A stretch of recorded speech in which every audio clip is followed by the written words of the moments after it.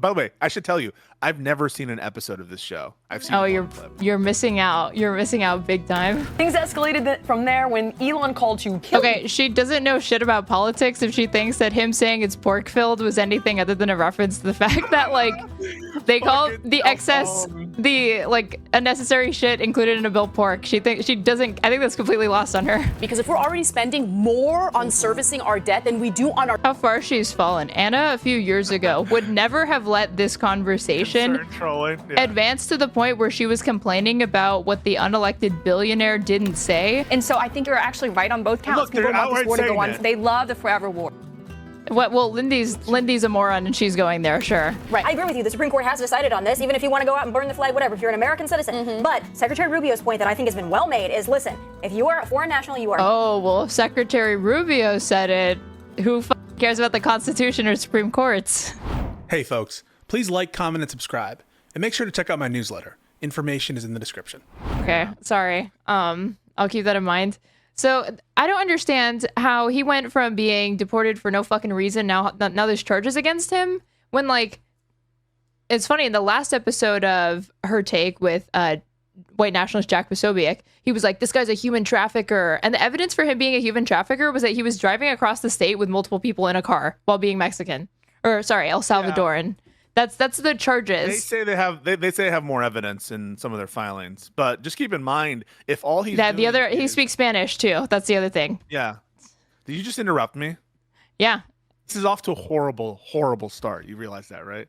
No, but if all he's doing is moving around illegal immigrants or alleged illegal immigrants, he's doing no more or less than what like fucking Abbott is doing in Texas or what DeSantis is doing. They're just like transporting people. Now they allege something more than that in their filings, but we'll see. All right, we'll see what's going on. But yeah, no, this is a crazy case. I'm just glad he's back in the United States and he's able to face, due process for these allegations of criminality. So what do you think it was? Because I was saying I was shocked that this even happened. Behind you, huh? Somebody what? Porgs. Porgs. Why does everyone get this wrong? It's either Hello Kitty or they say some weird shit. That's Pusheen. These are Pusheens. And all of these, these are a bunch of different characters here. But that's... they're not porgs? No. You know what a porg is? You don't even know. Yeah, I have seen Star Wars. I have, in fact, seen movies that net $1 billion at box office. I have gone to see those like every other Bugman. Communist. What does that mean? Communists don't watch movies? How can you be a communist and watch Disney? Disney? Disney. Very, very simply. Very, very easily. Because someone dragged... Welcome to Our Take, where we watch Her Take. Okay. What is that? Is that a good name? Our Take? Our Take on Her Mistake. Her Take? No, but can you introduce, like, what are we doing? And who is this? By the way, I should tell you, I've never seen an episode of this show. I've seen one clip. You're missing out. You're missing out big time.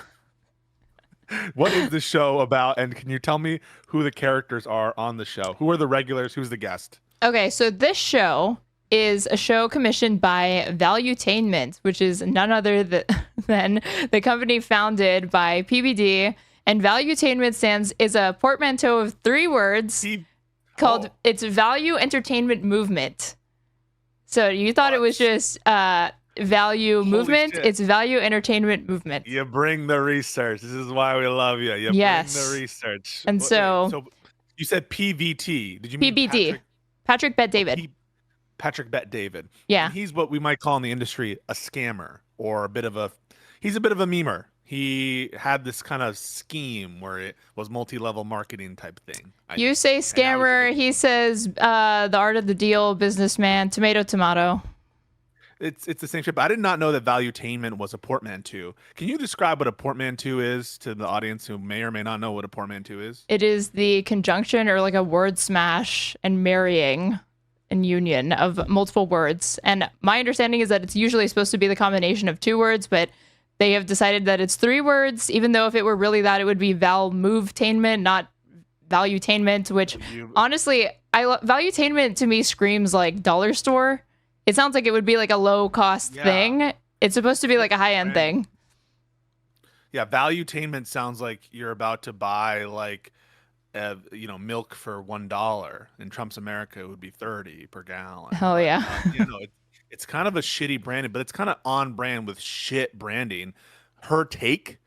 That might be the single worst title I've ever seen. The set looks like shit. The lighting sucks. Can we have some aesthetic takes from you before we talk about the hosts and the guest? Aesthetic takes on like judge their set. Well, this is supposed to be a knockoff of The View. But The View for with based women that have epic, awesome, the correct opinions and skepticism about the liberal media or whatever. And so this take looks like any bargain bin valuetainment show, like thrown together set. They always have this embarrassing green screen, which is hilarious when they'll like embarrassing. It's embarrassing because it's always either a beach or it's a city line. And then they'll be talking about stuff like top surgery. And I guess especially with the like beach background, it's like, I guess you're supposed to imagine like, oh, could you imagine talking to Patrick Bet-David about like trans rights and puberty blockers while you're on like a scenic beach scene? Wouldn't that be beautiful? Can I just say something, Aaron? Yeah.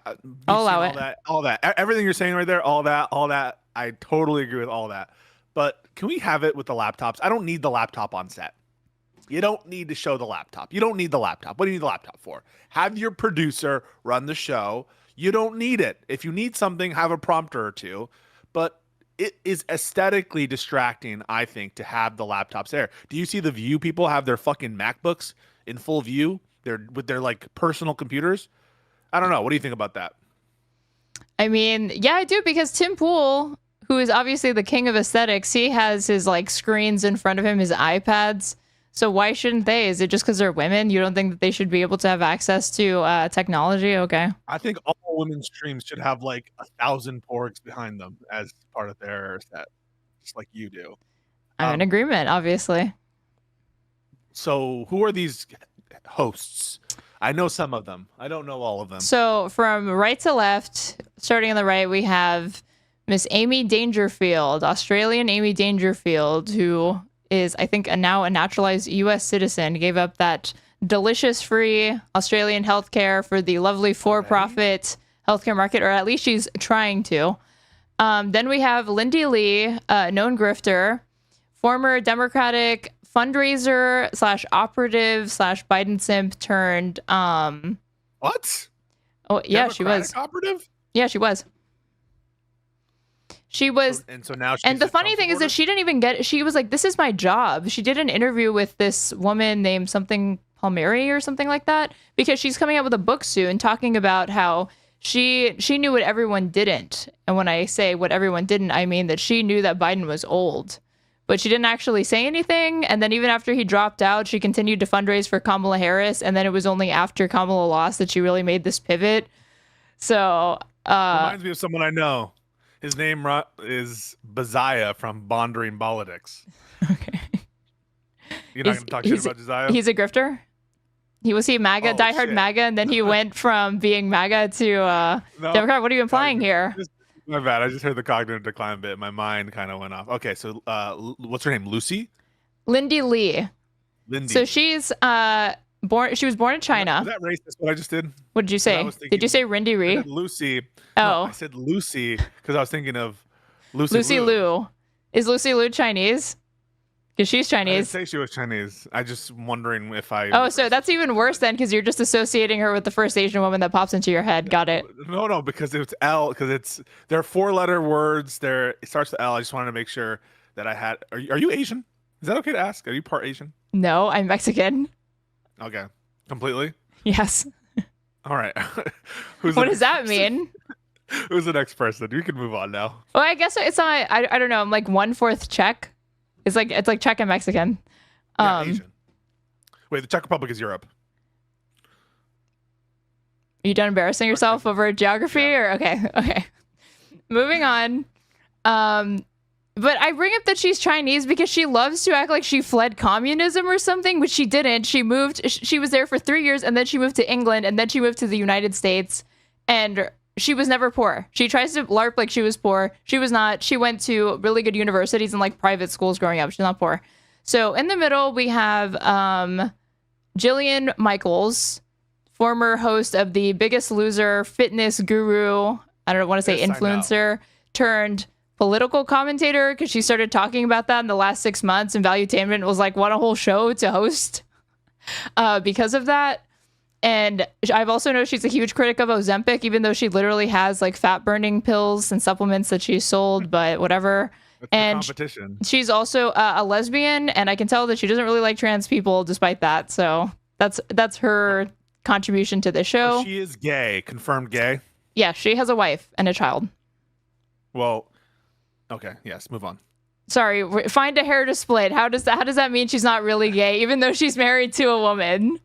Well, let's just. And she's talked about it on this show that I've seen and you Okay, haven't. She's confirmed. Okay, she's gay. I am jet lagged a little bit. There you go. It's the jet lag, you guys. Yeah.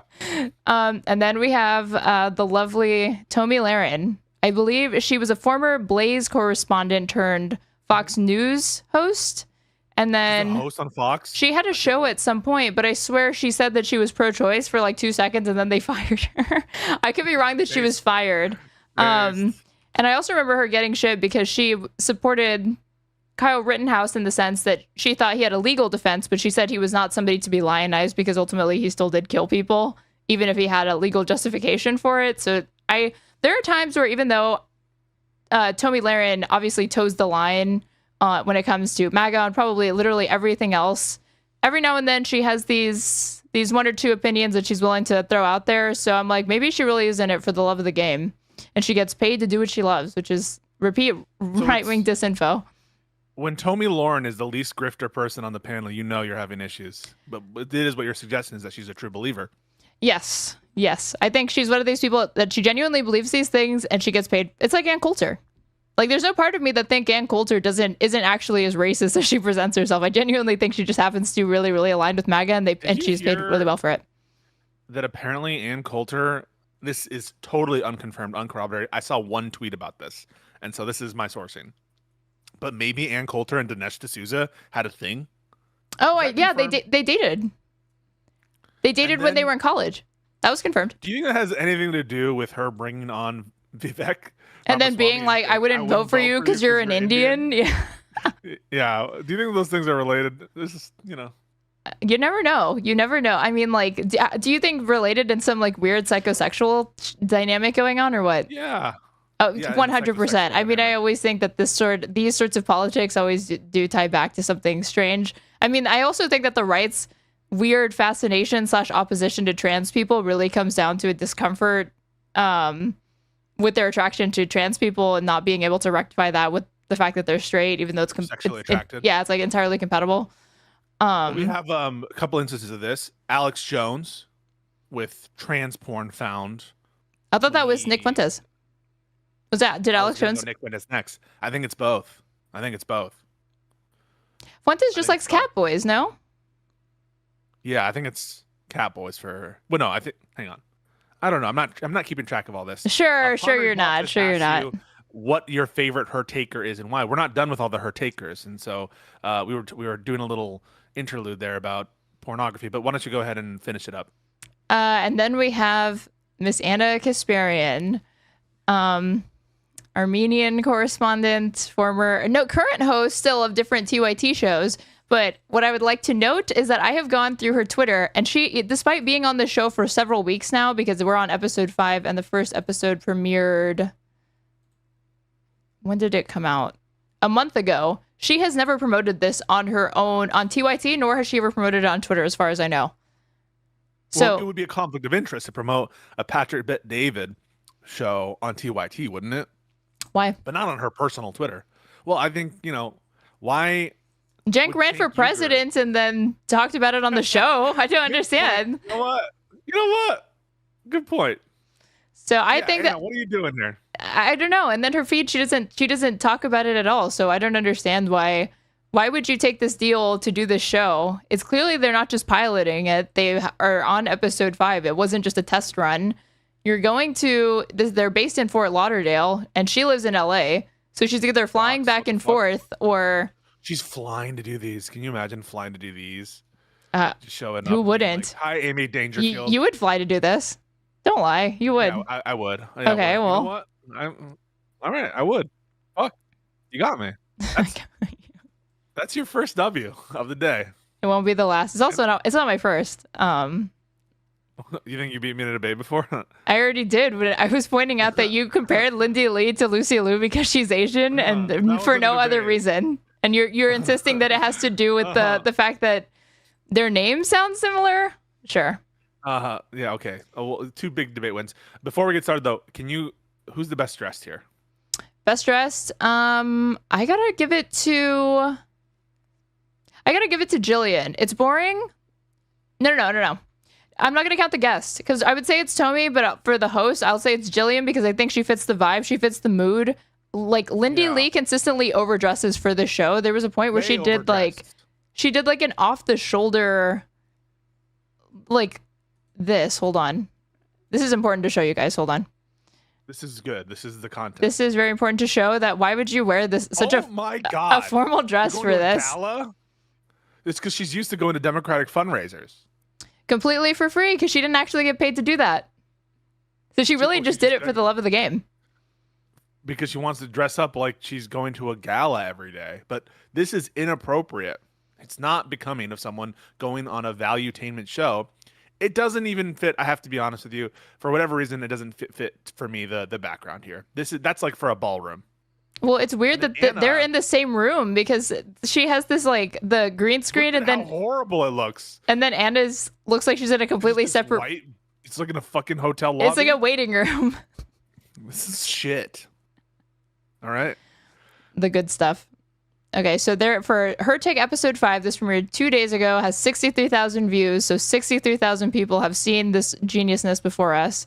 Elon versus Trump, Maha mess, Dems $20 million bro campaign are today's hot topics.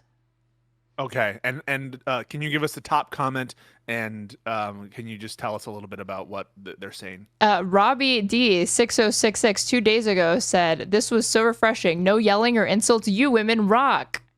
And then Very positive. that's a positive. Comments. But the most upvoted is the show is fantastic and is what The View tries to be, but Oh my God. but fails. The View is unwatchable, but this panel of women is awesome.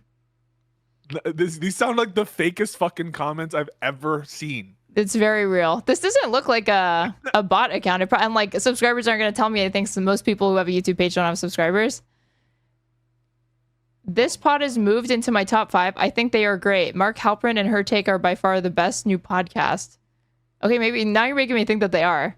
I really like this show. This was such a great idea. This was a great idea. This was not a waste. This set looks amazing. Yeah, that's the thing. Is Great like they're cast. not actually commenting on any of the topics. They're saying, I love the show itself. I like the background. I like the people. It does seem kind of weird. Well, I just think that we need to be honest. When we see comments that look genuine, when we see comments that look a little sus, and I'm just saying these kind of seem a little boilerplate, like they hired some people to write some comments, perhaps. I'm not saying that they absolutely did this, but you know, it's a pretty sure thing. No, I don't think they hired people. I think they're just bots. No, they're just fake. They're just fake they accounts. hired bots.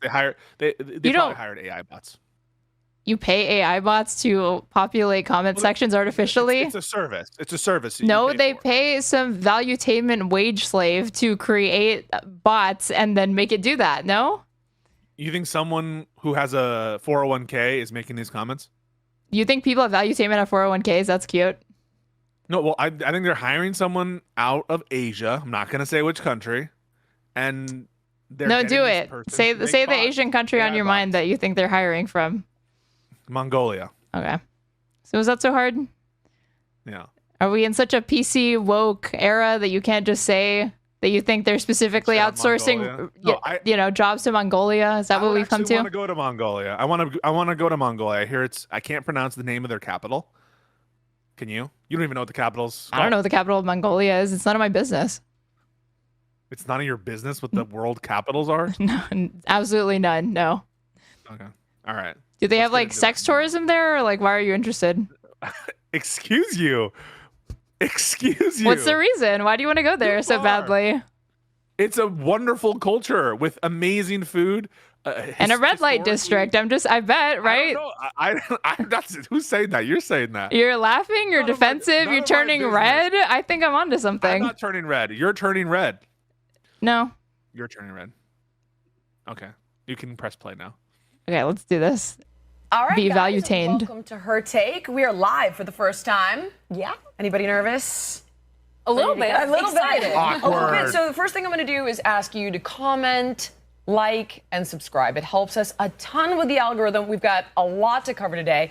This powerhouse to my right, Tomi Lahren, is here. Welcome to the show. Aaron. I'm glad to be here. Yeah. I know some of you from afar, and some of you from Zoom, and some of you from a long time ago in LA, so I'm excited. Well, I got to read your long list of accolades Awkward. here.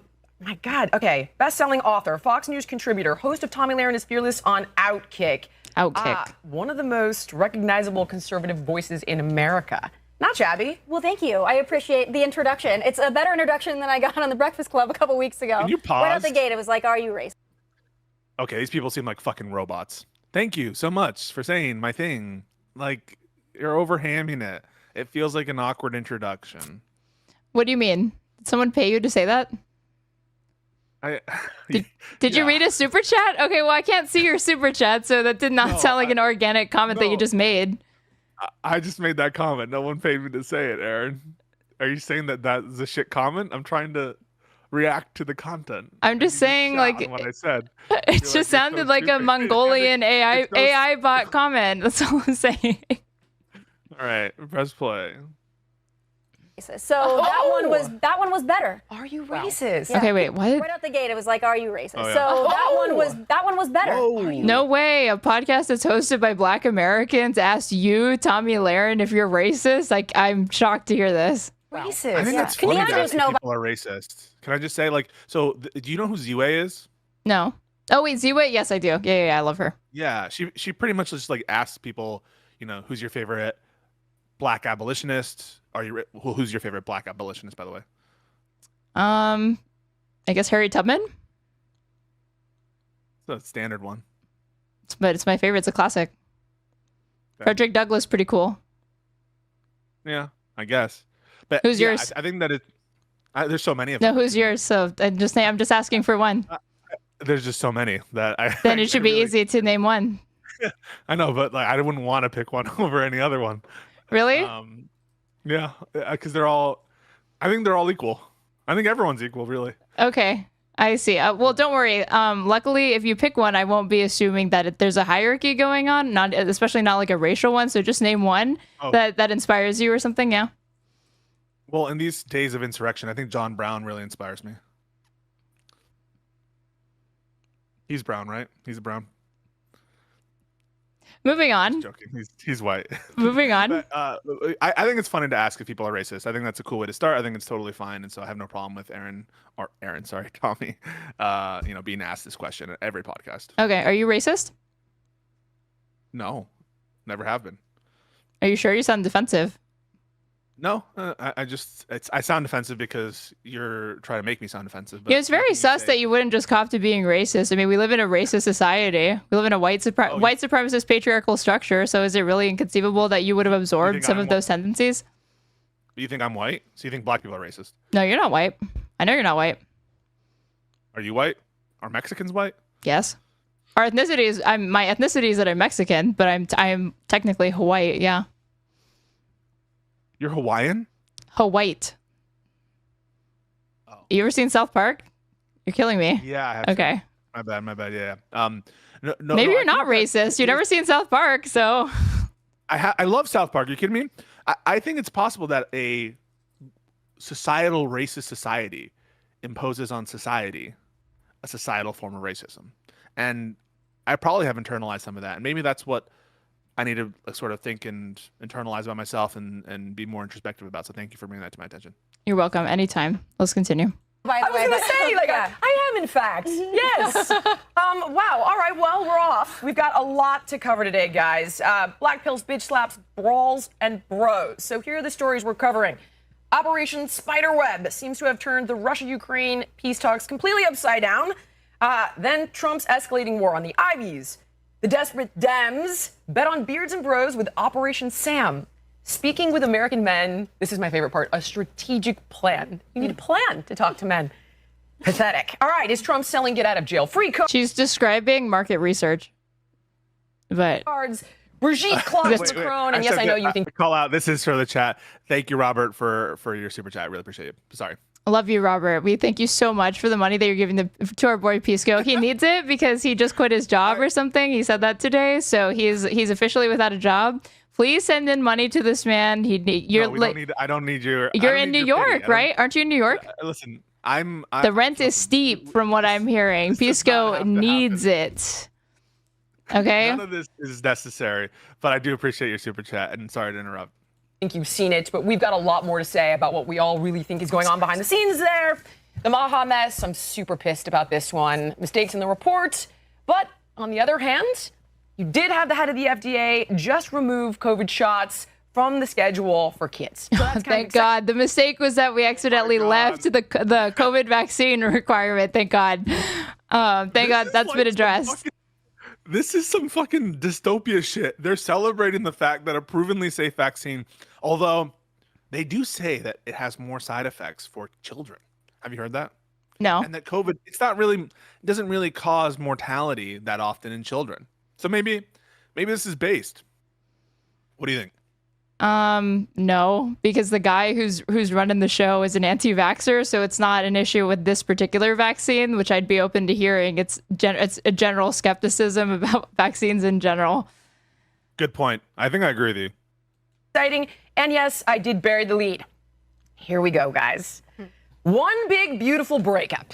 So this is nuts. In the event you've been living under a rock, I'm going to give all of you a little bit of a backstory here. So this seemingly started when Elon took direct aim at Trump, branding his much-hyped big, beautiful bill a pork-filled, disgusting abomination. I appreciate the adjectives. Pork-filled. It's nice. Things escalated from there when Elon called to kill. Okay, she doesn't know shit about politics if she thinks that him saying it's pork-filled was anything other than a reference to the fact that, like, they call the excess, the, like, unnecessary shit included in a bill pork. I think that's completely lost on her. I think it's completely lost on her too. Can we full screen this fucking thing, or is that not possible? This is full screen, because if I do it any more, it's going to fuck up my overlay. Oh, okay. Well, we wouldn't want that. Obviously. Yeah. Do you not know how to use OBS so you can crop it so it's just showing the screen? You know that, right? Yeah, I know that, but I'm showing our faces. Should I show the video bigger? I like showing our faces. You know what? Fuck the chat. I'm sure your face probably gets more engagement. Yeah, 100%. You're right. All right, let's press play. So don't mess with a good thing. Saying that it will bury American citizens in crushing debt, he went on to say, in November of next year, we fire all politicians who have betrayed the American people. Things weren't looking great, and then yesterday it went nuclear, with Elon tweeting, the reason we haven't seen the Epstein list is because Trump was on it. Trump then implied Trump had... Didn't he delete this tweet? I'm pretty sure he's deleted this tweet since then. Yeah, this is deleted. This is fully deleted. The deletion, what does it tell me? It tells me that maybe he's trying to do a detente. The ketamine binge wore off. It's the post-ketamine clarity has hit. And now he's like, what the fuck did I do? And he's trying to undo it. But we're not going to forget that you implied that the president was colluding with Epstein and is a pedophile. And is a pedophile, yes. And, Elon had Trump derangement syndrome. That was great. You want to play that clip, Nat? Let's see that real quick. And they love us. And then at some point they miss it so badly, and some of them embrace it, and some of them actually become hostile. I don't know what it is. It's sort of Trump derangement syndrome, I guess they call it. But we have it with us. They leave, and they wake up in the morning. Okay, that's good. I think we got it. Thank you. We've got a lot to cover here because it keeps going. Elon then says Trump would not have won the election without him. And I think we've left off with Trump saying they might take away Elon's government contracts. Last I heard, they were going to talk. And this is the best part. We were preparing for this morning. And as we were, I was like, all right, look up. When are they talking? And the headline said right here, right? Trump and Musk to speak on Friday. Today being Friday. When you click on the link, though, it has changed. And where are we now, Nat? Trump is not interested in talking with Elon. Now, my girl Amy called this weeks ago. So, Amy, take us away. What the hell is going on, and how did you see this? Wow, Amy is just so brilliant that she foresaw that two egotistical, queenie men would eventually have a falling out. This is an exclusive to her take, you guys. Only Amy Dangerfield could have predicted this. If you had been watching her take, you actually would have foreseen that Elon Musk would be tweeting out that Donald Trump is a pedophile. And Allegedly. also look at her smug face there. Like, I did do that. It's kind of. But by the way, I think Econo Boy also predicted this. A lot of people predicted this, guys. All right, this is not some crazy thing. Everyone was saying, when is the breakup happening? All right. Now, I did not take for granted that a breakup would happen, but with egos like this, it's highly possible. But no, Amy Dangerfield, she has the inside scoop. Is coming. So I've been following the big, beautiful bill pretty intently. And like I mentioned on our last show, I am pretty much against these big omnibus bills because generally speaking, they put in a lot of stuff in there that isn't so good, and they hope to divert your attention away from that by putting in things that people do want and things that people do like. Can you the pause? issue when it comes to this bill. Yeah. This is also, now I'm going to out myself. I'm going on a limb here because I want to learn more about congressional procedure for my boy. I'm really important. I don't think this is an omnibus bill. This is like budget reconciliation that is paying for some discrete things and taking out some discrete things. I think an omnibus bill is usually talked about when we're talking about like funding the government overall and all the agencies. So I don't even think this is an omnibus bill. Didn't they fire the parliamentarian because they want to pass it through budget reconciliation, right? They're like not listening to some of the technical aspects of like the amounts of calculation or whatever, but it almost doesn't even matter. But like omnibus, I think has a specific denotation or even definition to refer to like a type of bill for funding that rather than going through like the separate bills for each of the different committees, just gets them all in there. That's what I think it is. Now I could be totally wrong, but that's what I think it is. I think it is going to be reconciliation. Isn't I can't remember the difference, but I think you're right. It was really dividing a lot of the fiscal hawks because it's contributing massive spending and it's going to increase the deficit. And in doing so, that is really directly undermining all of the work that Elon was doing at DOGE. Now, a lot of Republicans have been out. The work. You're really going to be undermining Elon Musk's unconstitutional actions that were not overseen by Congress or had any input from the American public in general. Really, yeah, just like arresting the guy who's egging your house. You're really undermining his ability to spread yolk all over your walls. Yeah, but I mean, yeah, it is undermining it in the sense that. I forget the total subtotal. They're lying about all the totals or everything. But even like assume they're not lying about the totals of everything that was being quote unquote cut. And you're right, they're not supposed to cut anything, right? They're not the people who spend the money. Like Congress is the people who spend the money. But anyway, putting aside, it's like $9 to $10 to $20 billion. Like it's in that range of like tens of billions of dollars that is claimed. That is a drop in the bucket. It's a joke. It's a joke. If he really wanted to actually cut down what did he call it? He had a specific he said something about what was his play on pork? What did he say? Pork filled. The pork filled government. He would be going straight for the Department of Defense and trying to cut the defense budget. But instead, they've raised that budget to like $1 trillion now. Well, do you think that this mass deportation program is going to pay for itself? Mass deportation doesn't grow on trees, Aaron. Yeah, no, but shout out Cenk Uygur, who I wonder when his appearance on Her Take is going to be. He wants to engage with all audiences, and so he needs to engage with this audience of Malaysian bot farms that are commenting on the Her Take episodes. Sitting next to Anna Kasparian. Yeah, he's one of the progenitors of they're really going to cut the military, guys. Oh wait, they're not. But yeah, dude, even Bernie won't cut the military. You know what Bernie's upper limit for that cut, right? What? It's only 10%. He only proposes a 10% cut.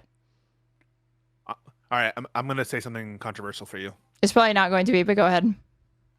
I don't think we should cut the military. I think it's base to have a very powerful U.S. military. Okay, but does it need to be bigger than the next 10 combined?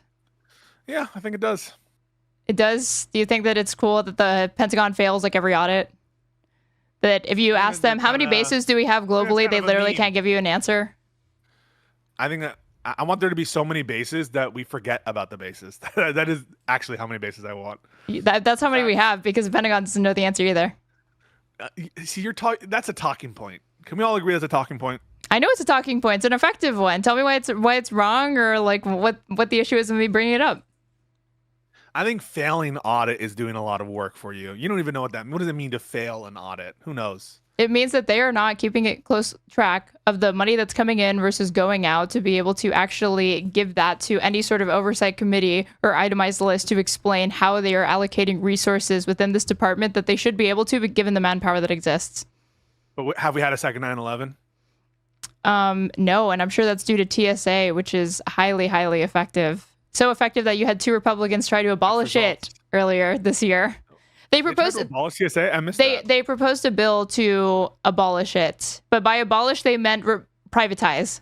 If you actually read the bill, they were proposing that we would create like a different thing, and then it would be outsourced to private contractors for them to manage a shitty system and probably make it even slower for more money. I think it should privatize CBP. What do you think about that? Why? I don't know. I feel like it'd be better if we just directly have some military contractors taking care of our borders. I think that would make sense.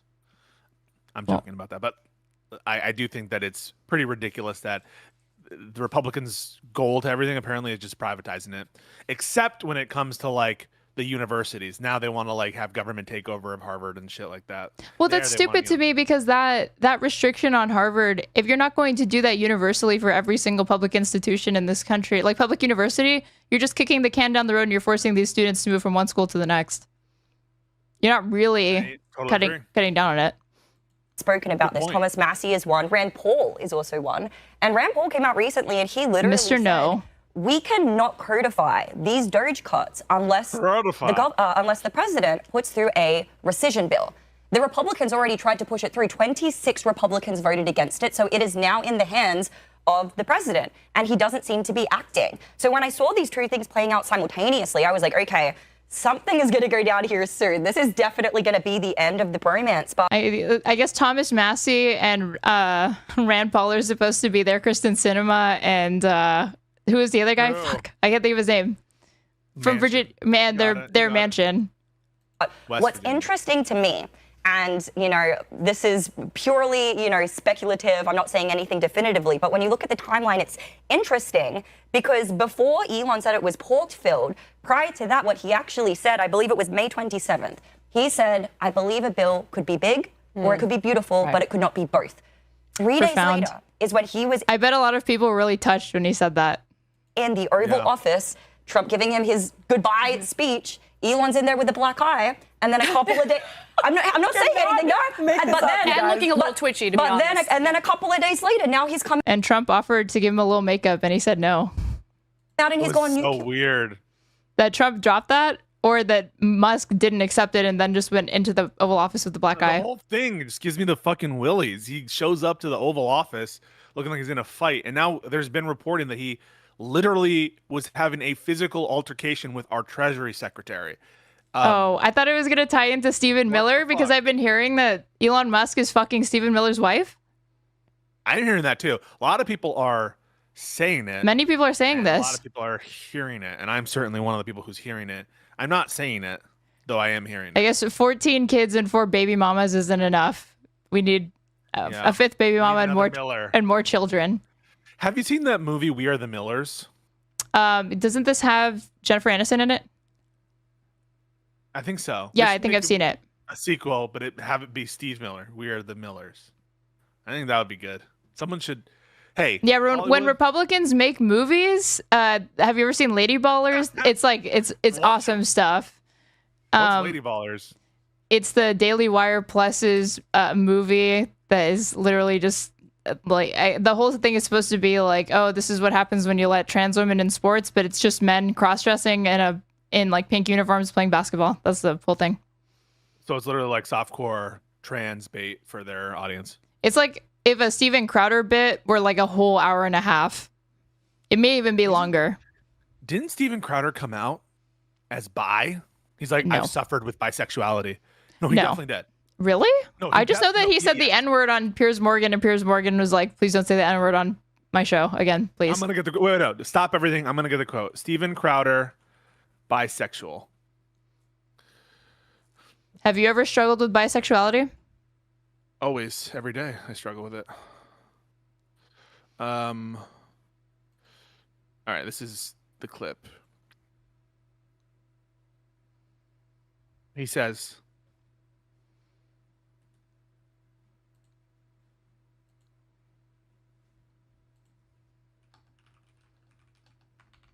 He said he's afraid of Mr. Hyde, so who has a bisexual.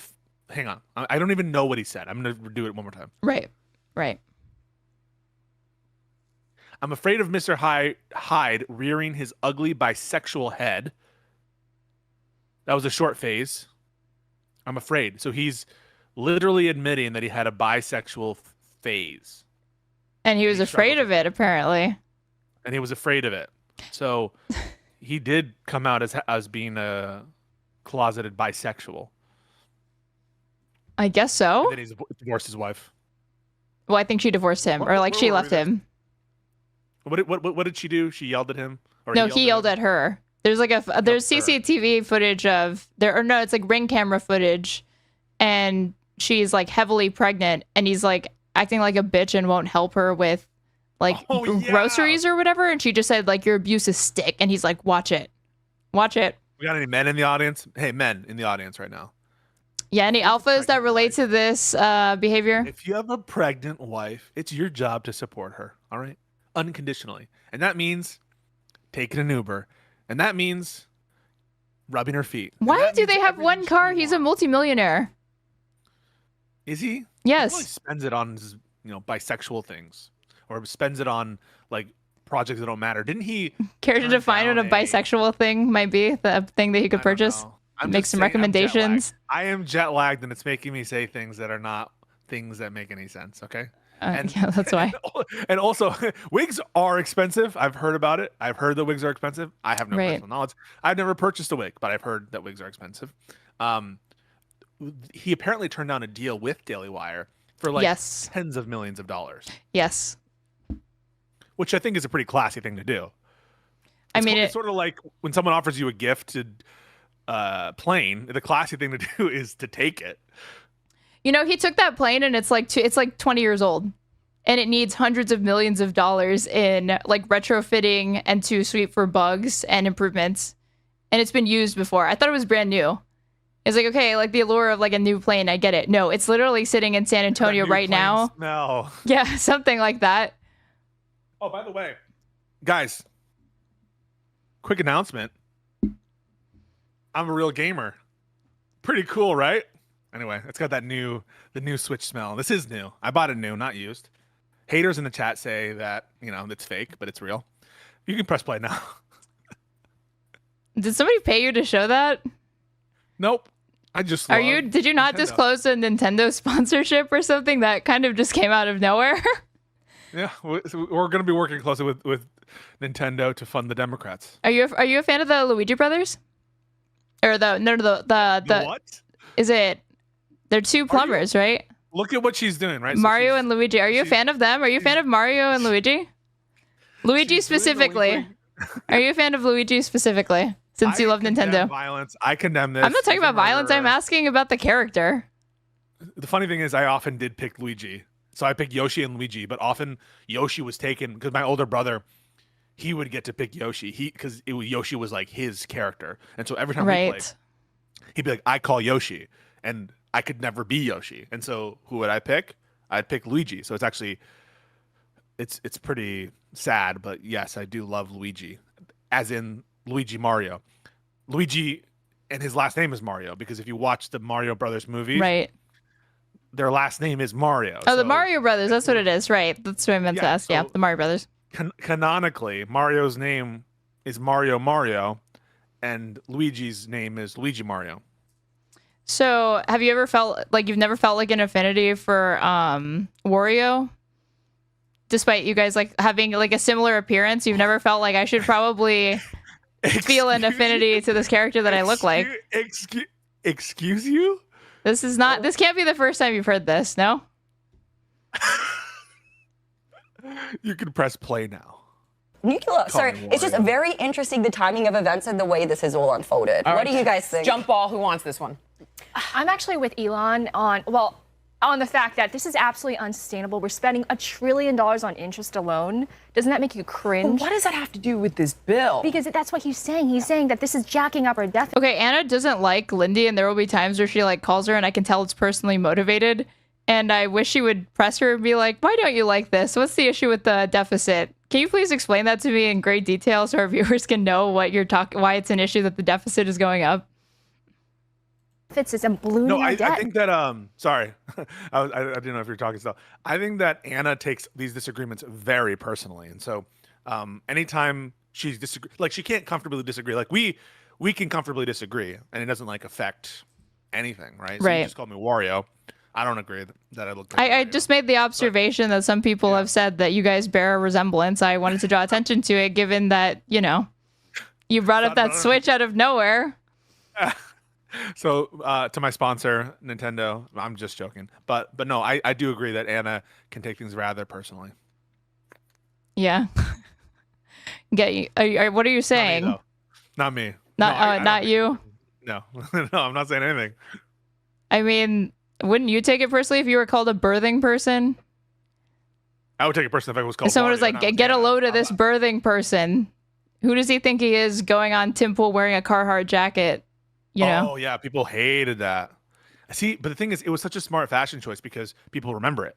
People understood that it was a working class garb and that I was wearing the colors of my people. You know, I used to be a bartender, right? I didn't always used to be this highfalutin lawyer with like, you know, this wonderful apartment. I didn't always used to have all this privilege. All right. Right. We can continue. And then? And then I wore a Carhartt jacket on Tim Pool after I was.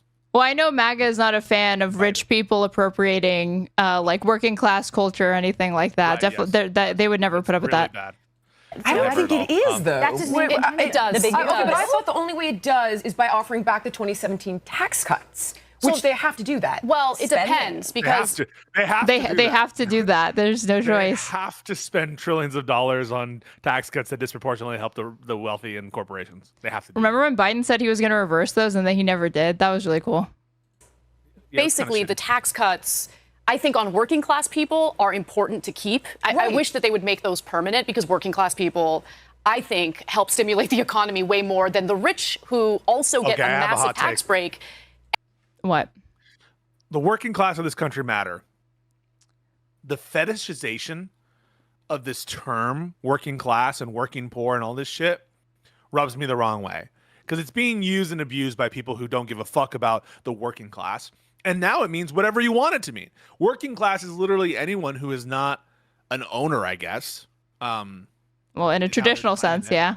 But that's not how it's Yeah. used, because when people say middle class, I know that they're smuggling in capitalists and small business owners into that definition who would fall outside of the definition of middle class. That's why it's like even the term poor is really not a good way to describe it. Have you ever heard the term ALICE? No. So it stands for asset limited, income constrained, employed. And it's a better way. United Way has adopted this term because it's a more accurate way to represent what the average American faces as far as economic struggles, because most Americans are usually employed, but they have difficulties acquiring property or like managing rent payments and whatnot. And they have issues with income, but it's not that they are, and like debt, but it's not that they are poor to the point that they're only paid hourly. It's like, no, these are salaried Americans, but they still struggle because they work paycheck to paycheck. Wait, can I ask you then? So would a lawyer working for a law firm be considered, who's not a partner? Yeah. They could be considered working class or Alice. They wouldn't be Alice, They wouldn't be Alice. but would they be working class? Like if you're a teacher, are you working class? If you're Yes. a doctor, are you working class? Yes. Who's not an owner? Yeah. So, and that's what I mean. The term has Because it started, I doesn't think, correspond to your money. It corresponds to your relationship to capital. Right. But in that sense, when people say, oh, the working class contributed to this country, they basically mean everyone who's not an owner. Yes. But people have this image of working class as we're going to the coal mines, we're going to the factory. And it really is much broader than that image. Well, And I just think it's a little deceptive. I think the Democrats especially should be more precise with this because, again, when you're talking about working class, working poor, people are thinking about hourly workers. And then when you get to middle class, you're already thinking suburbs. And it's like, okay, but there's a whole lot of Americans that exist between those two poles. And then you have like the 1%. But budgetary realities. But yeah. Yeah. Good points. Good points. and don't really stimulate the economy with it, right? The argument is that they do, but the first round of tax cuts from Trump's 2017 bill prove that it doesn't actually stimulate the economy. A lot of companies who promised that they were going to create new jobs did the opposite. They actually laid people off. Because remember, the fiduciary responsibility for corporations is to provide return on investment to their shareholders. That is their top goal, profit maximization. And so they did corporate stock buybacks. They provided additional dividends for their investors, and it didn't actually help the overall economy.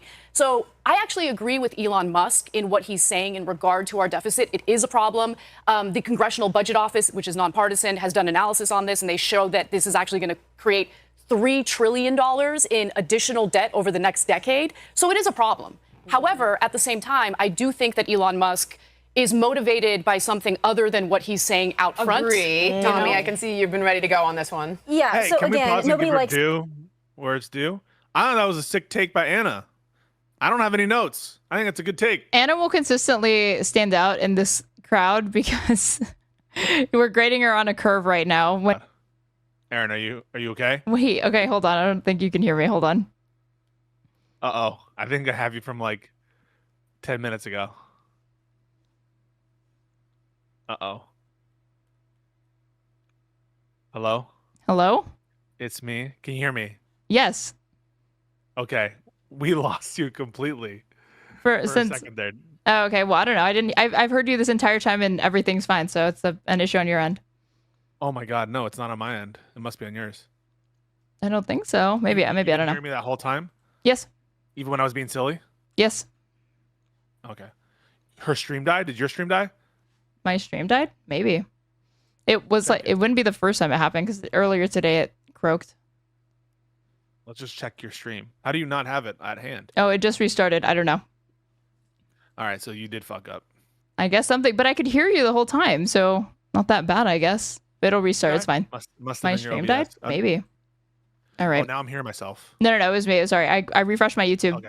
feed, but let's continue. To see these spats between Lots the going richest man on. in the world and the most powerful man in the world. Yeah, it's a reality TV show in the making, right? And it's fun and it's salacious, and the Democrats are loving it, by the way. The It left is is fun. having a field day with it, which breaks my heart I because don't love it. we It's don't need this. super uncomfortable and unfortunate. But I appreciate what Imagine you're the saying, people who were like in like jail or got like arrested or had legal things from the Tesla incident, and now all the libs are like, "Oh, you missed the memo. We're actually for Tesla Oh, now." I don't know if you Like- guys saw, but the searches of how to No remove one a is car. saying that for Rokana, all right? I was about to say, Rokan's saying it. People don't love Tesla now, all right? They're laughing at the fact that this shit's going down, but I don't think that there's a huge clamor to bring Tesla back into the fold or to get everyone to start buying Teslas. Elon is still like playing patty cake with the MAGA people, so I don't think that there's been this like clamor and wild thing that all of a sudden people in jail for the Tesla stuff are like, wait, what happened? I don't think that's happening. I think that's just an invention from Amy Dangerfield. Our sticker have skyrocketed because you see hilarious. all the devs saying we love Elon now for going Which is after so Trump. disingenuous we and just finished this stupid. thought. But in discussing the EV They're conflating people cheering on this like bitch like yeah. this bitch fight between them is like, oh, that's a genuine affection for Elon Musk. mandate and the EV, subsidies. Listen, I'm sure Elon probably is a little salty about that. super pissed. Enough to go where he went yesterday? I'm not sure. It seemed rather childish. Now, there were some of us in the conservative movement that have been Trump supporters since the very beginning, Right. that have long said, listen, we love what Elon was able to do, especially with liberating Twitter/X. Right. That was a huge help. So, yes, do I believe that he won the Liberating Twitter. election for Trump? No. Do I think People are liberating fucking deranged. Twitter went also, along- I want to note, thank you for pausing. I want to note that like this whole narrative they have to construct to do anything to avoid criticizing Trump, it's laughable and pathetic. She's like, it's childish to make these kinds of statements. It's childish to accuse someone of being a pedophile because they're on Epstein's list. Are you kidding me? You understand that like 95% of mega Twitter is accusing people of being pedophiles because they were on Epstein's island, right? I'm a little bit exaggerated in terms of the amount, but that's like basically people's 9 to 5 on MAGA Twitter. And when you say liberate Twitter, you're just saying do more of that. And so to the extent that there's a liberation happen of Twitter. First of all, I agree with free speech, and I don't think that it's like these platforms have their own free speech rights. Wow, thank you for but the I don't have virtue a- signal. No, but I don't have a problem with unbanning a bunch of people. what I do have a problem with is for people to think that like this was anything other than, them wanting to do more of these accusations, to say more problematic things, and behave in the kind of way that Tommy is now describing as childish. He didn't even want that. He tried to back out of the sale, and then he couldn't. So he was forced to go through with it. So all of this mythologizing surrounding him literally just exists to prop him up as this great man that is impacting society in all of these positive ways. And it's like the guy is the guy who's always saying we're about to colonize Mars in 20 minutes. He's been saying this for like over a decade now. Still ain't happening. Yet they still put their faith in him.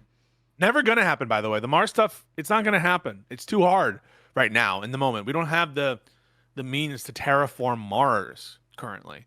And if we did have the means to terraform Mars, I think we'd start with the moon or other parts of planet Earth. If we don't have the tech yet. Well, we were about to, but then Trump rejected his pick for NASA and then foiled again. Shit. Way? Absolutely, because it allowed for a marketplace of ideas that conservatives were not really allowed to be in before that. Exposed a lot. That was great. I don't think he won the election. I think his money was helpful, and I think that his sway, especially when on Rogan, was important. His discussion on immigration, I think, was very important. So for him to go where he went, I thought was childish and stupid. The Epstein files. Very important, the appearance on Rogan. All this, it just seemed like somebody who was throwing mud for the sake of throwing mud. All over an EV mandate, though, that seems... I think there's more. Yeah, there's got to be more than just that. Here's what I want to suggest. So I did a little homework into this. First of all, they did only codify $9 billion of DOGE cuts, which is going to piss him off when he wanted to cut $1 trillion. But outside of that, does anybody remember this piece? There's no fucking widespread fraud on the level that the places that we're looking for it in the government. All right, where are all the cases of criminal fraud that you were trying to bring? I think even one of these Elon fucking Zoomers that they hired is like, yeah, they're just like not a ton of waste, fraud, and abuse as like actually defined, right? Because what they'll define as waste and abuse are like things that Congress mandated and things that they pass into like policy decisions because they don't like researching the penguins, Aaron. Well, the other way, or the transgender mice, the other way that they inflate and overextend, like to try to overstate the wins, is his cancellation of a... You good there? Okay, dribbling a bit. Is that the jet lag too?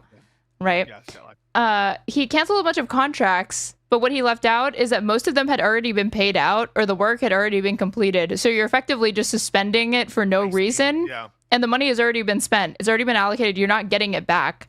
So it's theater. It's just the appearance of we're cutting down on stuff, but you're just collapsing government agencies that really didn't take much to fund and yet benefited people tremendously or were doing important work.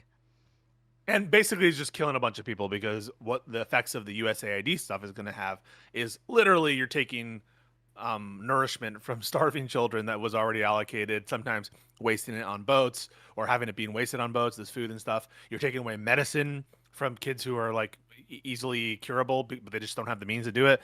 And so to characterize that as like good work and being like disappointed that we weren't able to cut more based on his like non-work, based on his just having a bulldozer and running it through a bunch of agencies doing good shit, it shows a lack of I think a critical lens to what they were doing at DOGE, and it shows that they're still stooges of the administration because they're still taking the stance, they're still taking the wrong assumption that all of this is done genuinely to find waste, fraud, and abuse. Yeah, and it's not just trying to take a wrecking ball to the administrative state where you can and cause chaos. The thing is, so DOGE has already killed people domestically. You realize this, right? Yeah, 100%. No, that's not me being hyperbolic. No, those tornadoes in Kentucky, yeah. I think 27 people died, and they have had a 24-hour meteorology or weather report. I think since the 50s, and now they've had to cut back to only 12 hours because of budget cuts due to DOGE.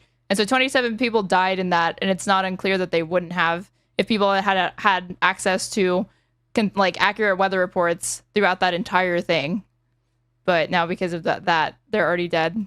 So, Nat, see if you can find that Reuters article for me. When Trump went to the Middle East, he basically handed Sam Altman the keys to the kingdom there. Oh, that's such a good so point. a consortium led by OpenAI, along with Oracle, Nvidia, Cisco, SoftBank, and the UAE-based company G42, announced this Stargate UAE project. So this initiative aims to build one of the world's largest AI data centers in Abu Dhabi, positioning the UAE as a significant hub for AI development. Now, long story short, AI, what is it, XAI or Elon's new AI thing is not in the mix. And apparently he called them, was like, Trump's never going to allow this. I need to be involved. I don't know where it stands now, but long story short, he was out in the cold on this one. That's a good point. And you know what? At the Qatar Economic Forum was the first time when he actually said, I'm done with political spending. Right. I don't know if you guys saw that clip. That seems like that's what really initiated all of this. That was a really sad clip, too. That kind of broke my heart and black-pilled me a little seeing that, where he's like, I've done enough at this point, you know? Jillian, you bring up a Didn't you shed a tear when Elon Musk said on a Zoom call, I've done enough? That's exactly where I'm going. I hate and / love, actually love it. I love it's just two alpha bros, whatever. People who are saying like, stay frosty, it's just two alphas, it's just two alphas, whatever. I love the subtext there.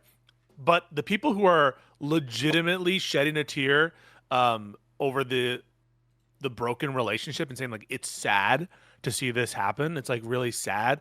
That I think is the most embarrassing thing, when you're like personally affected by these two people in a parasocial way and their relationship being good.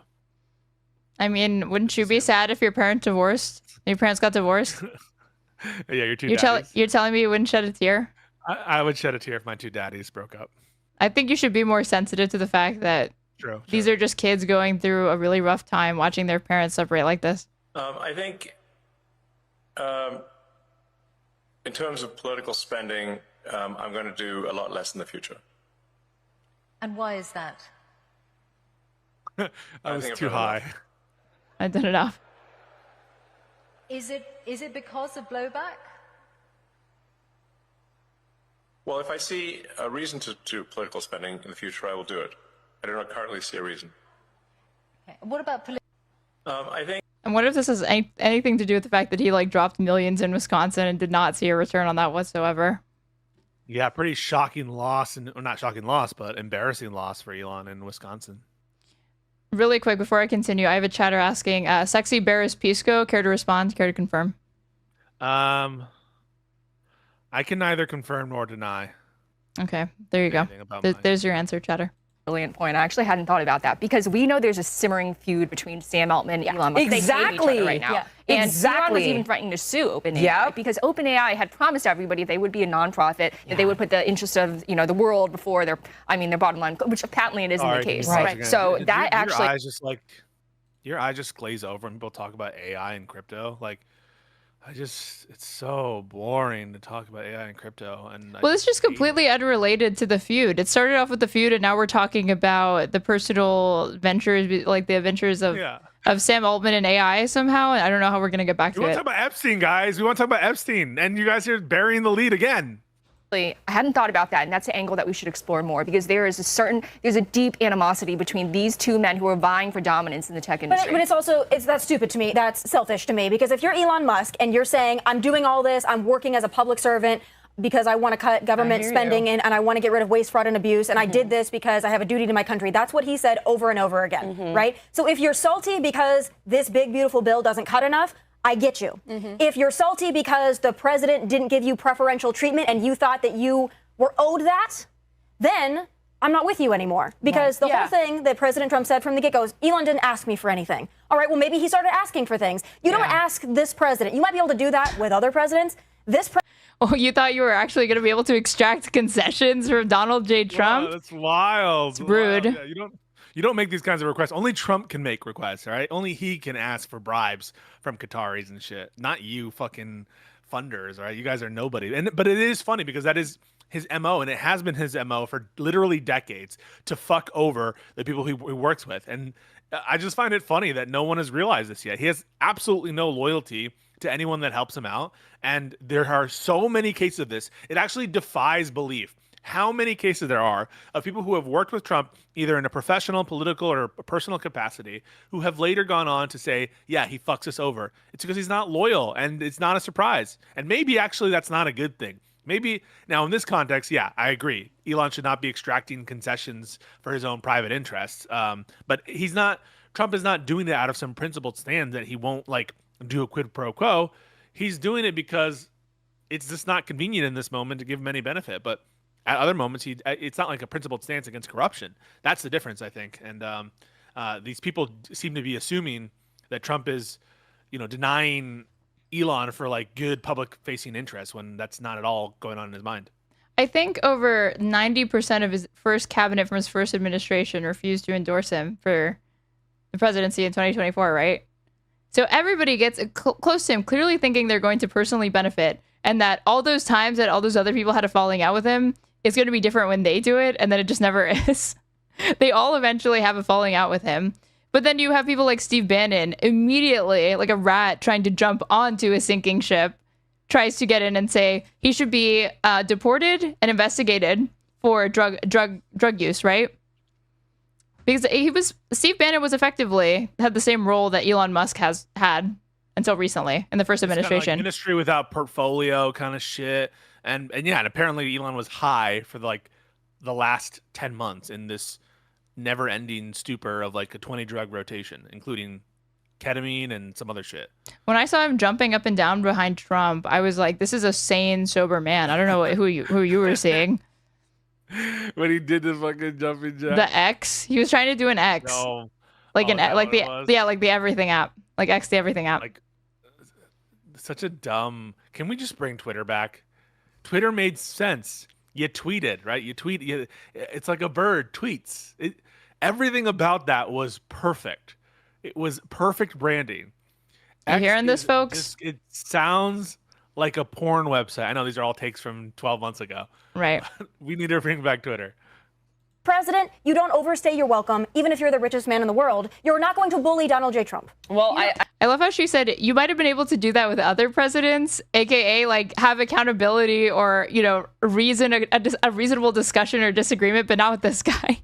I definitely. Oh, sorry. Go ahead. Also, I just wanted to say, like for Joe Biden, we had to bully him to get him to drop out of the race, and even then, people like Josiah and Wick TV would have us. I'm just joking, but definitely Wick TV. I think Wick TV is still a Biden truther. Yes, he was like he went to like write in Biden. He was riding with Biden. Wait, he wrote in? No. He wanted to. He genuinely felt like it was a betrayal of the Democratic establishment because he was like, I didn't vote. I voted for Biden. That's who I wanted to vote for. And he still thinks that Biden would have beat Trump if he had been allowed to stay in the race. It's so embarrassing and delusional. He was a Biden dead ender for sure.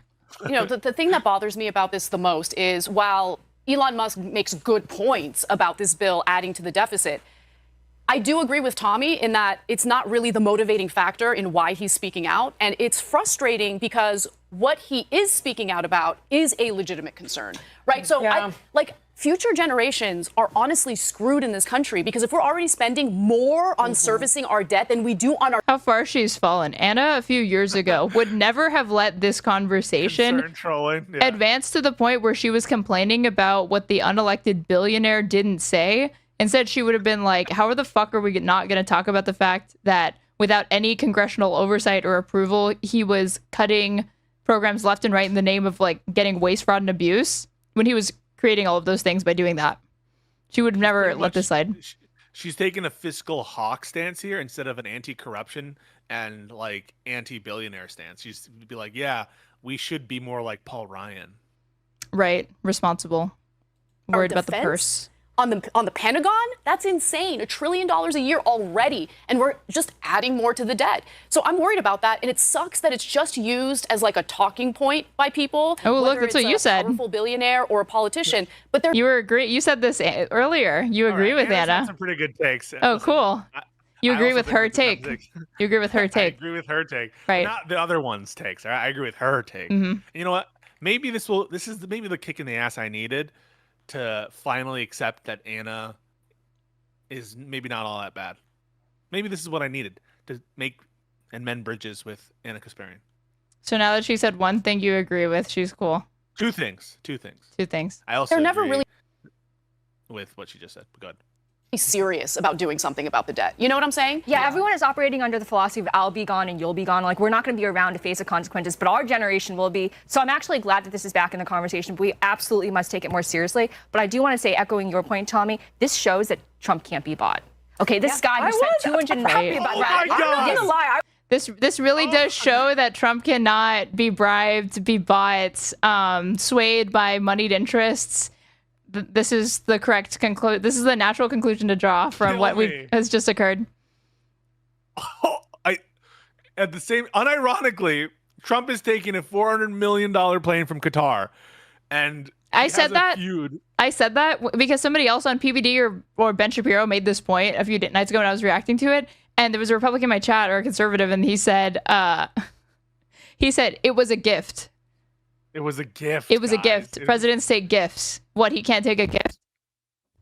And basically this new package, the big beautiful bill, is just another money laundering scheme for Trump. He's just giving himself more benefits, him and his own friends, and that's what this bill is doing in essence. It's also preventing there from being regulation of industries that he has a stake in, and so it's just a further grift. And what this genius says is, no, this proves that he's uncorruptible. In the context of what the big beautiful bill is, and the other obvious corrupt shit, the Trump coin shit, the plane shit, you're gonna come out and say, no, his bitch fight with Elon, that proves he's incorruptible. Absolutely insane. What do you think of the Trump accounts provision? What's the Trump accounts provision? So they want to give $1,000 to people that have babies. Oh yeah, I guess. And call it a MAGA money account. Something like that. I don't have a problem in like principle with setting up some kind of account, but I think the problem is the devil's in the details here. One, is it a good spend of our money? Is it a good choice? And second, what are the restrictions on the investment of that account? Are they going to just funnel it into like Trump properties and Trump shit? Who's in charge of the account? Who manages it? I don't actually have a lot of information there, but even not knowing anything about the specific account and how it's run, I have to assume that it's corrupt. I just understand that Trump always has a corrupt angle, and so I'm just going to assume that it's corrupt. Well, if it passes this 4th of July, any child born between January 1st of this year to January 2029, and they have a social security number, their parents would be eligible to set up the account, and it would be funded. So I don't think there's automatic enrollment, but yeah. So what about quote unquote anchor babies, the children of illegal immigrants who, after the Supreme Court will rule, will probably still be U.S. citizens? He's proposing to give a bunch of money to children of illegal immigrants. And so is it funding listen. What are you doing here? Are you seriously going to point out a mistake from Trump like that? Yeah, what are you doing here? Sorry, my bad. Anything to avoid praising brave President Donald Trump for caring about white birth rates, babies. Yeah. I was shocked because this is pretty intense. Like, we didn't really get into the best memes on the Elon stuff was the memes about South Africa. Like, okay, all those South Africans are going to Sika. They're going to El Salvador. I cannot believe we actually these people are actually refugees.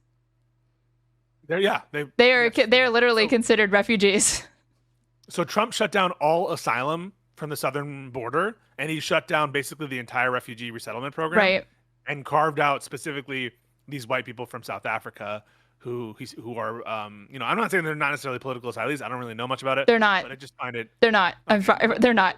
Tell me about it.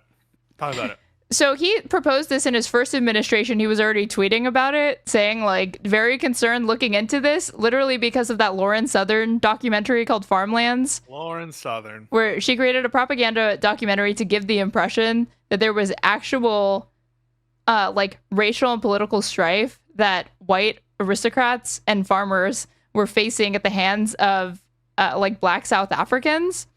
But their country is like, this is not targeted, systemic, nor is it anywhere approaching a white genocide. It's just typical crime that exists domestically within any country. These are not crimes out of the ordinary. And they even spoke to the guy, a man who is a refugee and is actually in the United States now as a refugee, who clearly just he's fishing for a green card and he got it. But he left his family, his dog, everything to get a green card to be in the United States to do this, to be the recipient of this program. Hilarious. And his evidence for racial oppression was that somebody had written something mean on a paper and put it on his barn, and also that he's in a WhatsApp group and he got nasty messages there. And that's the persecution of the state. Right. And they don't do anything. So what he rolled back on the EV subsidies, but it is crushing to Tesla, actually. I wanted to just give you some details on it. Yeah, go ahead. Go ahead, sweetheart. Well, I was just going to say, if $269 million can't buy Trump, then nothing will. So yeah, I was going to say, so when was that EV mandate? Or what? Wait, what is she referring to? $269? The amount of money that Elon spent on the campaign. Okay, but that didn't go into Trump's pocket. It's already been. And it's also already spent. He already benefited from it. So why? That's not proof that he's not.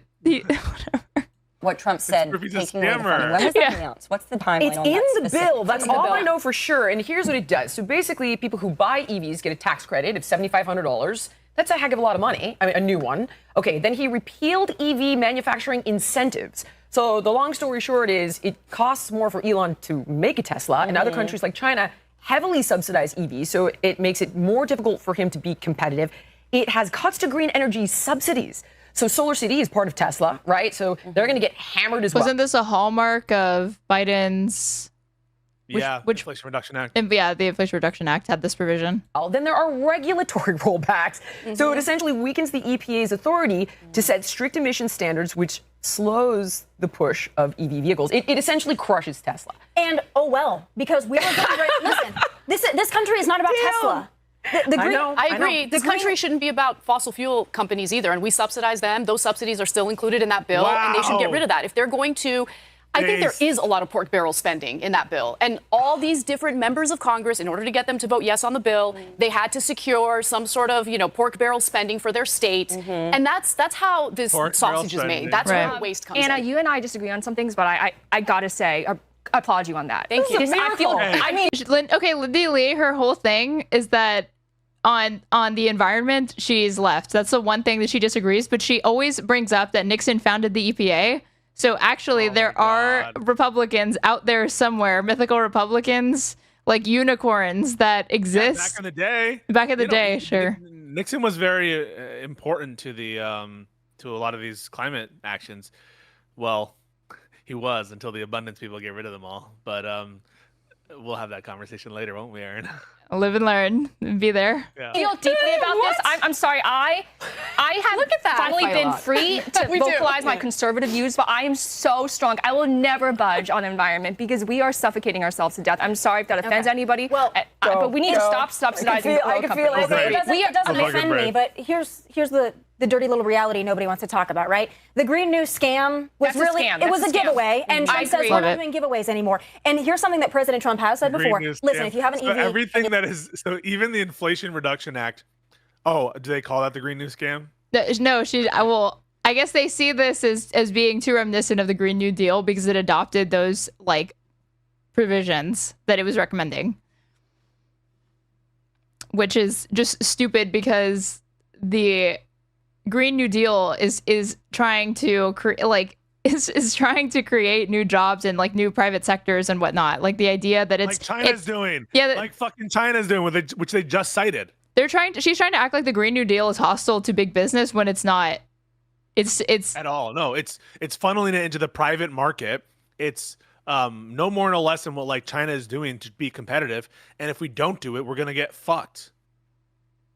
You love driving your EV. That's fantastic. Right. I come from a place where you don't have charging stations. I'm from South Dakota. Okay, best of luck to you if you're a rancher or a farmer trying to get along on an EV. It's not true. I'm from bumfuck Texas, and there are Tesla electric vehicle chargers in random cities and in small cities in Texas. It's actually getting bigger and bigger, in part thanks to Biden's funding that he also had in the Inflation Reduction Act, but also just private organizations doing it, and towns and municipalities and stuff doing it. Yeah, it's getting easier to build this stuff, and it's actually easier to build it oftentimes in rural places than in places with more regulation. And to the extent that there are obstacles, or the reason why, if South Dakota, more rural areas don't have it, it's because car companies, fossil fuel lobbies have lobbied to make sure that they are not there because they know they don't want to encourage people buying EVs over traditional vehicles. Yeah, it's called Build It. These people would be back in the day. I don't know. Why do we need to install all of these light bulbs and all these wires? We don't have transist. Like, you know what I'm talking about? Like, it's called the future. Yeah, it's like called, they're resistant to it, and they're pointing to the fact that like, oh, well, we don't have the infrastructure for that. But if you propose, okay, but why don't we provide or build it? They just say, we don't have the infrastructure for that, and they pretend like they didn't hear you. It's circular, yeah. So what President Trump has said before, which is the reality of the situation that doesn't make people feel nice, is not everybody wants a freaking EV. So we're not going to be subsidizing the EVs anymore. People do want gas-powered vehicles because guess what? They work. I agree with that. I'm just saying, can we please stop subsidizing ExxonMobil? Please? I mean, this is a giant. Let me agree with This is pushback for once. Fucking sick. Oh, wait, this show's awesome. So Lindy usually does not push back on the guests. She has caved before on the thing related to immigration and she says she doesn't compromise. She has. I can't think of what episode she did it, but she was pressed on it and she immediately was like, well, maybe some, but it should be restricted or something like that. This is the first time she's actually like challenged a guest on this. Wow. I guess because it's a woman? But she didn't really challenge Ann Coulter much either. you on that, but again, you're going to find more support. You want to go back here so you could hear that answer? Stop subsidizing ExxonMobil, please. I mean, this is a giant. Oh wait, I thought you were telling me to pause. You were saying that there was a pause from Tomi Lahren because she didn't know what to say. Yeah, sorry. I'm so sorry. Yes. Lightly agree with you on that, but again, I'm going to lightly agree. You're going to find more support for. Definitely agree that we're not going to fund EVs, but I'll lightly agree that we shouldn't fund. That maybe we don't need to subsidize these multi-million and billion-dollar corporations. And I don't want to say subsidizing because I agree cuts can be made, right? But you're going to find more agreement on, okay, we need fossil fuels. I know everybody likes to have this pie in the sky idea that we're going to fly on unicorn dust, but that's. She was pretending like she cared about the budget deficit or whatever the fuck, the debt. Yeah. And then here, what Lindy is talking about would actually be a pretty big dent in that. And she's saying no. She's worried about the tax credit that you would get if you buy an electric vehicle. Like that's really the thing that's adding like the pork to this bill. No, 100%. No, it's actually crazy and insane that a second ago she was like, we can't spend it. Like, why are we spending it to make Tesla rich or whatever? And if you were to give her the whole like, well, we need it for the future, she would like poo-poo that away. But now she's saying like, well, we need it now because people actually want gas-powered vehicles. Well, if people actually want gas-powered vehicles, why are we subsidizing them? Right? Like, right. It's the same exact right. Like, if people actually want the thing you say they want, could it be because pricing-wise it makes sense given the cost of energy that's being subsidized by the American government? Like, could it be that part of the reason why people like these gas vehicles has to do with, I don't know, the different incentives put in place by the government? And it would be the same exact thing if we did it in transition to electric instead. So yeah, it's just completely cooked, completely fucked up. Reality. I'm going to give you guys to be honest, 2 minutes to read this, and then we're going to move on. And I also want to end with who wins. Oh, painful! All that crosstalk at like. Yeah. So process that. You got 2 minutes to find it out. I'm just saying, I actually agree with that. We need an all the above strategy, but we also need to provide, incentives for EVs. And can we just stop? Yeah, we tried that, and it didn't work because people didn't want the damn things. But there are a lot of people who did actually. Oh. Yeah, but a lot of people don't. So maybe in places. People are taking it up. She's like, but they do. And Tommy's like, but they don't. That's her only answer. Oh, this show sucks though.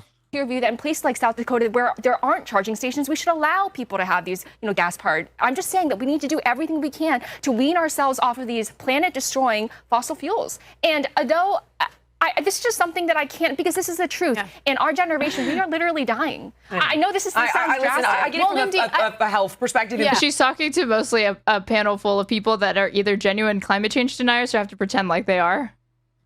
Well, no, you just lied about that. Particular, and I overall agree Anna with you. is not a climate. Oh wait, she is. No. Or have to. I said a panel full of, not entirely full. Oh. Sure, let's exclude Anna because I know Anna will acknowledge that climate change exists. But Amy Dangerfield, from what I know about Amy, I'm sure she doesn't think it's real. You don't know shit about it. So you just pull that out of your ass. You don't know if Amy Dangerfield denies climate change. Yes, I do. Australia. Yes, I do. In Australia, yeah, prove it. Because Amy Dangerfield is anti-vax and like pro Andrew Tate. There is absolutely no way that somebody who holds those positions is also going to admit that the Earth is warming and it's due to man-made reasons. How much you want to bet on this? I would bet. I don't bet, but I would literally put like $10,000 on this that she denies or heavily implies that it's not real, or that it's exaggerated. I'm going to search Amy Dangerfield on Twitter. And we will get to the bottom of this in the next... Does she not have a Twitter? Yeah, she does. What the... Twitter. Amy with 2 eyes. Dangerfield. Not with eyes. It's AMY. 2 eyes, I said. From 2 eyes. Climate. Let's search climate. No results, climate. Let's do global warming. No results, global warming.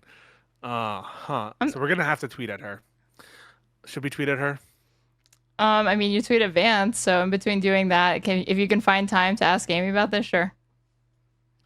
I'm going to say, hi, Amy Dangerfield. Loving your appearance on episode 5 of her take so far. Loving your appearance on episode 5 of her take. Great stuff. Was curious what your thoughts on climate change are. Curious what your thoughts on climate change were. Do you think it's real? Or do you think it's real? I'm not sure. No, I shouldn't say that. Well, I don't want it to be a leading question. You should just ask an open-ended question to see what she thinks. Was curious what your thoughts on climate change were. Post. All right, everyone go like and retweet my Amy Dangerfield tweet. A bridge. What about a bridge, Tommy? In other words, I get where we're at now, but looking towards the future. Nuclear. We need nuclear. Yes. We need nuclear. Yes. We need nuclear. Listen, we should have an energy source that's reliable that people actually want, right? But if you have to subsidize EVs to keep them afloat, that's fair. Then we've got a problem. Like incentives. Right. What? Like Exxon? Like Exxon, like fossil fuels. Incentives, but we tried that, right? My state of Tennessee was like, we're going to incentivize Ford to build this EV plant, whatever. People don't want them. There are some people that want them. I'll tell you who wants an EV, at least in places like Tennessee and South Dakota and elsewhere. It's people who can afford to have a car that actually works all the time. Do you really think that a tax cut is a big enough incentive for people to get like a Tesla over their preferred vehicle anyways? Like, I don't think it really is. People that drive Teslas and Cybertrucks, they're all over my neighborhood, and guess what else they have in the garage? Isn't it cheaper to own an electric vehicle than it is to buy a gas-powered vehicle and have to repeatedly pay for gasoline? Because the whole point is that your electric bill is obviously going to go up because you have to charge it, but isn't it cheaper overall? I don't know what the long-run calculation on that is. It's a good question. They have a Porsche, regular cars, and they got a G-Wagon, and they got everything else. That's fair. And they have a home where they can install a charging station. Let's not forget about all the people who live in cities like Los Angeles. They live in buildings, and it's not as easy as just like setting up a charging station. It really isn't. It's a huge pain in the ass. Really quick, before we move on, I just want to ask you guys, so genuinely, do you think that this spat isn't about Elon being frustrated with the spending? It's not because he's frustrated that it is literally undermining Can we talk about Epstein for 2 seconds? No. You guys are spending exactly zero time talking about Epstein. AI and EV subsidy, more important. Jesus Christ. The one time we don't want you to talk about policy.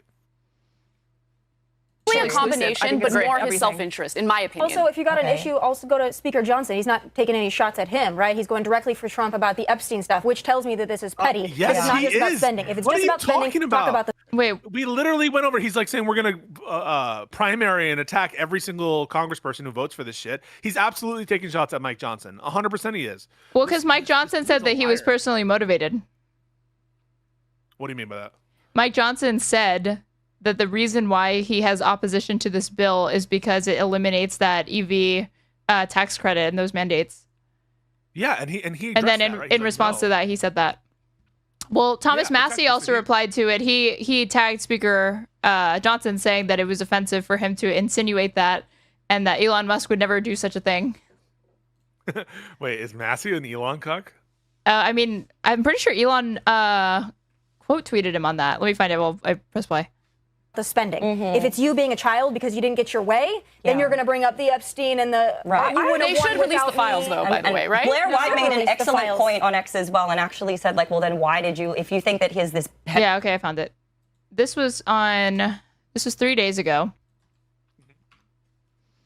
So he quote tweeted Thomas Massey, 72-hour rule, which requires the bill... Okay, so, oh wait, this wasn't the one that I was talking about, but he quote tweeted him. Not even those in Congress who had to vote on the big ugly spending bill had time to read it. But where's the one where he actually This is okay. He actually like threatened them. This is the one. No. This is the one from Thomas Massey where he said, it's insincere for Speaker Johnson to insinuate that Elon Musk is against the big, beautiful bill because it doesn't benefit his companies specifically. Musk is a true America First entrepreneur who could have had a much more comfortable existence and a higher net worth by sitting on the sidelines of politics. But he cares about this country, so he got involved. He knows if America collapses financially, we aren't making it to Mars. He's right. When he helped cut government waste, he watched his dealerships get firebombed. He stood for free speech by sponsoring a social media platform, and in return, the Biden admin brought half a dozen bogus cases against him. He provided the rural broadband that politicians continually fail to provide with endless taxpayer boondoggles. He revolutionized automobiles after conventional car manufacturers got bailed out for their failures, and he gave our astronauts a way to the space station without hitching a ride on Russian rockets. For the sake of our country, I hope he will stay engaged in politics. If he doesn't, I don't blame him, but I'll be here in DC trying to keep politicians of both parties from stopping the amazing human progress that he and his engineers have enabled and will enable. Oh my God. Unhinged. Just that for a whole tweet. Pedophile. I know. Why did you let him? Why did you let your kid be around him as well? He was carrying around little baby X on his shoulder. I forgot to bring that up. All right, last thought. No, we're moving on. Extremely petty and hurtful. This is someone that Trump invited to be a part of the Christmas family photo, whom he invited down to Mar-a-Lago as one of his closest confidants, and then he stabs him in the, actually not even in the back, in the front. I mean, it's just not a good, decent thing to do. I also feel for Elon as well, though, because nobody would modify his cuts. I mean, it's... Last thoughts. Sorry. Okay, this is unfortunate. It will continue to unfold. Moving on. Peace talks, Russia and Ukraine. Wait, disaster, are you serious? as far as I can tell. Are you fucking serious? Wait a second. So you're mean to tell me if Biden had one of his major advisors come out and be like, hey guys, Biden's in the Epstein files. Right. You wouldn't talk about it even a second. You're just like, the only mention of it is like, oh, it's so childish for you to say this. But you're not actually going to substantively talk about it, or the fact that, wait, Epstein was actually one of Trump's like close friends back in the day. We're not going to at all mention that. We're not going to talk about the dynamic of him accusing that, or what it would mean if it were true, that if Elon is being serious or genuine, it would mean that he's like willing to work with someone who is affiliated with Epstein in that sense, for the purpose of like getting his own subsidies. Like, you're not going to mention that at all. The conflict of interest, the potentiality of it being true, perhaps, or the fact that Kash Patel recently was like on Joe Rogan saying, things might have been deleted and moved around. Who knows? Like, this all smells very fishy, and you would understand that if it were a Democrat for whom the allegations was being made. What's there to talk about? Nothing. You're right. We should just talk about. Anyway, back to my 3000th retelling of Biden's connections to Burisma, as I was saying. And let's talk about the Ukraine war. We have more important matters to discuss. Yeah. It happened this week in Istanbul. The two countries did agree to a major prison swap, but they failed to make any progress towards a ceasefire. Last we heard, I believe, Anna's going to keep us fully up to date here, Trump took to Truth Social to tell America about his latest call. Is Anna the only one who actually does any research ever? And yes. Anna's a horrible researcher. Anna, by the way, like historically gets shit wrong all the time. The Venezuelan gang thing. Oh, yeah. The hoax about the fire department lowering its budget for fire stuff. That's a lie. Then recently she did the Jewish question thing. She's like, oh, yeah, all these dancing Jews Israelis. were dancing, or Israelis. It was dancing Israelis. Yeah. She's just asking questions about national security on 9/11. Now that's anti-Semitism? Head researcher for her take. Yeah, break this mess down for me, please. You know, I used to watch TYT a lot when I was in high school, and there were different segments where sometimes she would cite herself.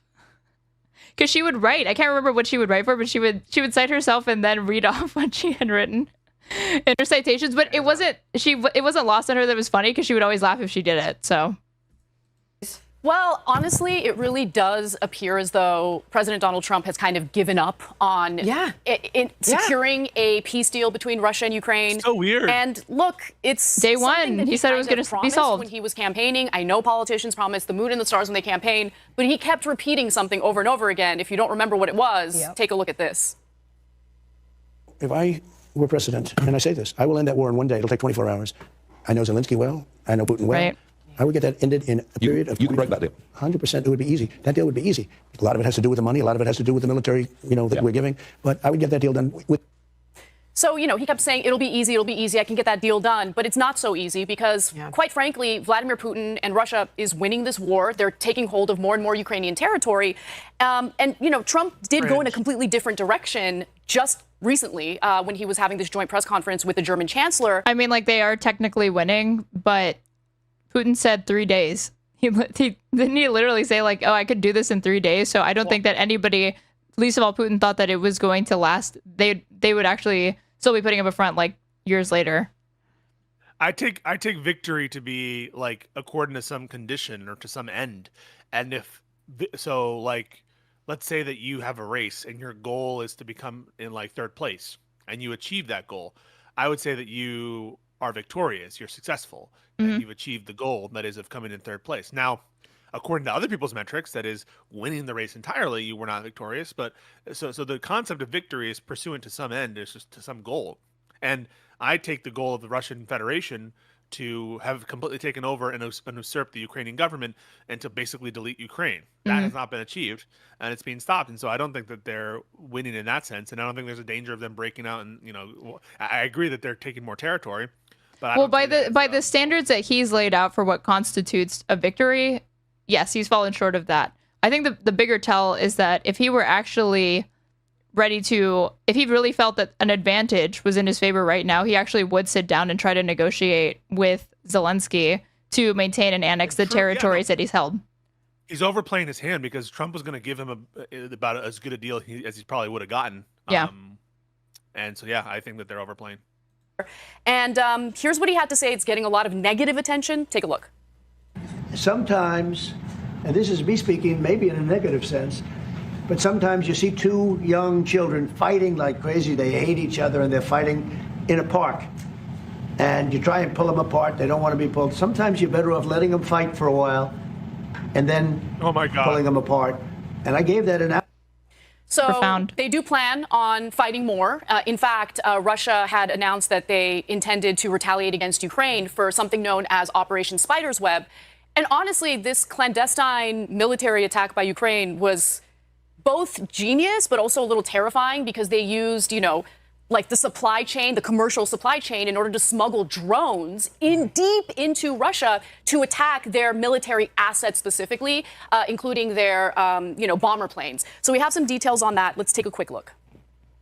Drone flying out of a truck in southeastern Siberia, 2,700 miles from the front line, targeting Putin's warplanes deep in the heart of Russian territory. Ukrainian officials said it was part of a clandestine attack that saw 4 military airports hit, destroying more than 40 warplanes, in the biggest blow of the war against Moscow's long-range bomber fleet.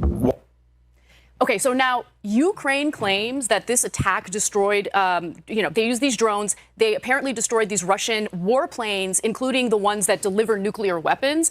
They claim they destroyed 40 planes. However, so far it's been confirmed that about 10 planes were destroyed in Russia. And this cost Russia $7 billion.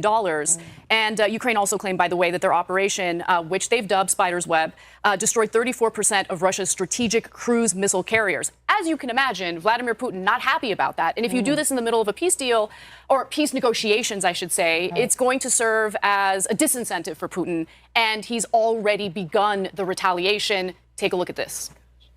Tonight, a ferocious Russian assault following Ukraine. The framing is they're reacting reasonably to this provocation from Ukraine. Yeah, by resisting, you're actually inflaming. Ukraine's coordinated drone strikes deep inside Russia. Russia now blasting residential high-rises in Ukraine's second largest city of Kharkiv and destroying this government building in Kherson. The barrage leaving more than 40 people dead or wounded across Ukraine. And Ukraine is now bracing for even more, what could be a much larger Russian attack at any moment. So I noticed you were laughing during that war footage. Do you think it's funny? Sorry. There's a comment that said Anna's upset that they crossed state lines. Sorry. I'm not surprised that this is how Vladimir Putin has responded to Ukraine's successful attack. I'll just say one more thing. It's notable that Ukraine specifically targeted Russia's military assets, whereas Russia is bombing residential buildings and government buildings as well. So, can I say one thing first, and then because I want you guys to attack me on this one, simply because I did think that Trump was going to be able to resolve this pretty easily. I did think that this. I really was that idiot. gullible and stupid, you guys. Stupid. Was like, I am that dumb. Laundering operation to siphon off money from taxpayers, give it to the military-industrial complex to drop bombs. Holy shit. We think it would. Wait, siphon off. Okay, I don't think she realizes that we don't give them money. We're just giving them old military equipment for the most part. No. Literally. I don't think we have actually transferred any like money directly like that, right? It's all been in the forms of existing weapons.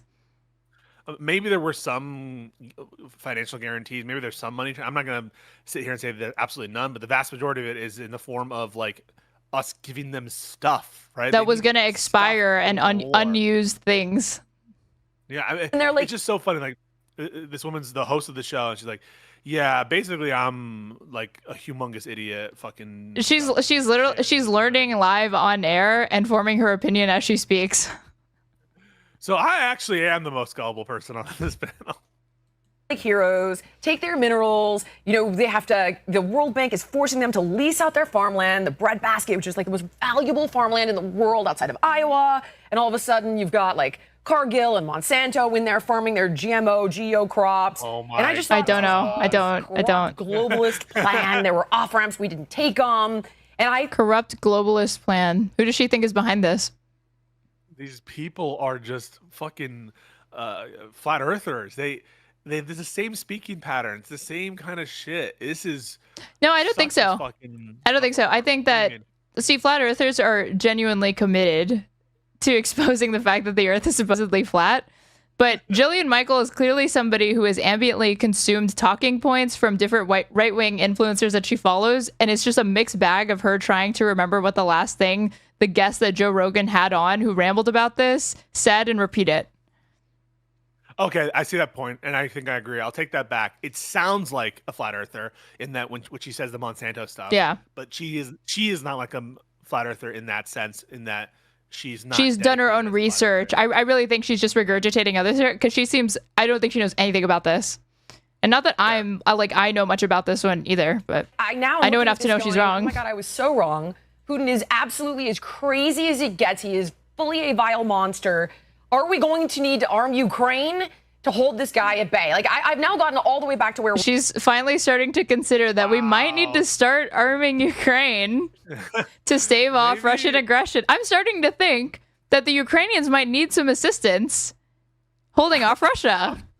I'm starting to think the Russians are the bad guys here. Am I the only one? Am I the she said attacker. She said come at me with your criticisms on this.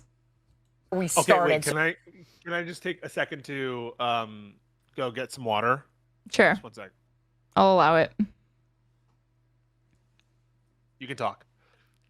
I'm allowed to talk directly to my audience and Pisco's, who I'm barely pulling up because I forgot I could totally look at you guys' chat.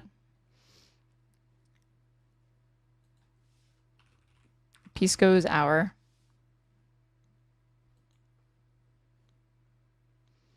Watching her take with Aaron? Why did he put my name instead of at Straighteraid, which would be far more useful?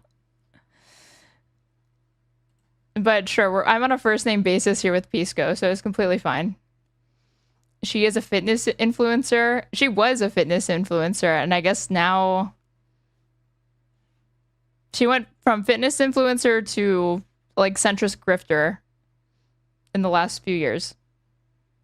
Plug yourself. I'm at Straighteraid or Straighteraid _ on everything, and I stream practically every single day for several hours at a time. I even react to stuff. Hi, guys.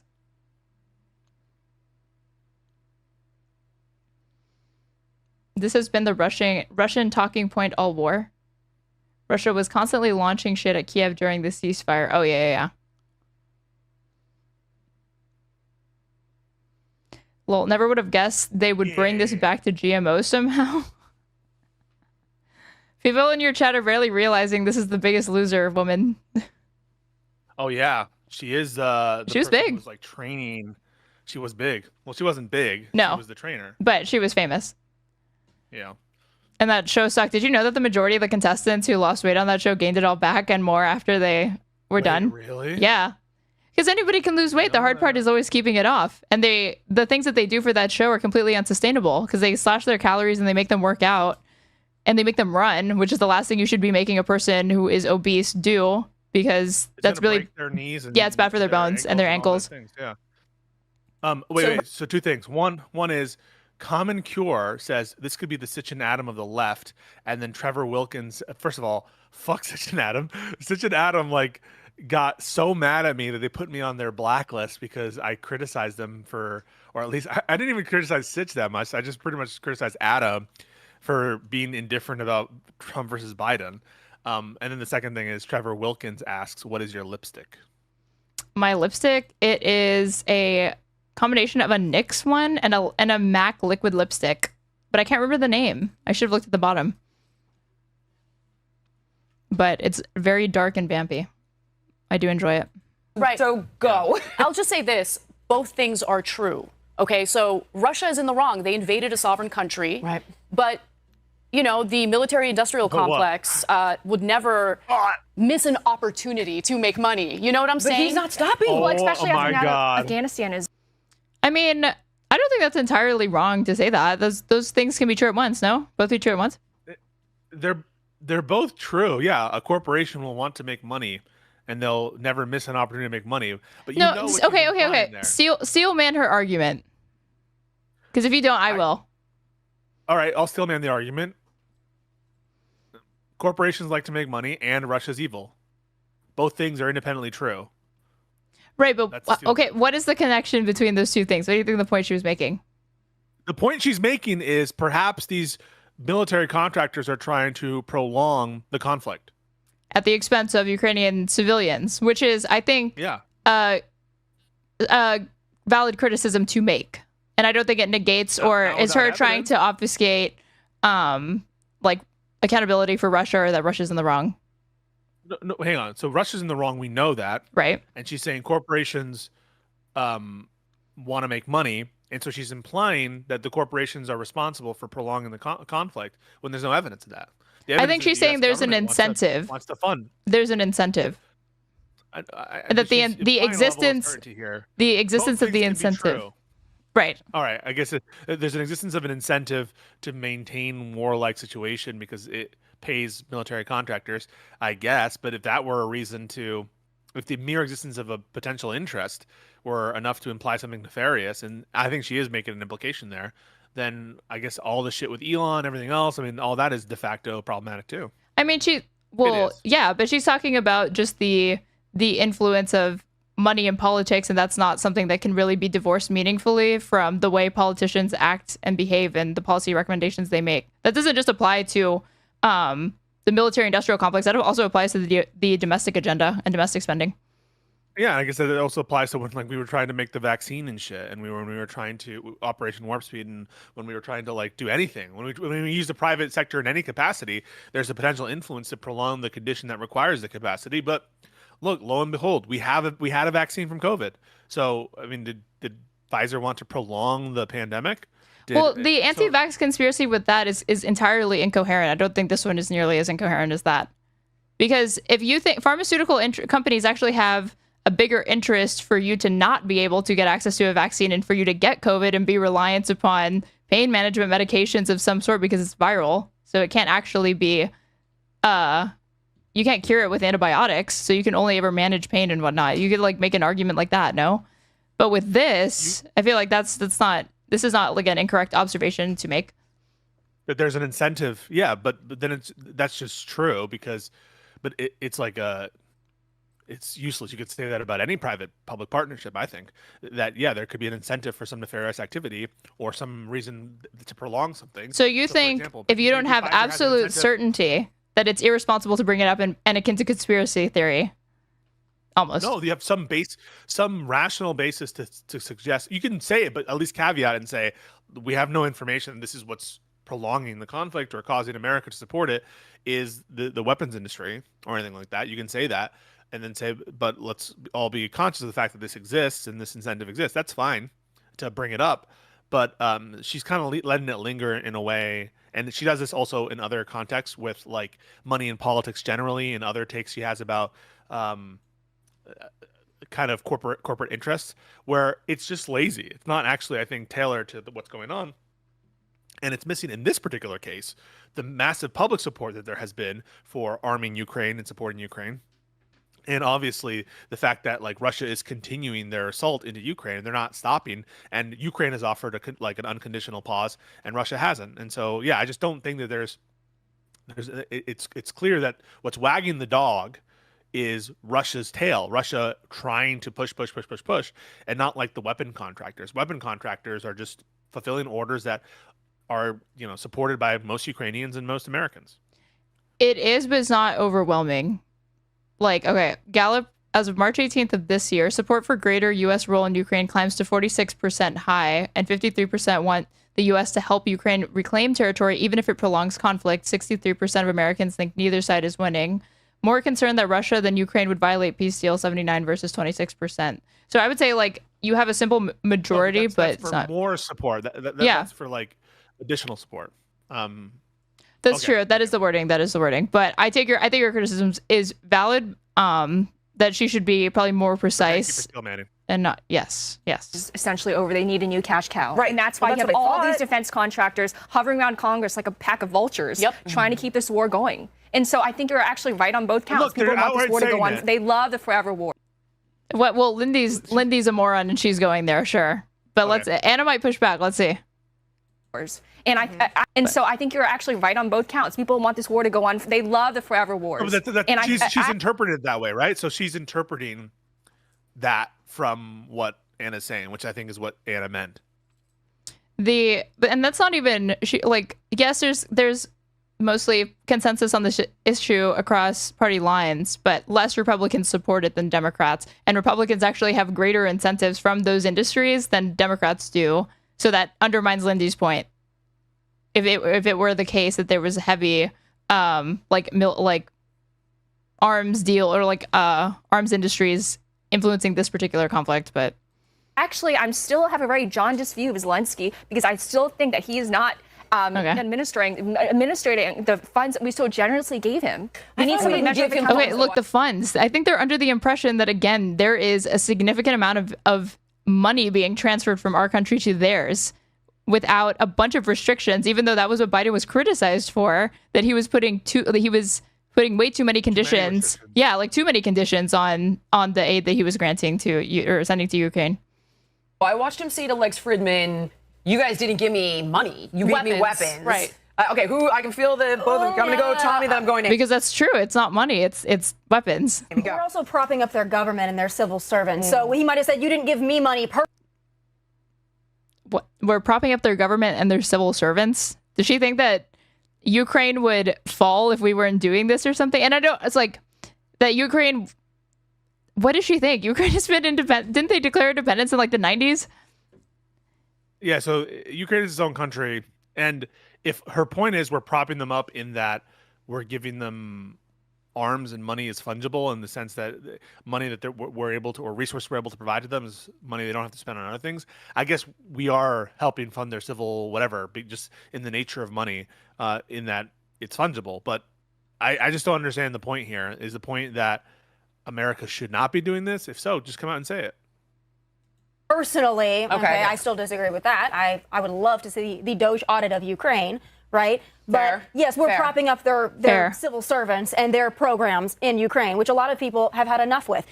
President Trump, the only person that I believe, at least from a leader standpoint, that really does want to see the killing end is President Trump. I believe that he wanted to get minerals. Not the Ukrainians. Not the Ukrainians. The other thing is that J.D. Vance has actually committed his administration to a more radical position than Biden, because he suggested, I think back in March, it might have been February, that U.S. troops being committed to that region was not off the table, which is a departure from Biden, because Biden said we would never commit. We would never do that. Deal done because I believe he wanted the United States to have a stake in Ukraine without going and winning a war for Ukraine, plunging us into potentially a World War III. Nobody wanted that. We have a stake in that war regardless of whether Ukraine wants us to or not. It's also stupid. And to his point about I could solve this in 24 hours. Yes, several times. It reminds me of this several times. How many? Many times. Ever since I moved in with Lahren, that increased about 800% because it's like go-to movie. Have you watched Lord of the Rings with Lahren more than once, the whole series? Yes, multiple times. And the Hobbit series, because I make him do that one as well. Because I saw those first before I saw The Lord of the Rings. You watched the Hobbit films before The Lord of the Rings? When's the first time you watched them, Lord of the Rings? I think it was in high school. How old are you? Yes. 22? I'm 26. Why do people think this? One time somebody tweeted at, like, I hope your 16-year-old girlfriend, something, and I'm like, they do realize I'm like a decade older than that, right? When did The Hobbit come out? I was in middle school, so 20. Oh my God. The Hobbit, hold on. The Hobbit film, goddamn. Guys, 2012. The Hobbit is 13 years old. Yes. Unbelievable. The first Hobbit movie is 13 years old. The Battle of the Five Armies is 11 years old. A movie that did not need to exist. Ow, it hurts. It hurts. Okay, so you watched those first. All right, so you didn't watch it with Lycan first, though. No, because I was still in middle school. So I was not watching a movie with an adult. No, I wasn't. All right. Hours? Okay. So that was wait, I had a point. Oh, yeah. This was to advance a point or something? Okay. Lord of the Rings. All right. So in Lord of the Rings, there's a point in the movie where fuckface King Theoden says, "I will not risk open war with Isengard." And then Aragorn says, as he's smoking his pipe, "Open war is upon you, whether you would risk it or not." And that's oftentimes what I feel in these contexts is people saying, "I don't want to pay for healthcare." Like, bro, you're going to have to pay for healthcare no matter what. You're either paying it through some kind of social insurance, or you're going to pay with your premiums, and they're going to go up if people have to get emergency care because people are going to be given emergency care. This kind of now open war between America and Russia isn't inevitable, but the lower standard threshold of having a stake in the world and Russia imposing on America's interests, that's upon you whether you want it or not. You could wish it not to be the case, but it is. So you think it's a proxy war? I don't think that just because America's interested. I think you just admitted it's a proxy war. That said, I do think it's probably fits the bill of proxy war. Okay, if you think that, then why did you have an issue with what Anna said? Which is what? That there was a military incentive and machinations, is what she's implying, to prolong the war. That's what she said. And of course that... Well, a combination of private moneyed interest and geopolitical interest for the United States in that region creates unsavory incentives for the way that we advise Ukraine. Yeah, she's implying some machinations. Which is how... Oh my God, I forgot her name already. Lindy Lee. Miss Lee. Miss Lee. That's how she characterized it. I should have said Lucy Liu to see if you would have fallen for it. God damn it. I would not have. But like the machinations part is the part I disagree with. Okay. However, if President Trump had been president... Tommy, that's extraordinary hyperbole. Well, I'll tell you this, though. Yeah, I mean, how did she actually think that she was like, calling Trump saying, "I'm going to solve it in 24 hours, just hyperbole," is insane. Yeah, and she repeated it a bunch of times, said, "I'm serious. Yes, it will be 100% yes." Like, so there's literally nothing Trump could say that he can ever be held to. No matter what he says. Yes, we'll release the Epstein files. They'll be like, "Oh yeah, that was just metaphoric. He didn't mean actually release the Epstein files. He just meant like assure the American people that there's nothing there." Or when he says, "Yes, 100%, we'll make this deal on one day. I'm being literal. Absolutely, I could do it. We'll do it. We'll get it done the first day. I'll get it done even before I'm in office." He is not being literal. He'll never be held to any standard. If President Trump were president, when, as Joe Biden said, they might make a small incursion, I don't think it would have ever happened. And if the incursion would have happened, I think it would have been swatted down so quickly that it never would have metastasized. I'm not familiar with this. That was stupid of Biden. So Biden's like, we'll definitely be responding bigly, and we'll definitely be issuing some massive sanctions or something like that. However, we have to take considerations if it's a small incursion. Maybe we won't do it. That was bad. To this level, President Trump was given a bag of crap by the former president or whoever was running the former president, and now he is stepping back saying, "Listen, I cannot solve this for you right now. I have tried, but the two parties are going to have to figure it out. And maybe we're going to have to let them figure it out before we step back in. And that's where he is. Can I just really quick, an observation that I found particularly interesting, they talked about this on the PBD podcast, is like, obviously Ukraine, they're kind of losing this war right now. The sentiment from the Ukrainian people, they do not want to antagonize Putin more. So who? Did you know Ukrainians are actually the ones antagonizing Putin? Yeah, wild from fucking Amy Loserfield. Empowered Zelensky to feel so confident that he can go and do what he just did. And what they were speculating on. Who the hell does Zelensky think he is, trying to maintain Ukrainian sovereignty? What the fuck does he think he's doing? Who empowered him to do this? Who put this idea in his head? It's not like he could have arrived at that independently.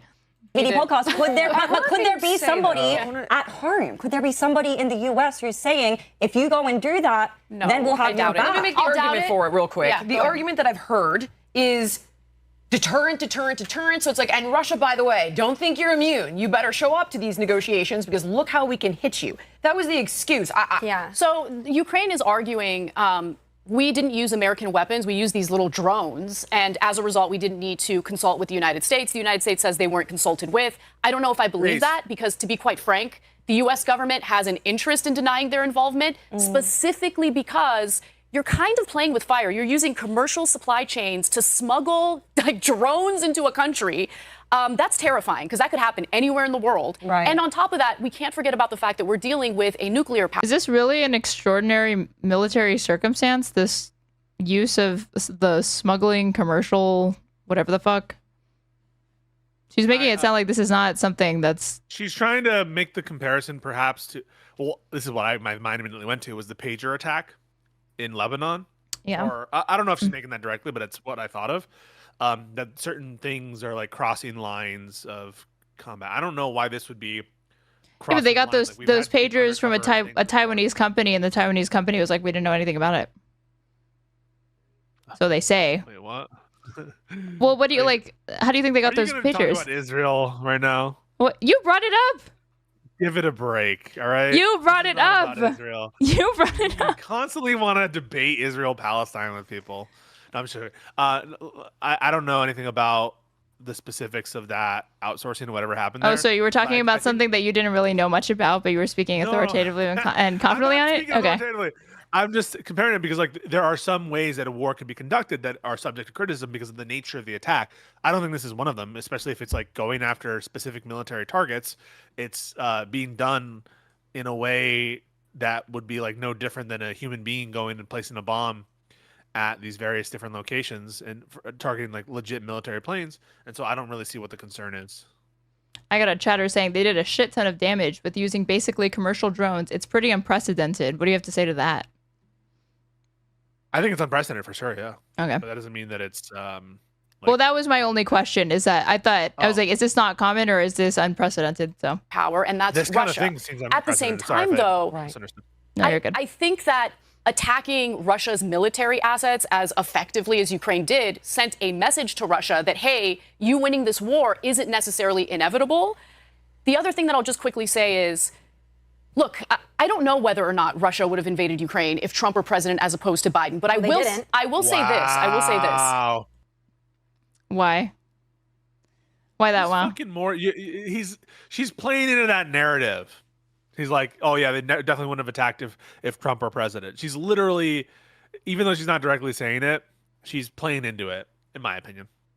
Isn't there an argument to make from the left or liberal side that because Russia and Trump have connections, that is actually true? No, not in a way that ends up being almost incidentally beneficial, but really it's just kicking the can down the road till there's like another Democratic administration. But that, yes, if people feel like there's these ties between Trump and Putin, then wouldn't you expect that? I don't know that there actually would be like I don't know. Putin would you expect that? That would it happen?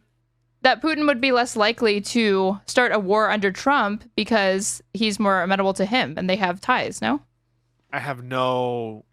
This is not to speak or I'm not. He was continuing encroachments in the. While he was in office, and you can say this about anything. Okay, now Biden's not president, but if Biden were president, we wouldn't have this issue with the terrorists. Or if Biden was like, you need to chill if you actually think that I'm trying to give the impression that like because the Republican narrative is Trump's anti-war, which isn't true, and that when we have Trump in office, countries are so scared of us, man, that they don't do stuff like this because they're intimidated by what Trump would do. From the leftist perspective, No, from the liberal perspective, because it's the liberals that go on and on about Trump and Russia. From the liberal perspective, from the Russiagate truthers, we would say something like, well, Trump is more amenable to Putin, and so therefore he's going to stop Putin from invading.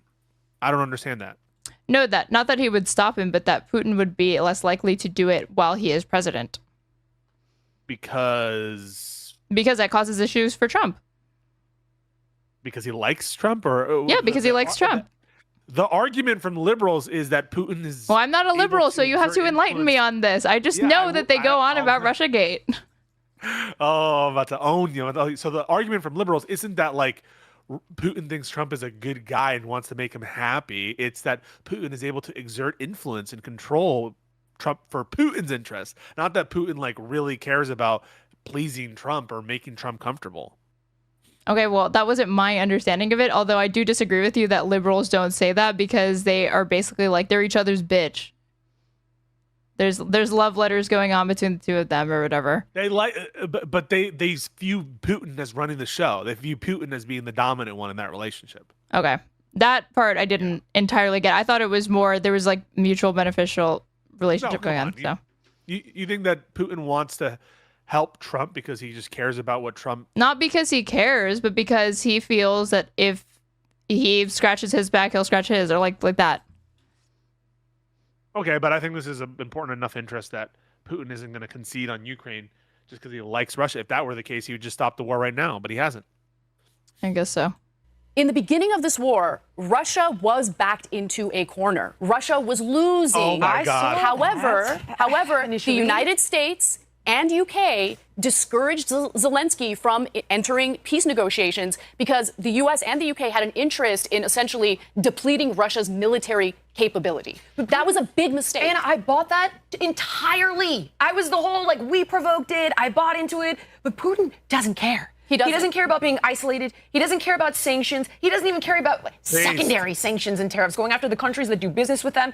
Nobody cares. So there's now no deterrent, and Trump's already on to Iran. So in that conversation, supposedly it's like, hey, I don't want Iran to get a nuclear weapon. And Putin's like, yeah, I got you. Wink, wink. So what's going to happen then? Is this done? And Ukraine is going to be flattened? And that's the end of the story? Going back to what Amy just said about Zelensky, I think it's extremely rich for him to parade himself as some like emblem of democracy, and he halted elections in his country. Yeah, I get that there's a war going on, but there's no. I hate this talking point. It's so stupid.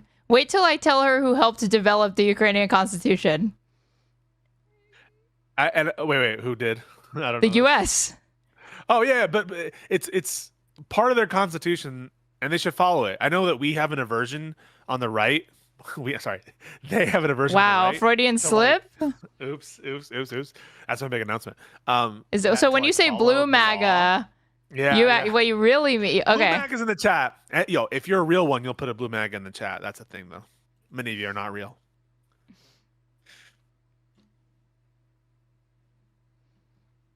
Hello? Well, I thought you were going to finish that sentence. I said that, yes, the U.S. helped develop their constitution. Other Western countries did as well. No. But we should follow the law. I know that's like a crazy concept to righties. Oh. But so you agree with their constitution that they should not have, when there's martial law, there shouldn't be elections? No comment. Why? That makes sense to me. Especially this region. I think in America we should have elections. But in this how can you reliably have an election with a country that's one known for election interference, and two, well, they're actively trying to occupy and take over territory? I mean, that doesn't make sense to me.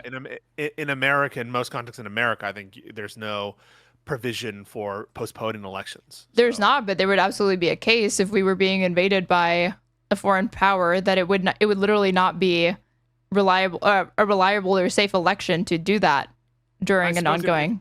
If the election itself would deprive people of the fundamental right to vote, and in having an election, it would deny people the equal protection of the law because it would give the right to vote to some and not others, and there were no manageable way to get around that, then maybe you could make a constitutional argument that it would violate some kind of individual right. So yeah, good point. But I don't think we've faced a case like that in America. But the Civil War? In the context of, well, we had an election in the Civil War. But did it exclude? We didn't have. Yeah, it might have excluded the countries that were in rebellion. And we were trying. Make some good points. And the argument is that like, no, they're still part of this country. But that's my point. No democracy in this country. Like I don't understand this whole. It's anti-democracy to not host an election while there's an ongoing hostile military presence in your country with a country that meddles in elections. Yeah, but the Civil War example included the places not under occupation, even though they were potentially under threat. So it included places that, but to be fair as well, most of the fight in the Civil War happened, in and around Virginia and in the Western Front, which, didn't extend as far as to most of the northern states that did the election. And so it wasn't the same kind of omnipresent threat. They didn't obviously have aircraft at the time. And so different context, but yeah, I think that the Civil War example could cut either way. I think it depends on how you view it. But it's a good point, Aaron. I didn't think about that. Right now, he's just gonna. Somebody said, "What if George Bush tried suspending the 2004 election because of the war on terror?" I think it's different when you're the aggressing country versus when you're the. That's not a good distinguisher. We need something else. It has to be like when your country is occupied or is unable to provide, like the systems to fairly run an election because the state is in open revolt, let's say, or part of the country is being occupied. And so physically you can't have that election. And it should only extend as so far as that occupation extends. So, well, I don't know about that. Like, what if California were all occupied? Should you have an election excluding California in that context? I'm not sure. And that's where a shit ton of people are. So yeah, so it's a really good question. I'm not sure what the answer is, but I do know that if there's a constitutional provision about it, we should follow the provision. Do you think California should declare independence to become its own country because of how many people it has? Did you know they've tried to do stuff like this in recent years, and they got pretty far, and the Supreme Court said no. No. Wait, who? They were trying to create. Yes, California was trying to. Republican Californians. No, I actually don't know. It was California voters were supportive of measures to break the state the state up into like 3 states. To 4 states. Yeah. But then the Supreme Court said you can't do that. So. You need Congress for that. Yeah. No, they said it was unconstitutional. Yeah, you need Congress. I think. I didn't think that. I don't believe that their judgment was that congressional oversight needed to be there. They said even if there was congressional oversight, it's not constitutional for them to take action in that way. So I think it is constitutional to break off parts of states. So it happened, and it's in the Constitution. West Virginia used to be a part of Virginia, and there were a bunch of people. Yeah, but if it was a recent ruling, they could overturn that. No, but I don't know about the nature of this ruling, so I will take your word for it. You know I'm sure I will defer to the lawyer that you understand the Constitution better than me. Thank you so much. Thank you. Serve as supreme leader? So is this a foregone conclusion? That is what I am asking you guys. I have no idea. Are we out? I mean, it doesn't look good for Ukraine, but just to respond to what Lindy just said, I can understand feeling that way about what's currently going on in Ukraine and the fact that they haven't had elections, but Zelensky unilaterally can't even make that decision because Congress in Ukraine passed a law indicating that at wartime, they have to pause all elections because they're at war. You get what I'm saying? Did they pass that law under his, jurisdiction and encouragement? I mean, I don't know. I don't know, but it's the law. Well, here's my thing on that, and I don't know. But why does he have so much time to go on podcasts and go to Hollywood and do Vogue covers with his wife? Around? That to me, I hate this shit. So basically, they are always pissed off when people they don't like are using podcasts or going on podcasts, but they love it when fucking John Bongino, was it John? Dan Bongino. Dan Bongino. Are you thinking of John Bon Jovi? I did think of that. Dan Bongino and Kash Patel, they're the active, sitting director and deputy director, respectively, of the FBI. Mm. Trump constantly going on podcasts. All members of administrations. J.D. Vance was just on with who's this idiot's name? This fucking loser. 50-year-old fucking piece of shit. Theo Vaughn. All these people have real jobs they're supposed to do. And I just had on Viva Frei to talk to, and he was like, you want to know the big mistake of Pierre Poilievre, why he lost the election? He didn't go on enough conservative podcasts in America. So spare me with this whole oh, you have better shit to do. Why are you going on podcast stuff?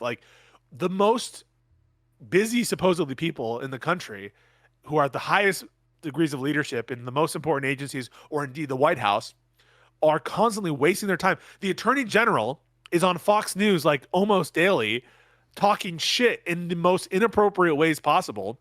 And they pretend they care about like fucking world leaders or anyone reaching out to the media. Unfortunately, now it's necessary.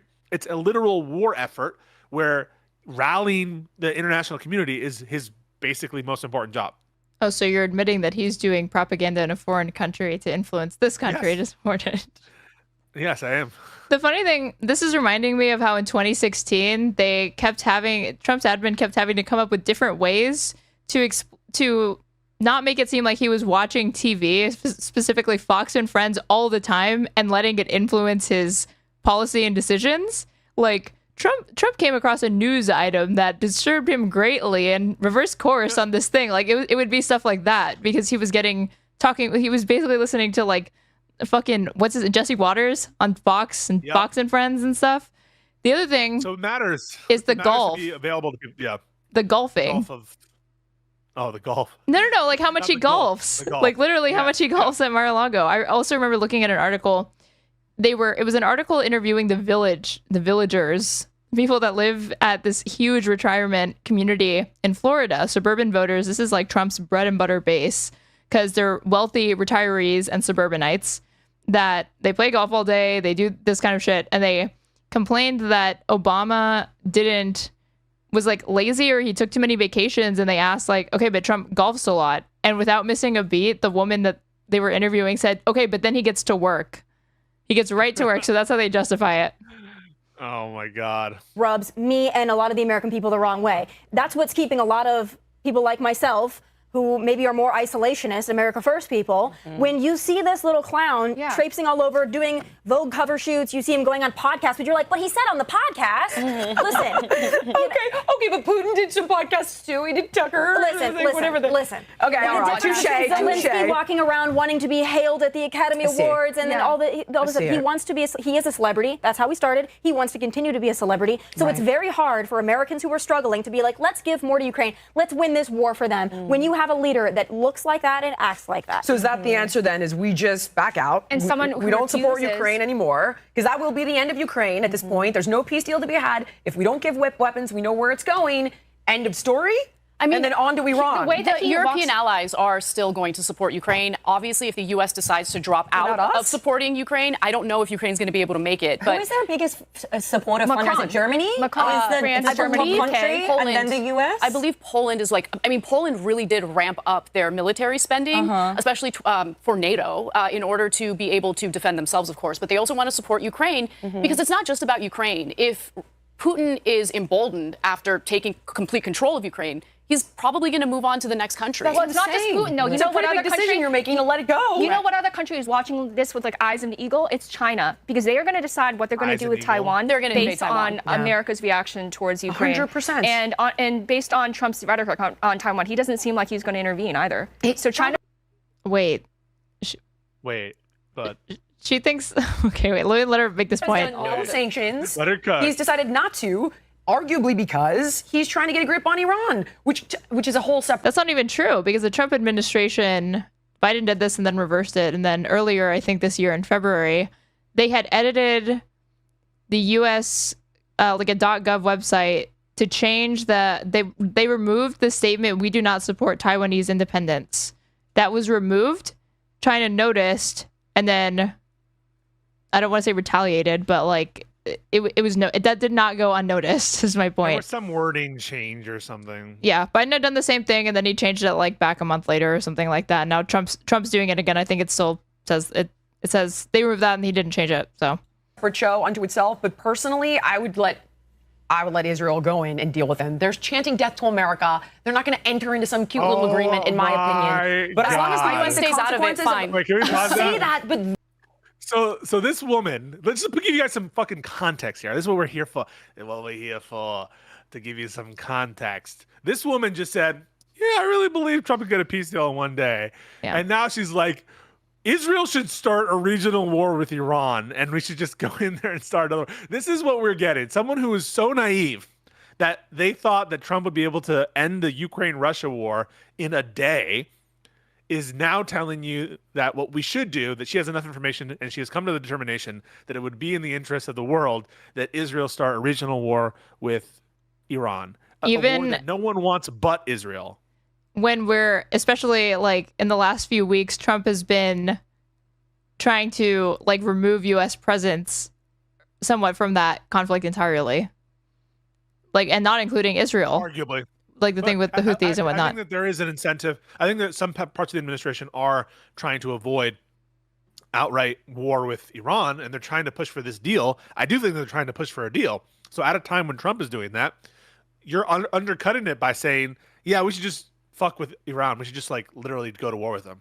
Well, the other stupid thing is that we're only renegotiating the terms of a nuclear deal because Trump tore up the Iran nuclear deal, and we are trying to.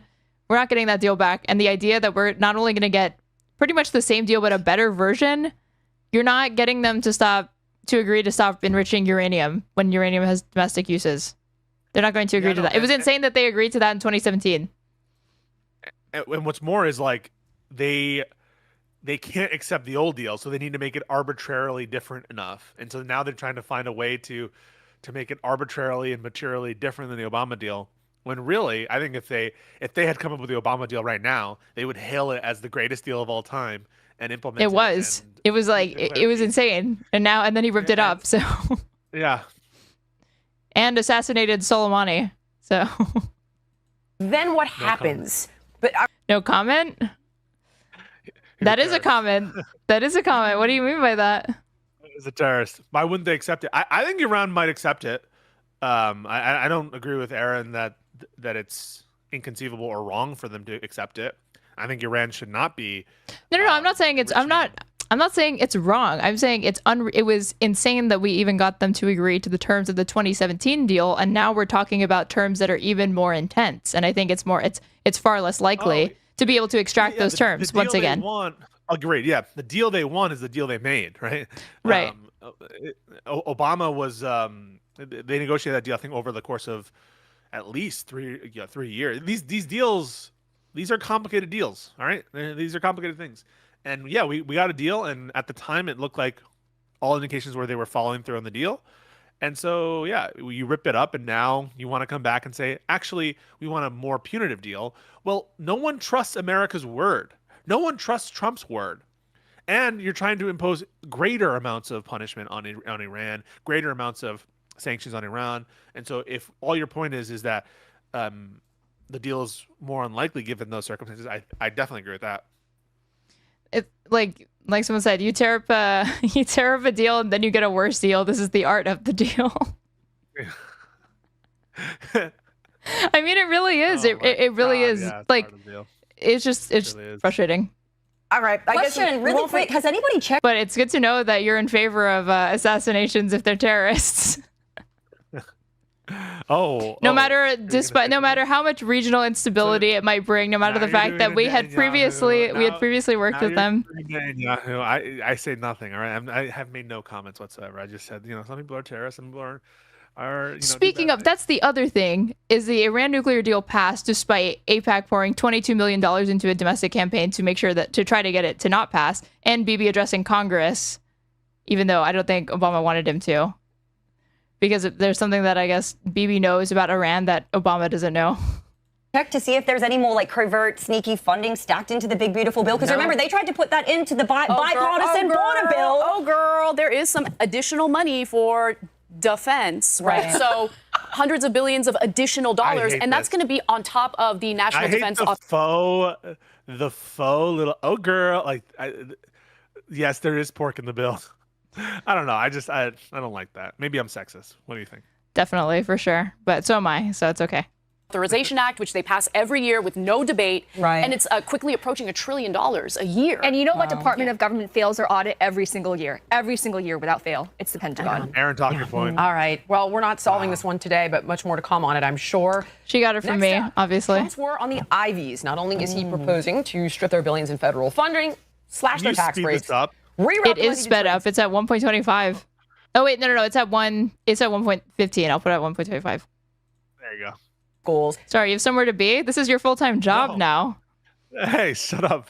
You gotta, and I haven't heard you read a super chat. Apparently, you're just doing all this for free. Okay. Listen, I'm doing well. Don't worry about me. He's calling out foreign donations, legacy admissions, and accusing them of being elitist, corrupt, and I mean, if you have the new Switch, I have to assume you're raking it in. And un-American. So, as far as I can tell, the latest was Rubio. How much was it? Who knows? You just said it wasn't that expensive. I wasn't caring about the exact. If it's not expensive, you shouldn't be ashamed to say how much you spent on a video game console as a fully grown adult. Listen, adults play games. I don't know where you are that they don't play games. Adults have always played games. And clearly, but do they spend $500, $700 so they can play some games? They do. Am I talking to one that did that? No, you're not talking to anyone who knows anything about anything. You know, this was a gift from my sponsor, Nintendo. Okay, Wario. You're gonna push conducting me a again review for it? of student visas. Can we see that headline, Matt? Wait, who's the ugliest female Mario character? Yoshi's girl. Yoshi's not female. Yoshi's girl, the pink one. Yeah. She's a big hole in her face. If I say that, it'll have other connotations, and I don't want to be saying you're Birdo. Wait, what? What does that mean? Or what do you? What do you mean? What? Oh, somebody just put somebody put Birdo is trans. Can you confirm or deny this? I think Birdo is trans. I think canonically Birdo is trans. 1 second. I'm gonna Google it. Grok, is Birdo trans? Yes, a character from the male series was originally conceived as a male who identifies as female.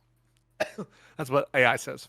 Well, you asked me who the ugliest woman is. The English manual.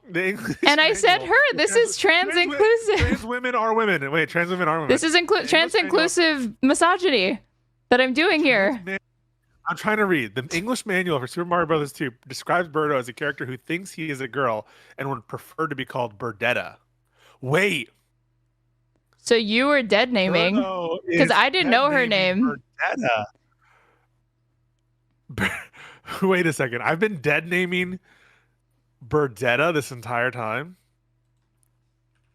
Okay, anyway, if I say that you look like Birdetta, one, now it's going to be transphobic. And two, it's going to make an implication because of the humongous fucking schnoz hole in her mouth or whatever. I don't know if that is her mouth or what that is, but people are going to say that it's sexist because I'm implying something about like, you know what the implication is. So I can't call you Birdo because of the implication. Correct, because the implication. I didn't realize you were so ideologically captured by your woke audience. I am. I want to encourage more woke and privileged discourse. So, wrong one, kiddo. Don't worry, we'll get to it in a minute. We'll get to it in a sec. There it is. All right, Trump escalates higher ed fight with review of student visas. Secretary Rubio orders U.S. embassies worldwide to stop scheduling interviews. Did you see Marco Rubio put out a video saying that if you criticize Israel, you're not welcome in this country? But he did not put out one saying that if you criticize this country, you will not be welcome in it. For student visas. No, can I just say, I love that. I love that the Israel position makes like, so if you are critical of Israel, we'll not let you into the country. But if you're critical about America, we will let you in the country.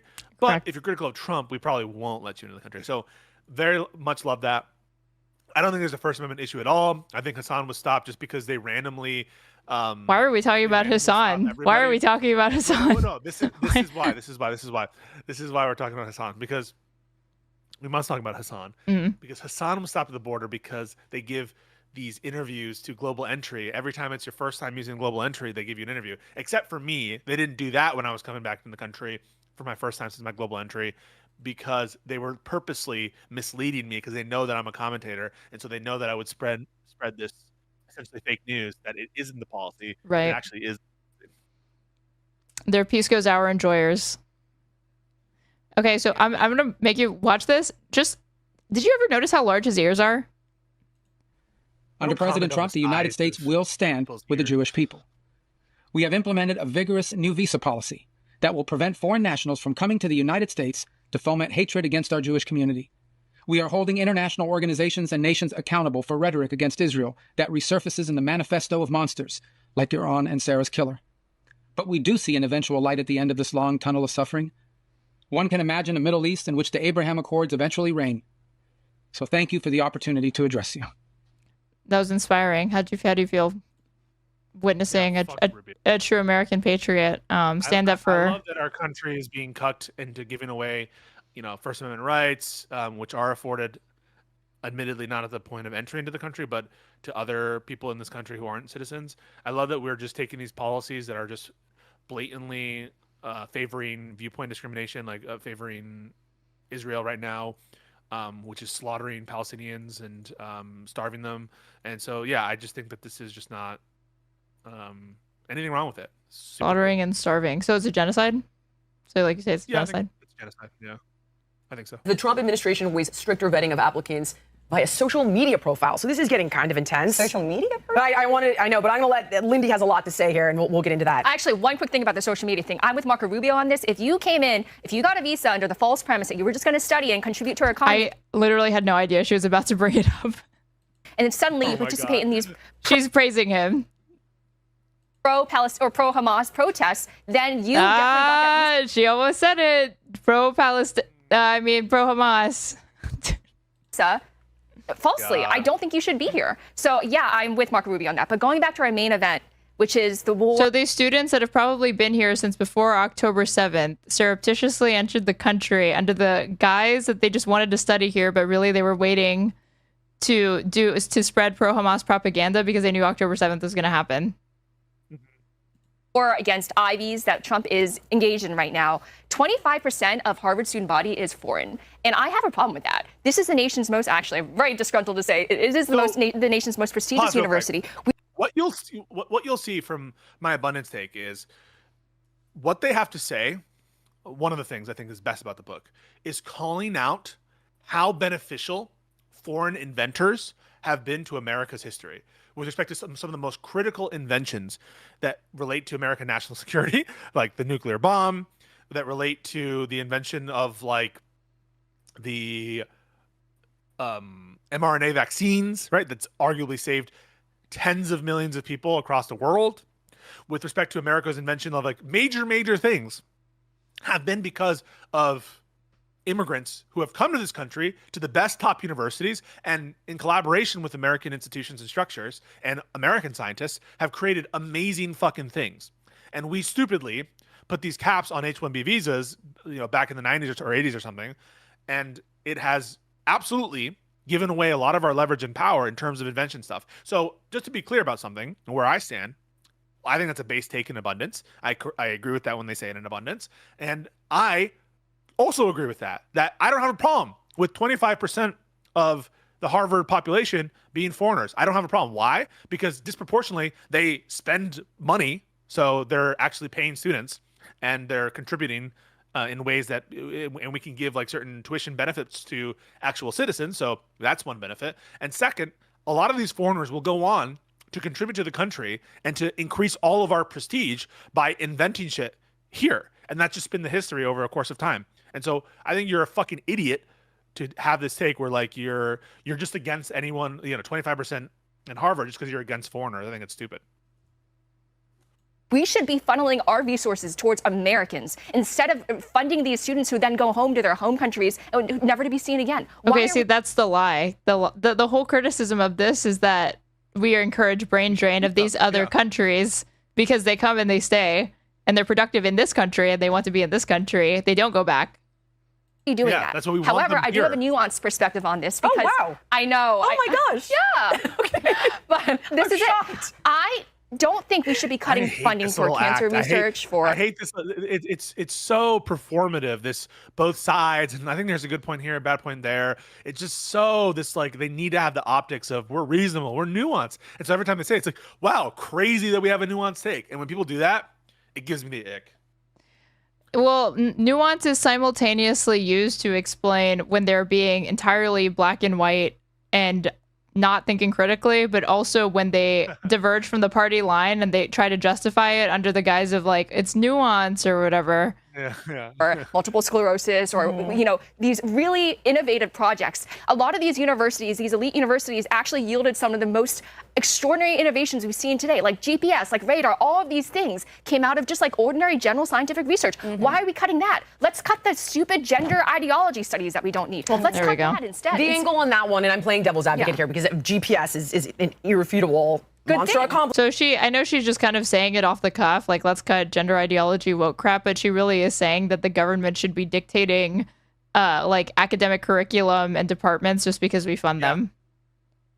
However, I love that. I love it. If the Biden administration had done that with respect to gender ideology and had gone in and said, we have to control all of these schools because we give them public dollars, and if they're going to get public dollars, they better spread woke ideology. You guys would be losing a fit or chucking a fit. No, they did. Never happened. They did. It did not happen. Okay, well, what do you think I'm going to say that the closest thing that they did to this? The Title VII stuff or 9. whatever. The Title IX, yeah. IX stuff. My bad. The Title IX stuff, but that's not on all fours. Like anti-discrimination frameworks aren't woke ideologies; they're the law of the land, and it'll be up to the courts to determine the scope of them, and whether or not they make sense. But yeah, no, just because you're applying an anti-discrimination framework that's embedded in the law, it does not mean that you're conditioning aid on the curriculum of the school. They're just very different things. Well, there were the counter arguments is that there were practical constraints that were immediately placed because while Harvard is not going to have an issue with the change in the standard of evidence or whatever with respect to handling sexual assault accusations and processing them, that smaller universities that do not have the faculty and infrastructure that are still public would have difficulties adhering to that standard or something like that. I think that was the counter argument. Sexual assault, yeah, but sexual assault is not a. But even though actually they lowered the threshold to be able to report it and make it actionable. Yeah, there were both ways of looking at it. I guess there's two ways of looking at it. They said every single. You know what? You've inspired me, Aaron. You've inspired me to look into this issue. Because it was like every single allegation of sexual assault had to be escalated to, like an investigation had to be opened. So that's obviously more paperwork, more people being involved. And it also lowered the evidentiary threshold to indict a student who is accused over it from pretty much. Not to indict, right? To initiate some proceeding against them, civilly or otherwise, or within the for the school to be able to have reasonable grounds to take actions against their conduct. They lowered the standard. Yeah, they lowered the standard. Protected speech, right? None of that is protected speech. It's not protected. What you're doing here is you're managing the standards for Title IX, which addresses things that are not protected speech by definition. How do you see it as a speech issue? I don't see it as a speech issue. We just brought a speech. Well, that's what I mean. I think it's contrasting a speech issue that is trying to manage curriculum and withhold. Oh, I see what you mean. Okay, I get what you mean. Versus adopting different Title IX standards and not taking an active role in any kind of curriculum or changing the policy of the fucking school. Right. And all you're doing is addressing things that are not protected speech, and that's not the purpose. Yeah, but she's saying that there should be top down. The Trump administration should be able to dictate what curriculum schools teach and like abolish entire departments. In my line of work, Harvard is the one even got close to under the Biden administration and said like fat causes heart disease, not sugar, and it's because they were captured by these government dollars and in private industry and buying off the research. This is not exclusive to Ivies. As we know, it is a much bigger problem, conflicted research with the NIH, our health agencies, so on and so forth. But the argument for this... It is driving me crazy that the MAGA movement is trying to take up the mantle of these valid criticisms to advance an anti-vax agenda, because there are actually good points, like kernels of truth buried in what these talking points are, but it's in service of completely bogus pseudoscience, unfortunately. But now anybody who tries to bring them up is going to get lumped in with anti-vax crowds. Yeah, they've really done a disservice. This would be Same on thing, the by other way, side. And I know you're thinking it, to the Israel supporters. I think that there are people who, to say that you support Israel is now carries with it all this baggage. You can say genocidal baggage. And the administration going, and even the First Amendment doctrines, right? Like the fact that the administration is now imposing itself in speech in these various domains, when you push too hard, or when you warp something, or when you like take a stance that's unjustifiable that attracts wide-scale condemnation, you're now going to undo any credibility for that position, even the forms of that position that are like justifiable. So in the case of Israel, you've seen now precipitously a humongous increase in negative opinion over Israel. And for a politician in the future to advocate for some pro-Israel deal of some kind, even let's say if it's in the interest of peace or something, it's going to be much more difficult. And likewise, I think a lot of the posturing that the administration is doing on tariffs, another example, there could be some tariffs that make sense and that we would support. But all of the bad baggage associated with the tariffs in this administration will reduce any credibility for someone arguing for tariffs in the future. I feel like Democrats are being kind of, as far as like standing up for Mahmoud Khalil and these other students. Yeah, 100%. Yeah. Especially like Schumer, basically said he validated the concerns, but he was like, but they need to bring forth the evidence and it should be handled at a college level. But he was not just like blanket opposed to it. Same with Jared Moskowitz and some other more like pro-Israel Democrats. Well, all of this money is just going to... It should be a straightforward, plain-spoken condemnation. We don't need to have this whole like, well, let's produce the evidence. No, we know what they're doing. We know what their purpose is. And we should not be like legitimizing the administration's stance on Mahmoud Khalil. Yeah, he said, I abhor many of the opinions and policies that Mahmoud Khalil holds and supports and have made my criticism of the anti-Semitic actions at Columbia loudly known. Khalil may well be in violation of various campus rules regarding how the protests were conducted last year. I have encouraged Columbia to be much more robust in how they combat anti-Semitism.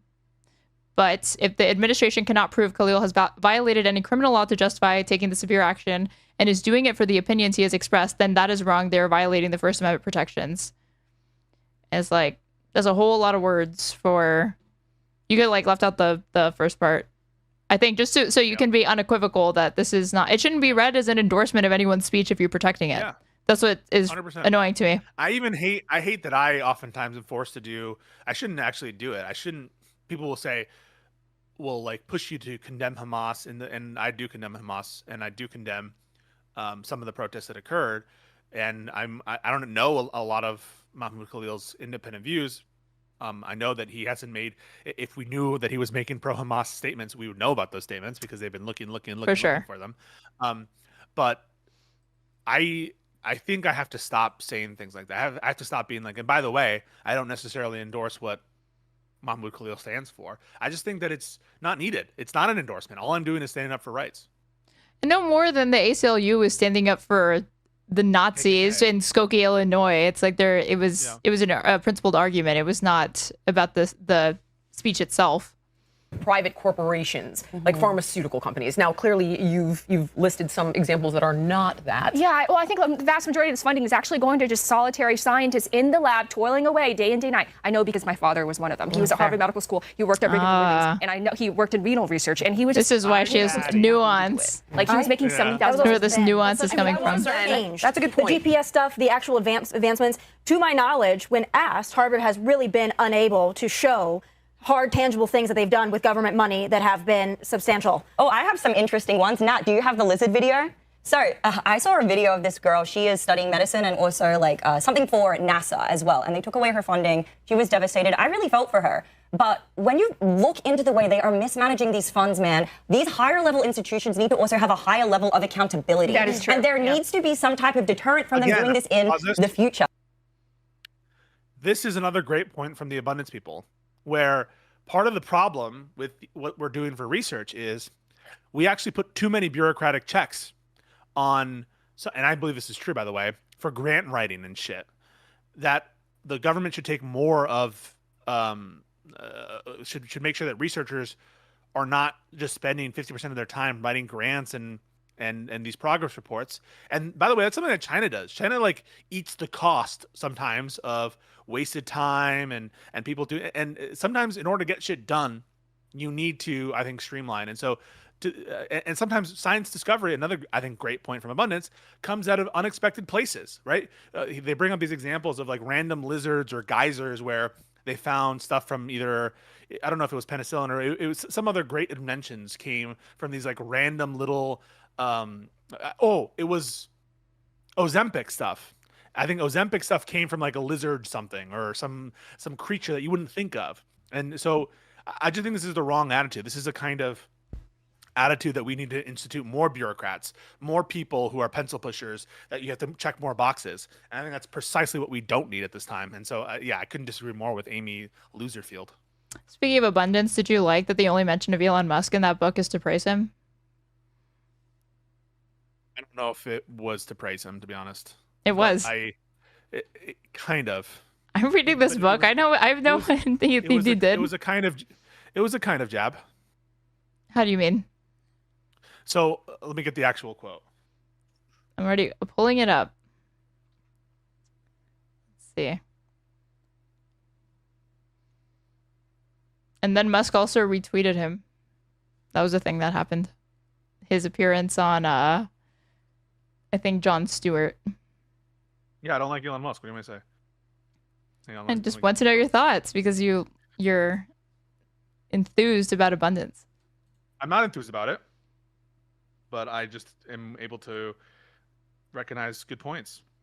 I do agree that it's the same. What's funny is that he's opposed to Medicare for all, even though the argument for universalizing healthcare in the United States is because anytime you create agencies to oversee waste, fraud, and abuse, you inevitably create more bureaucracy that is more expensive to maintain than if you just ate the waste, fraud, and abuse that's naturally going to occur, but is insignificant compared to the cost of trying to manage it or identify it. Kind of same thing with like these means tested policies that don't make sense. Some means tested policies make sense, but a great example of this is like Medicaid stuff, food stamps, that kind of thing. It just, you're creating an environment where the cure is worse than the disease. This is a quote, and you're about to get fucking blown the fuck out. So everyone clip this, where yes, you can't actually clip it. It doesn't make sense to clip it, but at least just pay attention.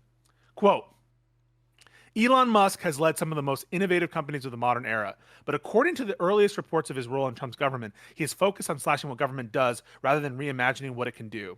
The right is abandoning many of its successes to embrace a politics of scarcity. That, to me, is a form of criticism. He's saying, even though Elon Musk has made successful companies, and he has, that's a fact, right? Even though I don't like him, even though but I guess it gives the impression to me that, oh, Musk is well-intentioned but misguided, and that there is something there that he should be doing, you know?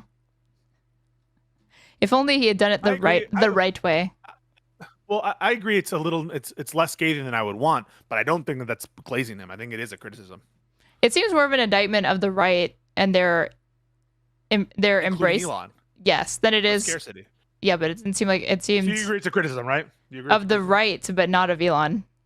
Wait, but Elon is included. That's an example of the right. It seemed like the criticism there was his philosophy, but again, saying that he's overall misguided for praising his mission. Wait a second. So you agree that it is a criticism, even if like the major target is the right, because it includes him in it. No. So you don't think it's a criticism at all, even though he's an example of what's going on wrong. I think the most I'd be willing to grant is it's a backhanded compliment, but it's a compliment nonetheless. Wow. Okay, sure. Guys, this is actually funding that Harvard received to study the way that lizards respond in hurricanes. Yeah, let's not do that. Play that for just 1 second. Look at that little lizard. This having the time of his life. They are blowing them with leaf blowers to determine how they respond in hurricanes. This is where some of the government money is going when they're funding these elite institutions. Good. Apparently, this is supposed to be uncool. I was like, beautifully done. Well done. I know it looks ridiculous. I get that, right? But when it comes to scientific research, there's always a reason why they're doing this. They're not just like messing around. They're like, whoa, let's see what this cute little lizard's gonna look like if we do a leaf blower. It's like, what about the grants for gender diverse dolphin emotional support research? Do you think that one? Dolphin emotional Yes, gender diverse dolphin emotional support research. Do you think that one has some validity? Yeah, well, I want to understand like what the point of that research is, right? Like that would be difficult to discern from the name. It's like, what does that do? But look, overall, sorry, Tomi, let me just say, I agree with you, Lindy. Like this really just comes off as a way to make anti-intellectualism cool and palatable to people, Yeah. Because at the end of the day, the outcome would be the same, and it's that you should be slashing cuts to like research because they're pointing to like what they perceive to be frivolous examples of scientific inquiry. Yeah, even the trans mice thing, right? And this is the example that everyone used. Why are we testing trans? The reason they're doing that, the mice aren't trans, okay? I had a debate with someone on my Twitter. They're not trans mice, okay? But the reason that they're injecting these mice with these certain hormones is to test the safety of the hormones, because hormone replacement therapy is one way to treat gender dysphoria, and they're testing to see what are the side effects. Is it safe? So even when you think like, oh, it's so ridiculous, you have to look at why they're doing it. But yeah, sometimes when it's just a dabbling curiosity or just a wild fascination, we should indulge some of those as well, because you never know when it's going to lead to something amazing. First of all, I didn't know your father did renal research. My mother had a kidney transplant. That's such an important line of like research to do. So many Americans need kidney transplants. So thank you to your father for toiling away and doing that. Really important work. So look, I agree with Lindy. I think that the federal funding towards scientific research is important. I'm okay with having a little more oversight to ensure that that money isn't mismanaged. My biggest issue, though, is the reason why. That's in one fell swoop. She's talking about bureaucracy. Yeah, more bureaucracy, more pencil pushers. And in getting its federal grants taken away. And I hate this conflation. I hate that there's like the bad actors who are anti-Semites and say disgusting, horrific things. Okay, I am not defending them at all. I wish that those people were taken care of. But I don't like the fact that there isn't this scalpel approach, and peaceful people who are protesting because they have issues with what's going on right now in the Middle East get grouped in or lumped in with them. The student visa piece? Yeah, the student visa piece. Yeah, and I don't like the surveillance state. So if these students have a history online of being critical of our government, we've never heard about that. These people could have said anti-Semitic shit, and it would still be protected speech if they're residents here. No, 100% they should have. I believe that's clearly the case, but ultimately the Supreme Court's going to have to determine that again. But it has been Supreme Court precedent that resident aliens have First Amendment rights. Being an issue, but because they're critical of a foreign government, we're going to ban them from being in the country. That's kind of crazy. Yeah, and it's a slippery slope. I think we talked about this in our very first episode. This is a slippery slope because if we're going to try to control speech for that one agenda, then who's to say that would not be used against us? Of course you say that, you foreigner. Normal beliefs. The way that it would be weaponized is... I'm anti this one, but go ahead. And here's my problem with this. We're talking about foreign students as if they're American citizens, and there is a difference. And the idea that she has to fear that a Democratic president would try to forcibly deport people because of things that they said that were critical of the United States, a Democrat would not do that. Americans would agree with me on that. You don't get to come to this country as a visitor and then say, well, I have free speech to say death to Jews, death to America. I'm sorry. I'm with you. And the way the president is attacking this is this, in the Department of Education. You will not deal with your issue, Harvard. We've given you an opportunity to deal with your issue. You're not dealing with it. So what can we do to protect these Jewish students and protect our country? Because we're a breeding ground of your institutions. We don't like the speech that Harvard is allowing on their campus because that speech is First Amendment protected. We don't like that you're not taking our position on it, right? Because if these were protests in favor of horrible things but on the right, or horrible things but they're Trump aligned, then you wouldn't take that position. So it's absolute viewpoint discrimination. We don't like it, and so we're going to impose a consequence based on that. And that's cancel culture to a T. That's woke culture, but it's being enforced by the state in this context as opposed to private entities. For anti-Semitism and hate, what can we do? All we can do is take your money away. Now, I can guarantee you, if they were discriminating against any other group, they would be troops sent in. If they were saying, you know what, we decided we don't like black students and we're going to rally to keep black students out of their classrooms, they would send troops in to end it. Everybody would be expelled. But no, because it's anti-Semitism and it's Literally, we let racists march in public spaces. We let racists talk. Like, racist people are definitely allowed. That was the whole argument. Well, racist foreigners, quote unquote, specifically, is what she's saying. She thinks that these sorts of punitive measures. When did it happen? We've had racist foreigners come to this country all the time, and they haven't, at least as I understand, been deported. No, of course not. Of course not. And the idea that like she is saying that Biden didn't take anti-Semitism seriously. He condemned the shit. All of those. He condemned the protests. He condemned it. He said it was anti. He wasn't precise, and he said it was anti-Semitic. Kamala did the same thing on the campaign trail, and the other thing is that all of those university presidents ended up resigning, which was probably the big, not a bigger one than what Trump is doing now, but in some ways, I guess like the precursor to that being ramped up, because that was like McCarthy era shit for all of those presidents to be resigning because of like Bill Ackman or whatever is like funding shit like that. anti-American. It's like, well, that's free speech. You don't get to come to our country and destroy our country from within, and then now we have to give you a pass and chance to and benefit of the doubt. If you have on your social media profile, globalize the Intifada, I'm sorry, go to another country with your shit. It's like, if you hate us so much, please don't even come. She said, if you hate us, but Tomi Lahren just said Israel. She did not say it wasn't about America. That's with Israel, because I mean there have been student protests, including. I love how she said, she was like, "Oh, I'm more America first, isolationist," but then when it came to this, nothing short of deporting anyone that speaks ill of Israel will suffice. But she's America first. Foreign students who are here on visa, protesting wars on campuses that the United States is involved in. They've been critical of the United States. This has never been an issue.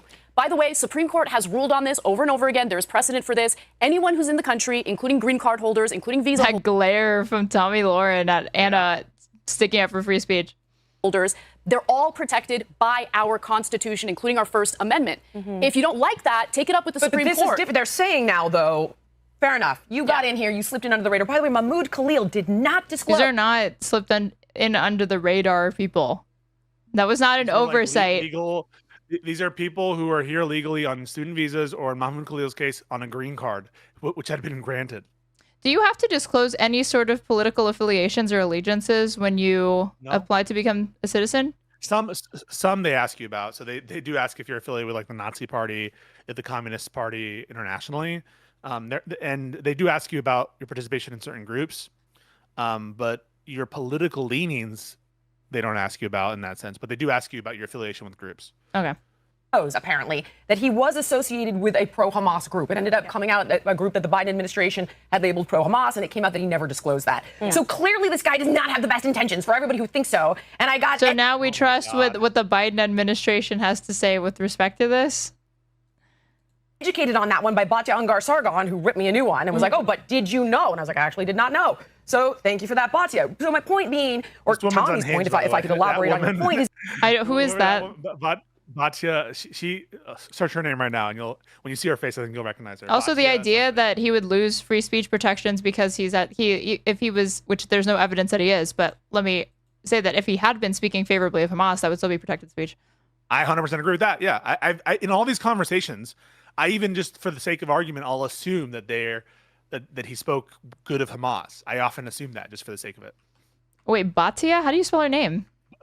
Batya, and then the last name is hyphenated. I think it starts with an S. Batya Sargon. Oh, it's this woman. You've seen her face, 100%. Yeah. It's this woman. Yeah. I've seen this woman. She is a nut. She's a nut. Unhinged. Is that these guys are not coming in here to protest war. If you're looking at their social and it's death to America and it's Bin Laden's letter, it's like, you're not a citizen. Exactly. If you're in here talking about it, okay, you're lucky. But we don't need to add flames to those fires. Wow. It was Americans that were reading a letter to America. It was not foreigners. And it was people just uploading on TikTok. We also have really no way to know if they were, but why would that matter? Get the F out of here. Don't come in. If you were just a person and this is your home, would you invite in someone? I keep hearing everyone say this. I heard Tim Pool say it. I heard Trigonometry say it. And now I'm hearing her say it. This whole, we need to treat the country like entering someone's home. These are people that, again, we're saying that they're free speech absolutists. The First Amendment says Congress shall make no law, ... abridging the freedom of speech. It's looking at the government's institutional incompetency to decide these issues of speech. It's not saying that private actors have no stake in determining who they're going to talk to, who they're going to associate with, who they're going to let into their home. In fact, the First Amendment says these are the people who should be making those decisions, that it is private actors, private homeowners, private newspapers, the press, who get to make these decisions of inclusion or exclusion with respect to speech. It's looking at the government specifically and saying, we don't trust the government to make those kinds of determinations. That's why it says Congress shall make no law abridging the freedom of speech. And so the comparison to private homes, or indeed private platforms in the absence of government coercion, right? It's different if it's government coercion, but there was no coercion of these platforms in the Twitter Thank you for files subscribing. But if there were government coercion, it would also be a First Amendment issue. But people who make these comparisons to these private homes situations, it betrays a lack of understanding of what the First Amendment is. The First Amendment is saying, yes, the people like the private homeowners, they absolutely have the right to exclude and decide what's good speech, what's bad speech. It's the government that doesn't. Also, the idea that if I go to like Europe or something like that, that I should be polite and not openly criticize the Queen or like Keir Starmer or like the Prime Minister is ridiculous. Like I would never think that, oh, because I'm a guest or a visitor in this foreign developed country. You know where they do that? Where they do that? In developing countries, in progressive countries. China. In China, yeah. In China, in Saudi, in Qatar. That's where these things happen. We hated you. And do you know in India you have to say the Pledge of Allegiance before movies or something? They like pledge allegiance. Well, in Australia they do welcome to country. And so isn't it just the same thing? We do. I mean, everyone has their thing. We do it before sporting events. Yeah, we do. I will say, there was a moment in my life. So I played, and listen, I'm losing weight. All right? I didn't always used to be Wario. I played soccer back in high school, and being on the varsity soccer team being on the starting for one of the starters. I didn't start every single game, right? We had a lot of great players, but on some occasions I did get to start. And when I did, hearing the national anthem, there was one time when a single tear went down my fucking cheek. Wow. It is like incredible. Like it felt really, really good to do that. And so I'm not against the national anthem playing at the start of sport events. I think it's cool and base or whatever. But I don't also like blow a gasket if someone kneels in the national anthem. I don't give a fuck. Well, you're talking to someone who is an epic Reddit atheist, and from middle school on, I would never stand for the Pledge of Allegiance or at school assemblies. I would not stand for the Star Spangled Banner either, I would get in trouble with teachers. I got in trouble. I got kicked out of my homeroom because I wouldn't stand for the Pledge of Allegiance for a while because I was edgy and I didn't like that they had under God under it. So I was also one of those edgy people. That was my opposition to it as well, and which was stupid because I had a friend who was a Jehovah's Witness and she wouldn't do it and they did not kick her out. But when I did it for secular reasons, they didn't kick me out, but they chastised me every time I would do it. I got in trouble for that. They said you don't have to say it, but you should stand up because you're being disrespectful. Yep. And I still wouldn't stand up. So I didn't stand up, but over time I've come to love the Constitution. I probably nowadays would stand up for the Pledge of Allegiance, and just omit the under God part, because now I feel proud of this country, not the current government. I love the country, not the government, right? So I love the country. I love America. I don't love the government. People oftentimes have this misconception that the government is the country. So I probably nowadays would stand up for it and would do the Pledge of Allegiance, because I do pledge allegiance to the Constitution, to the Republic. But I wouldn't pledge allegiance to this government. I would pledge allegiance to the Republic, and I would omit the under God part. There are levels to this, to me.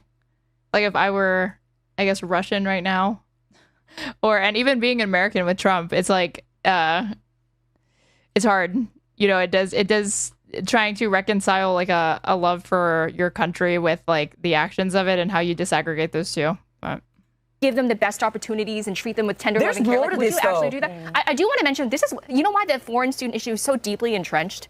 It always goes back to the almighty dollar. Yes. Because you know who is not entitled to financial aid? It's international students. So all these foreign students are paying full tuition to attend Harvard, to attend these Ivies. And it's an extraordinary income stream for these Ivy League schools. That's very true. That is very true. You deal with your anti-Semitism problem. Or if you don't, you're going to get your funding cut because the taxpayers are not going to subsidize it. And deal with your racism problem then. Wait. So now let's institute speech codes that if we have their students who are being woke and who are not properly acknowledging their privilege, when they're not properly acknowledging their privilege, we're going to have speech codes and we're going to need to enforce curriculum changes. Otherwise, the government's going to cut their funding. That's what we're going to do next. Well, she said if this had been in any other demographic, Biden would have rolled in the tanks, and she didn't say, and that would be wrong. So presumably, yeah, correct. She was just saying that would, like, she's open to some sort of codes for this, obviously. We're not looking to go one of these Ivy League training camps. She hates anti-Semitism, which they're conflating with anti-Israel sentiment, and that's why this is okay, is because she hates the speech. Camps for terrorism and anti-Semitism, go to an SEC school, because I tell you what, you're not going to be indoctrinated with this crap to this extent. The people have more fun. They're better looking. The sports are better. And your quality of life will be better. Peter Mooney just sexually harassed me. Wait, what? The image of Pisco dressed out for high school soccer is going to keep my spank bank fluid for a very long time. Peter, what the fuck? Unhinged. Get a grip. You're just, by drawing attention to it, you're just feeding it, right? I'm not feeding into it. He's probably stroking himself even harder now that you just said that. You just scolded him. He's probably a little pain piggy. Jesus Christ. You were the one who brought it up. You had to draw attention to it. Listen, I'm drawing attention because it's fun, because women deal with this shit all the time. And, this is the first time I've been sexually harassed. We do. But usually they just DM you and they ask you what price for feet pics. They don't actually do it from your chats. You have that's like, even I don't really deal with that. Or my filter, my auto mod is catching it. I was in high school. I was 17 throughout high school. So someone should check on this person. Sexualizing a minor, Pisco. Yeah. Hold on, Amy. I want to tell you one more thing. Are you going to ban that person? No, not right now. But if you do it again, I will ban you. To think about here. 100%. I will ban you. First of all, these Ivies are also getting hundreds of millions of dollars from foreign governments. That is true. Like Qatar and Saudi Arabia and Russian oligarchs. So this is not, there is a history here of very Are there public? What is a notable example of a public institution? Maybe I'm in the dark about this. That is receiving hundreds of millions of dollars from Qatar and Russia in the United States, and that's. Well, there are institutions that have accepted, like, this is the Qatari-funded research center, or this is the Qatari-funded program. So and there's a significant amount of money. Okay. Controversial donations from Saudi Arabia, China, Russia, Latin America. But it sounds like, and tell me if I'm wrong, it's in the context of like cultural exchanges, no? If it's if it's an academic institution. That's your spin. I didn't say that. Well, I'm asking you what the purpose is. What are these grants for? Arguably for influence, right? I suppose. But isn't that conspiracy? Unless you have concrete proof. That's what you said to Anna earlier in this. I'm just saying that's your spin. There's other potential. Yeah, but that's your spin saying that it's for soft power influence. And I'm saying, what tangible results do you have from an academic institution that has accepted money? And I think they are trying to ingratiate themselves with these institutions for their own ends. What ends? It doesn't necessarily mean that like they shouldn't accept the money. It's not corrupt in that same way, because these are two private actors that can absolutely establish those. Or sorry, it's not two private actors, but it's at least private in the case of the university, oftentimes. And in the case of the government, they're free to contract whatever they want. And so if it's mutually beneficial, I think these universities should oftentimes have the freedom to accept that money unless there's a law against it. And they could make a law against it probably, but if there's not, then I don't see what the sort of issue of like legal issue is there. Okay. And in case anybody is not aware of this, members of the Bin Laden family went to Harvard. Xi Jinping's daughter went to Harvard. Right. So it's I get, and I is this true? Because I keep seeing this claim circulating around, and that photo of her was not even the girl that they were saying was his daughter was not his daughter. Listen, just today they were setting around a video from 2020 and pretending that it was what's going on in California. And so these people aren't above just like putting up a picture of a random Asian lady in front of Harvard and saying that that's the daughter of Xi Jinping, all right? To be fair, I saw somebody compare the photo of her with an older woman, and it does look a lot like Xi Jinping's wife. So at first it made sense to me because that was the photo that I saw. But I don't know what his wife looks like, to be honest. No, but I saw somebody compare. Well, I looked it up when I saw this photo to confirm it, and I thought it was her. Because what Google Images showed me looked similar enough. Yeah, one second. I know. No, I'll be right back. Keep playing. Wow, he ditched us, you guys. I know where you're coming from, and you're like, but they just don't want to see people die, and they're allowed to say so, and this is a First Amendment thing. This is far deeper, in my opinion. There is a rot in there ideologically that has been funded for years. Yep. Also, so let me put it in a different context, because I'm curious what you ladies would think about this. Okay. Let's say there's a big protest that erupts on Harvard's campus, and it's white South Africans who are engaging in a racist protest against black people. Should never be allowed. So you would want to deport them too? Yeah. Every time they cut to Tomi Lahren just glaring at Anna for daring to question or actually try to interrogate their standards to see if they're being consistent. It's hilarious to me. Yes. Allergy jacking them. All right. Go for it.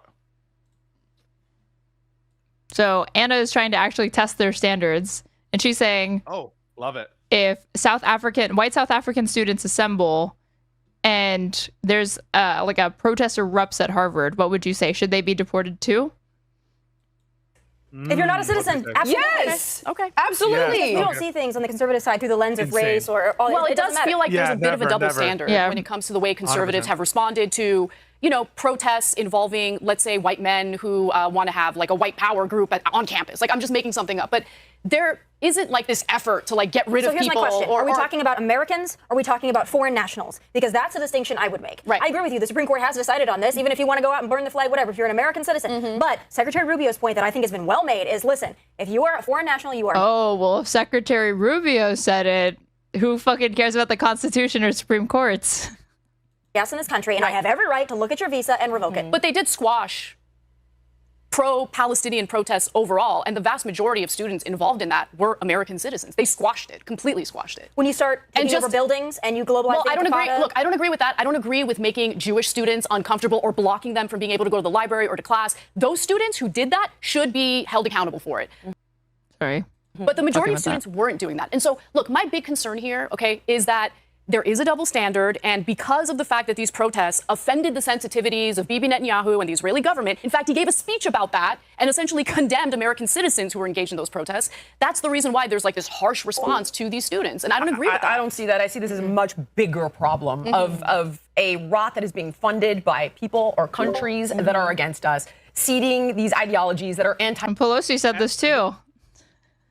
And if this is a problem of these seeding of ideologies, if this is a big problem, then here's the question: why isn't Trump enforcing the bipartisanly enacted Twitter ban? Sorry, not Twitter ban, TikTok ban.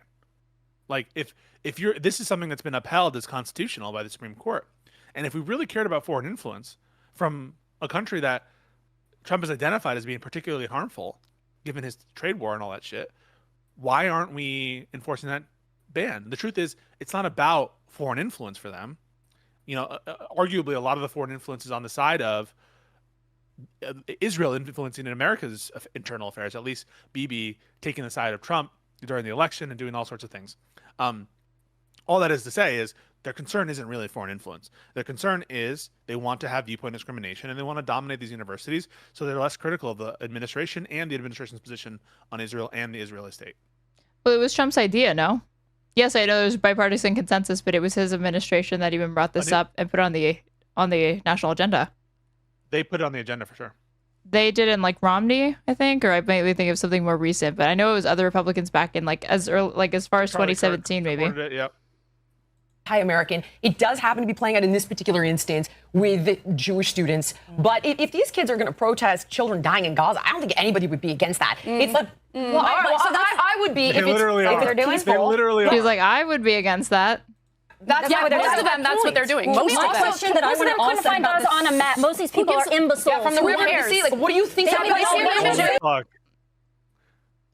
So, by the way, this is the kind of shit that if you did it of Trump supporters, they'd be like, you're being so elitist. Like, if you said most Trump supporters couldn't find X on the map, you would immediately be like, you'd have all these, like, oh my God. I mean, you think Jillian Michaels could find Iran on a map? Like, there's absolutely no way. I do. I mean, she's working for Patrick Bet-David, so I don't know. I forgot. Yeah, he's Iranian Christian. Quick question, guys. When it comes to the social media requirements, do we know what specifically they're looking for? Whether they're looking at someone's social Criticism media of Israel, that's what they're looking for. Whether or not they can that's what they're looking for. What did you say, sorry? Criticism of Israel, that's what they're looking for. That's what this is about. So to your point, then you're saying they do. Anna's based this episode. Can we just say it? She's every single episode. She is the one that is most closely tethered and grounded in reality. It sucks, but that's how bad the rest of the other hosts are. Yeah. Who's Bin Laden's letter? Then it's like, I didn't know about that. Wait, you're hold posting on. death to America. Okay. If you're in the group in Iran, jumping up and down. Why would it be illegal to post or read anything from Osama bin Laden? Yeah, shouldn't be. I mean, we know why. It's because they're Muslim students, and so she's like bringing up bin Laden's letter as the terrorist speech or whatever because they're Muslim students, and she expects that, I guess. Death to America. No thanks. I would look for that. We're not accepting Iranian students, so that's not even an issue. But okay, we're accepting Russian students. We're accepting Xi Jinping's kid. Like, where's the line? Bin Laden's letter. By the way, there's currently a travel ban on any Iranian coming into America. So yeah, we're not accepting them. Didn't know that. Hold on. Bin Laden's letter is a historical document. I don't agree with it, obviously, but really, we're going to censor. I would not want that kid going to an Ivy here. I'm sorry. If you're posting Bin Laden's letter as though it was gospel, the architect behind 9/11. So she doesn't like Letter to America, but she does approve of people calling out the dancing Israelis, and she will not be gaslit. 11, I don't think, I absolutely agree with you. I don't think that, visas are a privilege. They're not a right. You're not entitled to come to the most amazing country in history. Okay, we didn't save a spot for you. You have to earn it. Thank you very much. And can we also talk about the extreme indoctrination on these liberal leftist Ivy colleges? It took me a decade to come out of it. You are not allowed to be a conservative if you're in an Ivy League school. You are not allowed to. You'll be in a minority for sure. Right. Delusional. And I feel like it's so easy to become propagandized there. I mean, it's proven. Wasn't George Soros literally funding these things out there? My alma mater, Princeton, and I have to say, and I'm calling them out now, there's a contingency in my class right now trying to remove me and asking about bylaws and the Constitution because I am now an open conservative. Wow. There is a freedom of speech Remove issue. you from what, though? Yeah. I'm president. Currently? Yes. I did not know that. They're trying to do a hostile takeover? They are, and my term is not up yet. And I'm still going to run in 2027. I'm going to run again. And you cannot take my freedom of speech away from me. This is just ridiculous. They are so extreme leftists that they've gone to they've come. Again, I find it hilarious because her whole shtick is, I fled communism from China. I fled communism because I left China at 3 years old. I was fleeing communism. She's now a naturalized U.S. citizen, but she's going to turn around and say that it's defensible for the United States to police speech, even though she would criticize China for doing the same. Because then that's an example of communism, authoritarianism, or whatever. It's such They're a good point. brainwashed. I have nothing to add. Us, So to put a button on it, go to an SEC school where people are happier then. socially capable, they look better, you'll have more fun. You see these people rushing Alabama sororities, they're having more fun than the people out there that are chanting from the river to the sea, unbathed with septum piercings. I actually agree with that because I found myself in mental health services on more than one occasion while I was on Okay, campus. hold on. That was a great button. Thank you, Tommy. Glad to have you here. All right. My God. Moving on. Pardons under fire. The backlash is growing over Trump's latest round of pardons. I forget they have to keep the show to I guess an hour and a half or something. The way they just have to kind of force it to move on. Granted clemency, the Grizzlies, reality TV stars convicted of tax fraud, a disgraced chef found guilty of corruption, abuse of power, a New York tax cheat convicted of orchestrating tax evasion schemes, and the long story short is people are pissed. All right, Anna, you. Yes, yeah. So, look, pardons are an important power that the president of the United States has. There's been some questions, though, in regard to who President Donald Trump chooses to pardon. So let's kind of go through. Like January 6ers. Like January 6th. Some of the big names here, right? So take a look at this graphic. This is a graphic courtesy of CBS News. And among those who Trump did pardon are Republican politicians convicted of tax evasion, like former Congressman Michael Grimm of New York. Then you also have reality show couple Todd and Julie Chrisley, as you mentioned, Jillian. They were convicted of fraud. Their daughter spoke at the Republican National Convention. So Trump likes to reward loyalty. He likes to reward his supporters. Then there's Sheriff Scott Jenkins. And this really bothered me. This one bothered me the most. This guy was literally caught on camera accepting bribes in return for deputy credentials for civilians. Okay, you need to earn those credentials, but he was essentially selling them illegally. So he got a pardon the day before he was supposed to report to prison for a 10-year sentence. Jenkins was There's bipartisan corruption with abuse of being able to pardon people. I can't Bill Clinton pardoned his brother, Biden pardoned Hunter, Trump pardoned J6ers, which to me trumps all of those. It's not even close. It's yeah. I feel like the case is just, why not get rid of the. Would that be unconstitutional to try to forbid pardons like that or condition them? Yeah, I think you would need to pass an amendment, but I would support an amendment taking away the president's authority to give pardons, and I would give that power to Congress. Pardoned on the day that he was supposed to go in and serve that sentence. So these issues, I can understand why people are upset about it. Then there was this. I was fine with Biden pardoning Hunter. I didn't care. I thought he should have taken that position from the beginning, though. I thought what looked bad was the flip-flop. Yeah. Because it was obvious it was politically motivated, and I felt like he should have just said that from the beginning instead of going along with it, but this was when he was still trying to run for presidency. I'm going to try to convince you on this. It's a total vibes. It's totally corrupt. It's just one of those that okay. I agree with all of that. It's just morally what? How do I disagree with a dad who's not going to pardon his son for what is obviously politically motivated charges. What if he ordered the Department of Justice not to prosecute him because he is his son? You wouldn't be okay with that? Yeah, I guess so. I wouldn't really care because I thought that the prosecution over these gun charges was stupid. Wait, so I think that would be more flagrantly and transparently corrupt. But why? Yeah, because you're preventing the trial from even taking place, no? Versus not accepting the outcome, I guess. He could so Biden could have pardoned beforehand, but if he did pardon before the trial even happened, would you say like, okay, it's his son, I'm not going to blame him?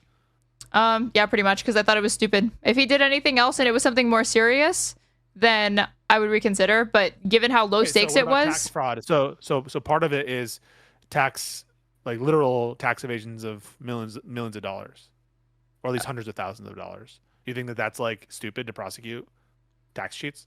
Wait, that's what happened? So the gun thing was just like a small part of it. The more serious, the felonies were like tax-related charges. Or tax-related charges. Oh, okay, I didn't know that. Then maybe I have to think about it more. He was pardoned for that. Yeah, I thought I only knew about the gun thing. There was so much emphasis on that. No, there's more.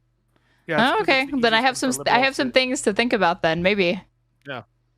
Because I really thought, I was like, how is it that he is being put away for this law that's rarely enforced is like a viation of his parole or what it was? He didn't pay his taxes and he was okay committing tax fraud. Oh, okay.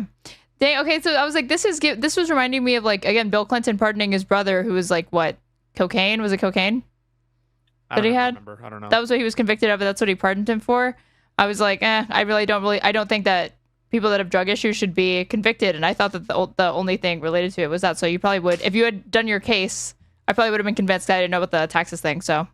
Republican politician.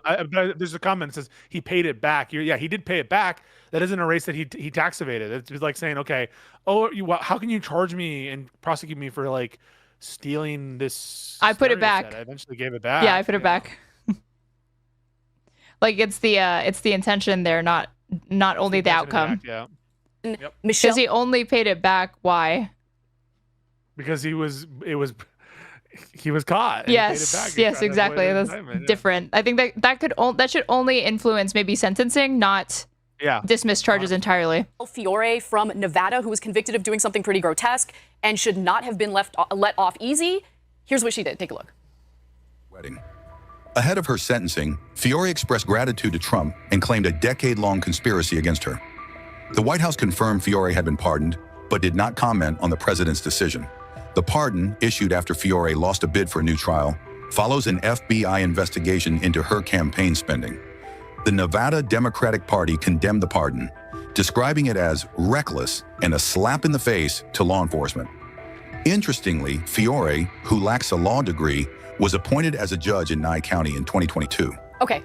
Now we get it. How the hell are you a judge when you don't even have a law degree? So here's what she did. There was a slain police officer. She raised $70,000 that she was allegedly going to give to the family to help them out. You want to know what she did with that money? She took it, put it in her pocket, spent some of it on plastic surgery, which, look, I don't like to shame people based on the way they look, but girl, I don't know who your plastic surgeon is, but you're not looking good. Jesus. But like, why? Oh my God. How is she gonna say that when Jillian Michaels' face is clearly pumped full of filler? Trump pardoned this chick. Like, what are you doing? But he's okay. I agree with you, actually. I hate this so much. I think it is a stain on his presidency overall, but I would also argue I hate this period. I hate that Biden gave blanket pardons to his family. I hate that he gave Fauci a pardon all the way back to 2014. Adam Schiff. Again, they point to that, but January 6th. I was going to say they're not going to point to January 6th. And if you wanted to criticize Biden more, you could say pardoning people for the drugs, because that was the commuting sentences related to drugs, I think, is a more substantial criticism than pardoning his son. Because that was a blanket pardon as well, no? Oh, you mean the marijuana ones, right? Yeah. Yeah, I mean, I think if you take a stance of pardoning, as long as you're not motivated by improper things, like personal gain or benefiting a family member, I think it's a pretty unfettered power. And so you can critique it, but I would just sooner pardon every single marijuana offender who is nonviolent. Yeah, it's a joke. The law is unjust. Yeah. How? Agreed. Probably this is so corrupt and disgusting now. Yes. And all you have to do to break the law and get away with it is get close to whoever is sitting in the Oval. So then I get it. And you listed all the, I tried to figure this out. Like, why do we even have this? This seems insane. Correcting judicial errors, mercy and compassion, political reconciliation, executive check on judiciary. But none of that is what's happening here. Right. Well, okay, so I don't know what happened to these investigations and this lawsuit, but there was a DOJ investigation that was launched 4 years ago because there was some evidence indicating that the Trump administration, through Rudy Giuliani specifically, was allegedly selling pardons. Okay, so Giuliani was allegedly facilitating it, and people were buying pardons. $2 million, right? Confirm or deny, because I don't know about this. Rudolph has gotten up to so much shit I cannot keep track. So they did accuse him of trying to do that, yeah.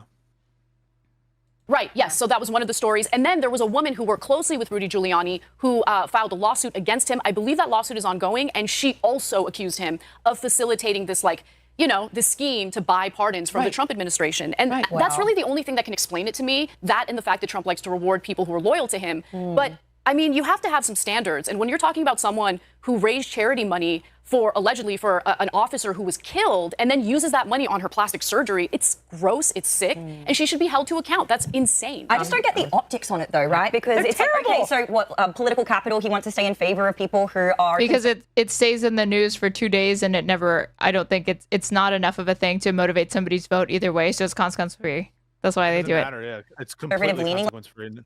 To the extent that it's not, Trump will I never hear really anybody talk about the January 6th pardons. It's a thing that he talk about as Democrats. Yeah, he did it so early on. The idea that you could motivate voters 4 years from now against that, forget it. Like the Chrisleys, for example, they very proudly espouse. It may be applied to Nixon, the party of Nixon, but we're in a different time. Their conservative values, right? But for me, I feel like it looks worse on Trump, but his nationality without any it's not as if they illegally acquired evidence or anything like that would invalidate the investigation process or the trial. There's nothing like that. It's purely for the fact that they were espousing values that he likes. President Trump is sending a message, and that's no MAGA left behind. That is the message he's sending, and that's very intentional on his part. Okay. But I don't think we can have this conversation without discussing the auto pen and the thousands of pardons that came down right before Biden left office. I am not feeling good about that at all. And the fact that the auto pen, what? So Trump, basically, presidents have this thing that signs things. Yeah, well, I know what an auto pen is, but what is how does this relate to pardons or what?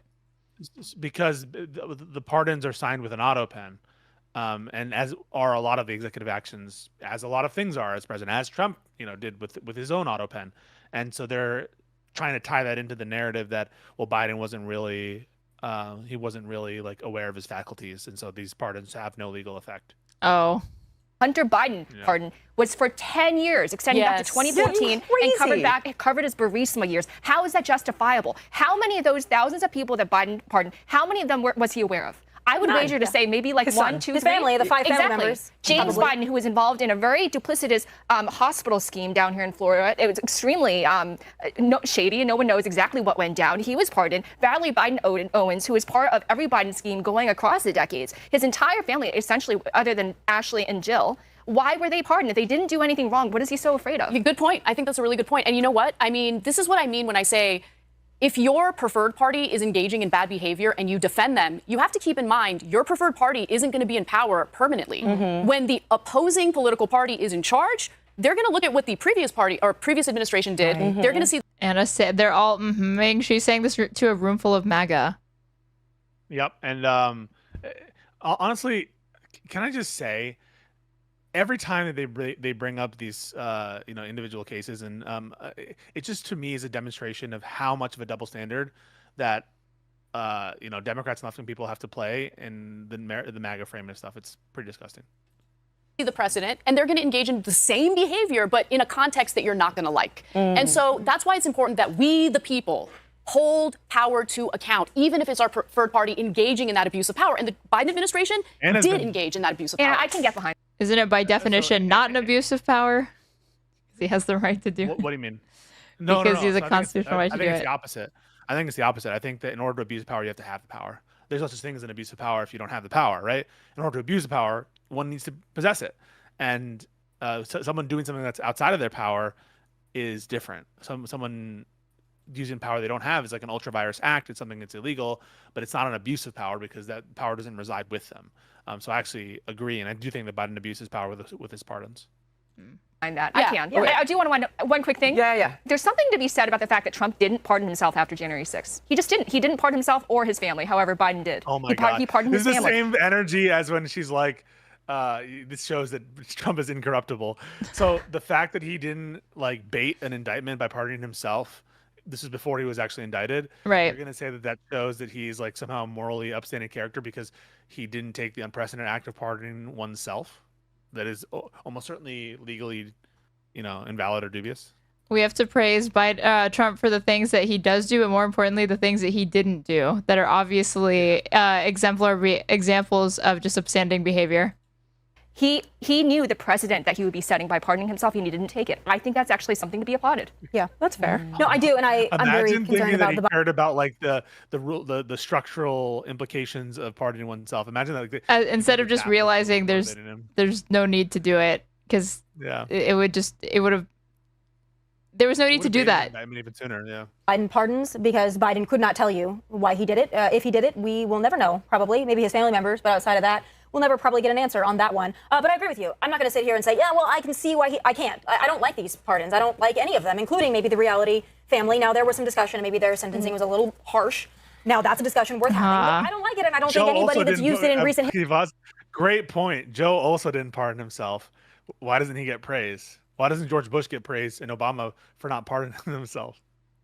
History has done it in a way that I can defend, and I don't think we can defend it. And I think that we need to, moving forward, I think there should be more of a spotlight on it, and we should have more people from both parties that are willing to say, I don't get it. Yeah. And I don't get it. Yeah, and look, as a Californian, I've really grown to despise soft-on-crime BS. Yeah. This is soft-on-crime BS. Oh, beyond. Yeah. I would argue it's worse, though. It's like, I bought a ticket to $1 million dinner, and now my son is pardoned. It's worse, and I am extremely disappointed because I did think Trump is such an enigma to me. It's like, on one hand, I thought Elon had bought him completely hook, line, and sinker. Flagrant corruption, it puzzles and baffles her. It's enigmatic to her. Why is Trump doing this? Come on. And then he's like, I don't give a crap, and I'm giving this to Sam Altman, and your EV mandates are gone, blah, blah, blah. But then it's like, $1 million for a pardon? But you get a pardon. I don't think it's you get a pardon. You're right. It's not about money. It's about loyalty for him. It's not about money. It's not about money. So corrupt. This is not a kingdom. How is there not already like limitations on it? Even the idea of a preemptive pardon to me, like that is kind of crazy. A preemptive pardon, because that could kind of imply some complicity. And I know you're going to actually commit a crime. Australian learns about the U.S. Constitution live. And so I'm protecting you. Can I just say, from the bottom of my heart, Amy Dangerfield, stop doing what you're doing. Don't do this. What? Don't mouth off on shit you don't know. Don't get paid by Patrick Bet-David to be a propagandist for the Trump administration. We don't want that, all right? And if we're going to start deporting people based on their political views, we need to start with the Amy Dangerfields of the world, all right? You think I'm sure she's criticized Biden in the past. Huge no-no, obviously. We're completely fine with what's your fancy term for it? Viewpoint discrimination? Yeah, that's my fancy term.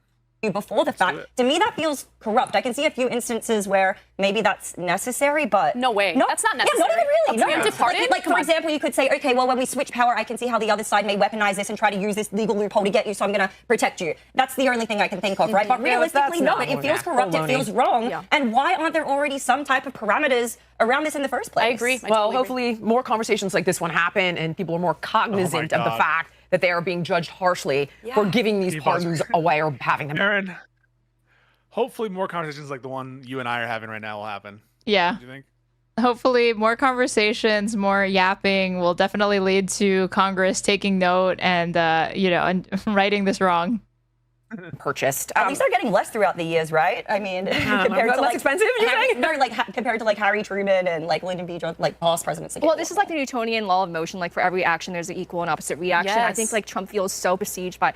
Anna, I'm just loving you today. I know what's going on. We're supposed to duke it out. I know. For once that they're not getting into a catty fight started by Anna, because the first episode was probably the most intense version of that.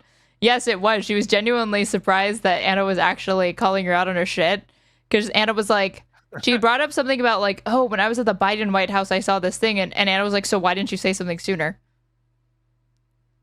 And she was like, I couldn't. And then they got back in. They got in this really, really awkward back and forth. And she was genuinely shocked that Anna would confront her like that live on air.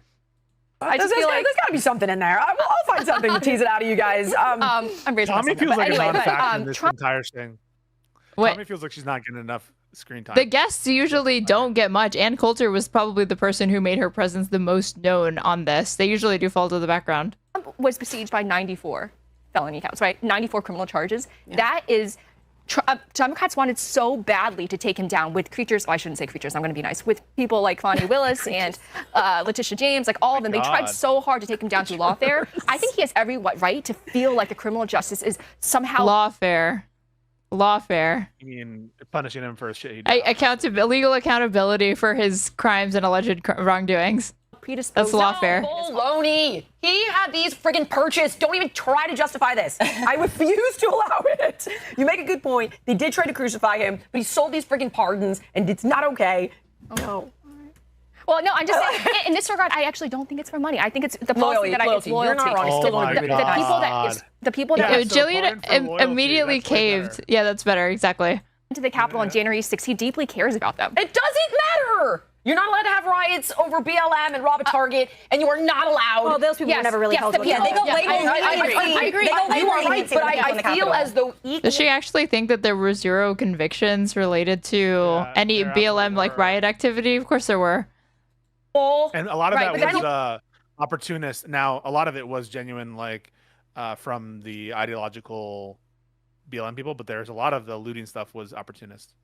Yeah, people that were not protesting or whatever, they just take advantage of chaos. Yeah, people who just strolled into the Capitol on that day, maybe they shouldn't be in jail for 6 months. I'm just saying. I would look. That's much longer. Yeah, we would have to go through the case by case, person by person. Yes. With that said, it's too we all are anti this one, it seems, and I'm going to button it unless you guys have anything else to say. No. I'm surprised they got out of this. Push Tommy, push her. God damn it. Well, she didn't actually stick up for J6ers. She just said that she implied it's not the same because they weren't held to account. And she was like, and these people. Get her to be like, you disagree with this. You disagree with this. Oh my God, Shmuel. Thank you for the 20 memberships. You're the best. And you were saying, Trader, that I wasn't getting support. And you were saying that, like, I'm a broke bitch when I'm not a broke bitch. Clearly not. I was embarrassed. Yeah, you were trying to embarrass me. You were trying to undermine me. You were trying to undermine Shmuel here. And also, I have to say, Shmuel is a good guy. He's been gifting a lot to me. Because he gives you money, he's a good guy? Yes, in fact. Yes. I'm doing the Trump. All right? He's buying my loyalty, and that's fair, and that's okay for me to do. But anyway, thank you so much for that. Yeah, he needs new Switch games. He just got a new console, so... Could you stop? The Switch 2 plays the old Switch games and better resolution, better things, and so I'm totally fine. Don't worry, you guys. Don't worry. He's good. Listen, can you just not talk about the Switch 2 anymore? Why did you bring it up? Something that's bringing me joy and that I wanted to share with you so that you could get joy out of the thing that's bringing me joy. Right. You turned it now the thing that you refused to tell me how much it cost. Oh, you know how much it costs. You know how much it costs. I don't know how much it costs. You look how much the bundle costs. The bundle costs like $500. All right, you know the bundle. Okay. You know what? When's your birthday? Wait, don't tell me that. When? I'll get you a Switch 2 for your birthday. How about that? Love it. Why can't I tell you my birthday or what? Isn't that doxing? I'm pretty sure it's on my Twitter. No. I don't know. Maybe it's not. But I'm a Christmas baby. Wait, you're a Christmas baby? Mm-hmm. I was born on December 25th. It's a national holiday. What holiday? My birthday, obviously. Okay, yeah. So we'll see what Santa. It tickled me the notion that Santa was like individually building N64s. No, the elves were. Santa doesn't build anything. Okay, you know what I meant. Constructively building it. That he was getting his elves to create electronics and like stereos and shit. That always tickled me a little bit. No, I never thought that Santa created electronics, or the elves made electronics. I was that they bought them. Did you think? You thought that Santa and the elves bought things? Yes, they're like they stole them. using Christmas magic or something. What? It just never factored in that they would be creating those. No. Because I asked for American Girls I asked Santa for American Girl dolls, and I never thought that those dolls, even when I 100% believed in Santa, that they were made from there. I thought it was just they ordered it for me or something. Wait. You're not being serious right now. I'm being 100% serious. This was a belief that I held while I 100% believed in Santa's existence. So you thought the elves were just like ordering shit? They were like the equivalent of USAID for the North Pole, but for children? Yes. Well, I thought I knew that they built stuff because I asked for things that I wanted built. I remember one year I asked for a robot horse. I wanted a robot that was a horse, and I got a letter that said, "We don't know how to make those." So I was like, "Oh, they can't make them." They can't make because in my mind I was like, anything that you see in a store, they just buy it for you for free. Anything that you want that you come up with, if you ask them for it, they will make it for you. They'll invent it for you. Yes. So I was like, okay, I want, instead of like a toy robot that's a standard robot, I want it to be a horse, like a small horse. Did it worry you? Did it worry that everything you've ever gotten for Christmas has like a serial number associated with it and like a box with like labeling and packaging? No. Santa was a drop shipper. Exactly. I thought basically Santa was a drop shipper. All right. But when I found out that Santa wasn't real, it was traumatizing. I'm not going to lie. How old were you? I don't remember exactly. I think it was. It doesn't sound like it was that traumatizing. What? If you can't even remember where you were, how old you were, come on. Would you say this of a survivor of some other heinous thing? Yep. Name the crime. I'll say it. I'm not going to say the crime. You know the crime. What crime? Why do you push me? Wait, why do you bring it up? Why do you bring it up? I remember where I was when I realized that none of it was real. It wasn't Santa. It was the Easter Bunny. To me, that I realized it was, and I was like, if the Easter Bunny's not real, then Santa's probably not real. Do you think the Easter Bunny was stealing money from people to? No, I thought they assembled your basket. They just assembled your basket. Wait, I'm confusing the Easter Bunny and the Tooth Fairy. My bad. Wait, stealing money?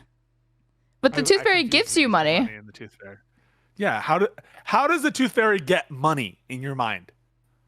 Stealing. She's not able to work. It never occurred to me that the Tooth Fairy was a thief. Why would the Tooth Fairy be a thief? How else would they get the money? Magic. Trade it? Oh, so they're like the Federal Reserve. Yes. They're so we don't actually have a money supply, a Federal Reserve central bank.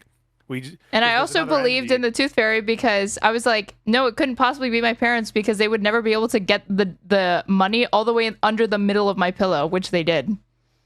How were they able to do that? I don't know, but I would never wake up. All right. So maybe the Tooth Fairy is real.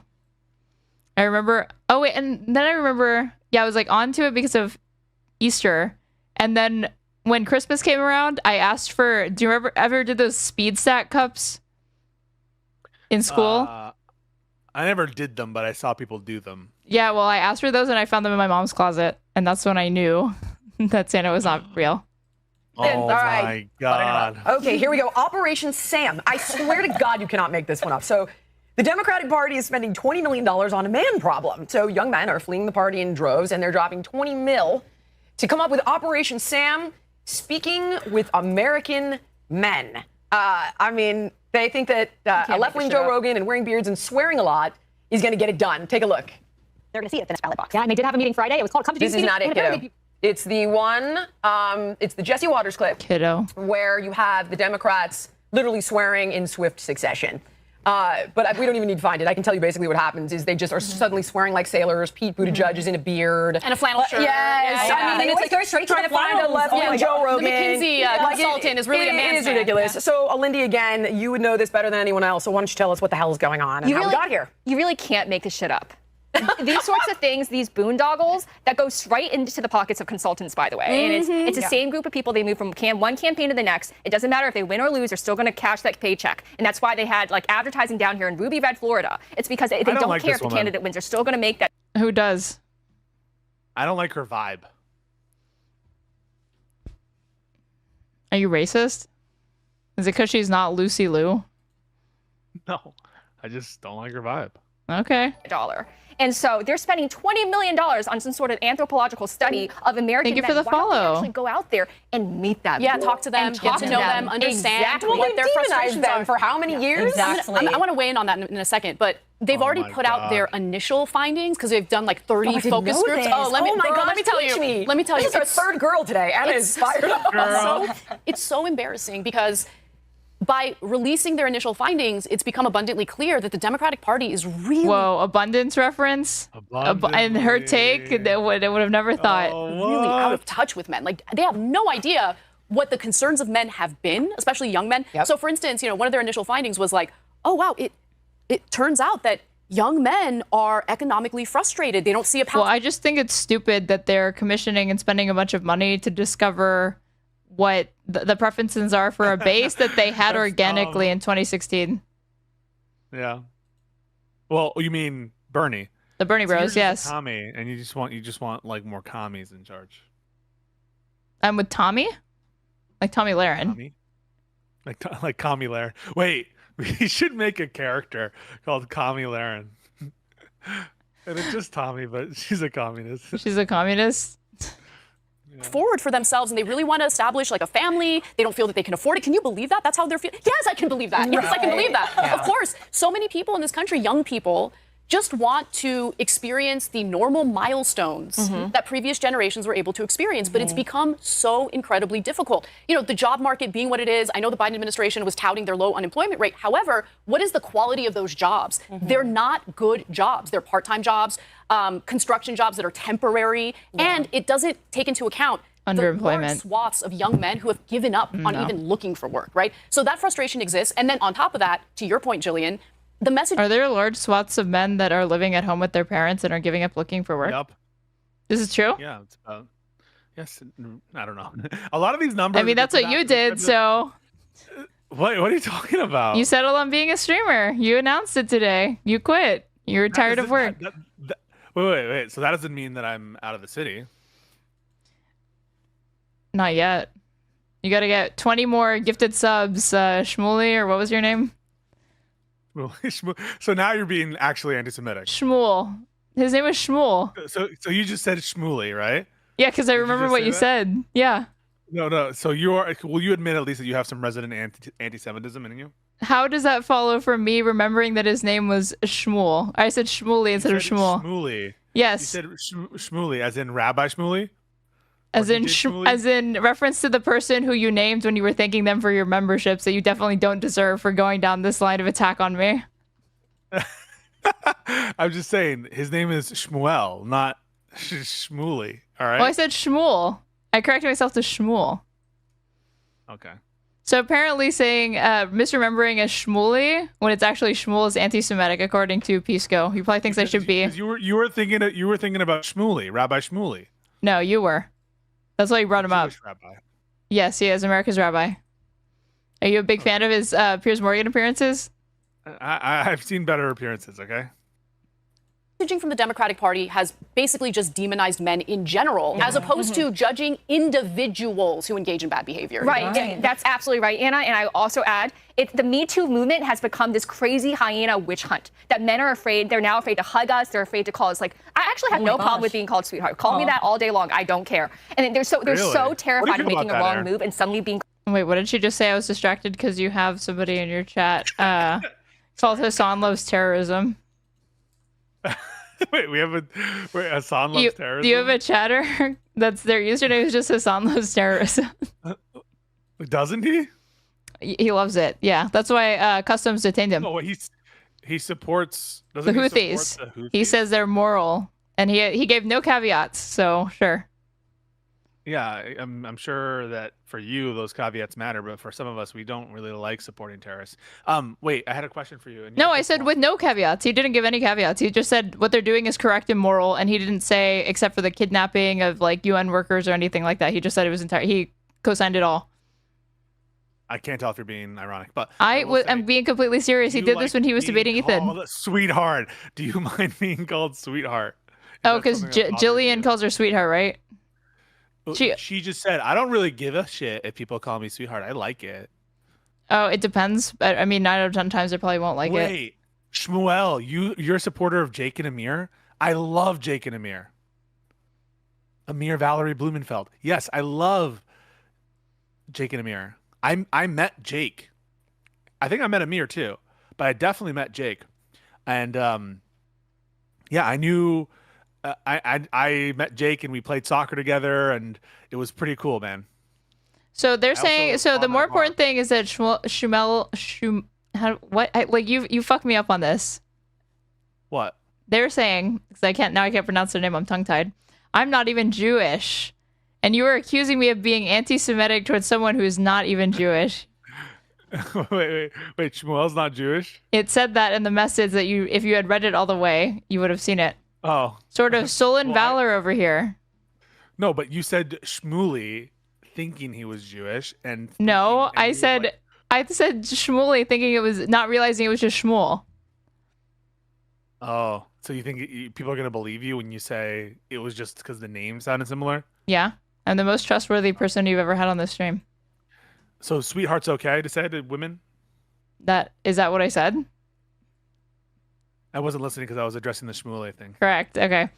No, that's not what I said. You asked me, would I like it? And I said it would depend, but 9 out of 10 times probably not. Okay.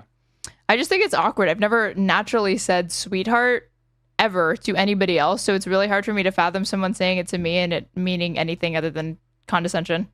Called out for sexual harassment. The Me Too movement is actually one of the worst things that have happened in the past 10 years. You know what it is? It's like Democrats, it seems like they really try to play on the emotions of people. They're not too good when it comes to COVID or the Me Too movement. That's one of the worst things. What's funny is that in the last episode, she said she was incredibly vague. She randomly brought up out of nowhere that she, for 10 years, was an abuse of violence. She did not say sexual violence or what, but she insinuated it was domestic, but yet she's saying that the Me Too movement was bad.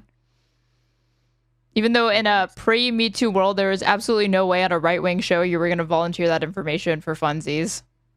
Breaking down their policy. So they always go with these emotive issues that try to make people feel something. So they do.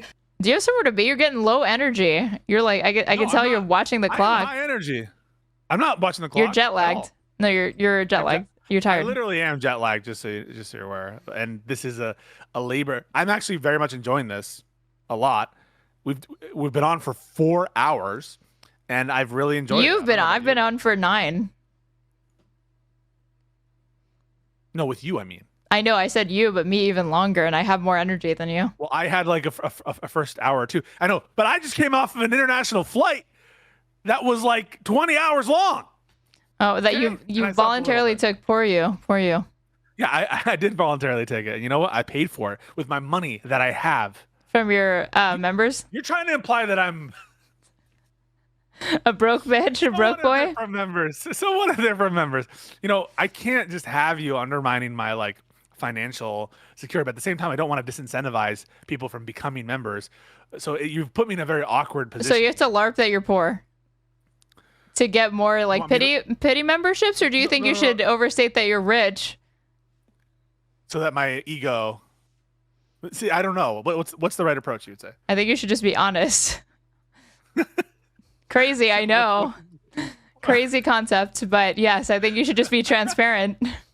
So don't accuse me of watching the clock. I do have to go in about 5 minutes because I'm. Don't accuse me of doing the thing that I was definitely doing.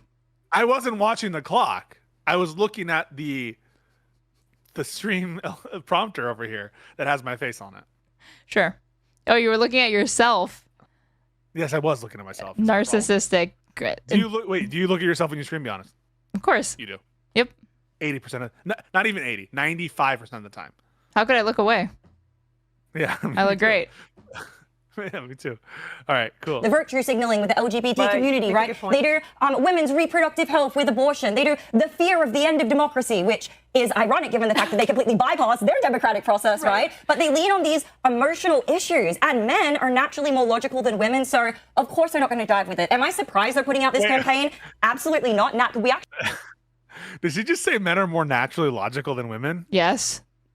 Why do you think why do you think I said I know for a fact there is no way she believes in climate change? because she believes every conspiracy under the sun and a lot of other stupid things as well. She said IQ, but it's so funny. She says that men are more logically are naturally more logically than women. Right. On the show where their introductory topic was about how their two daddies got into a fucking bitch feud where one accused the other of being a pedo. Yeah, that was very logical. That was very. Sorry, 1 second. I'm getting the. One second. He ditched us. He ditched us, chat.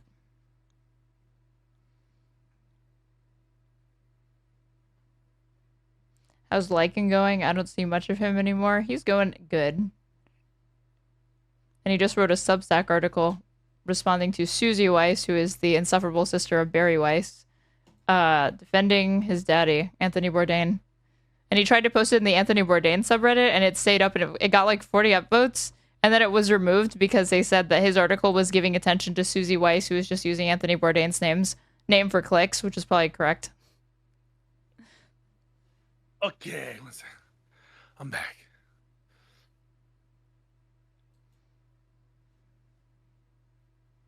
Here. Wait, can you hear me? Yeah. All right. Keep going. Actually played this really quickly. I just sent you something on Slack.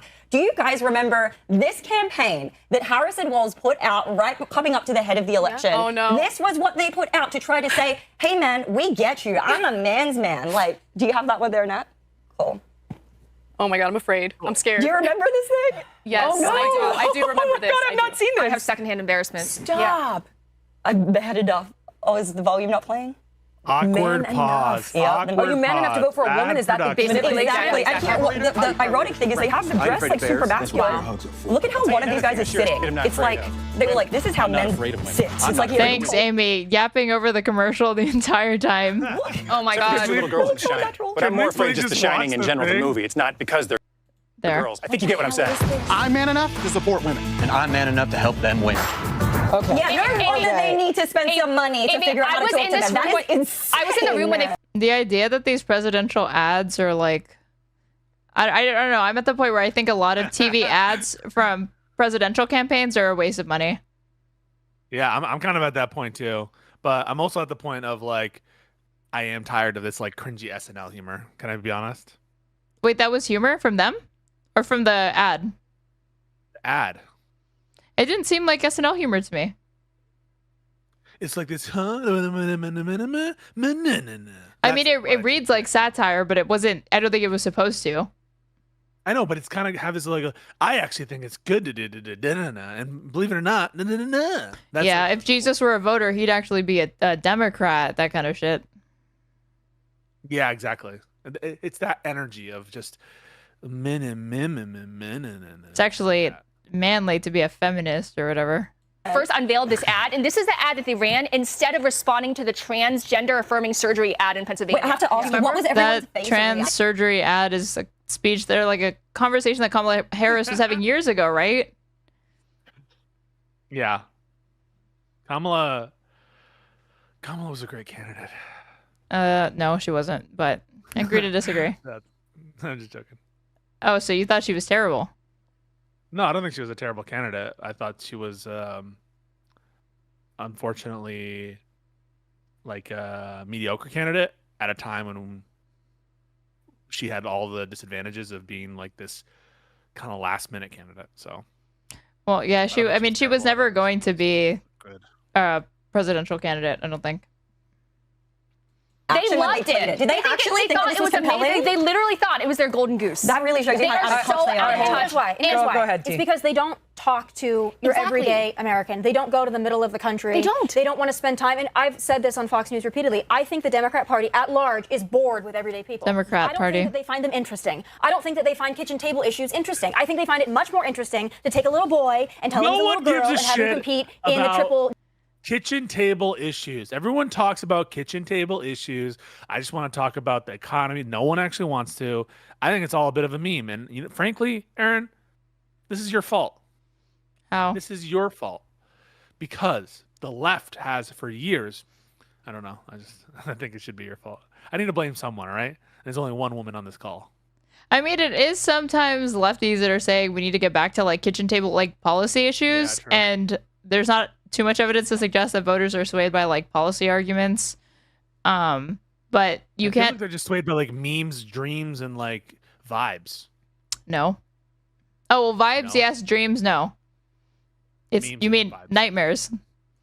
Politicians come up with nightmares to pitch to voters to scare them into voting for them.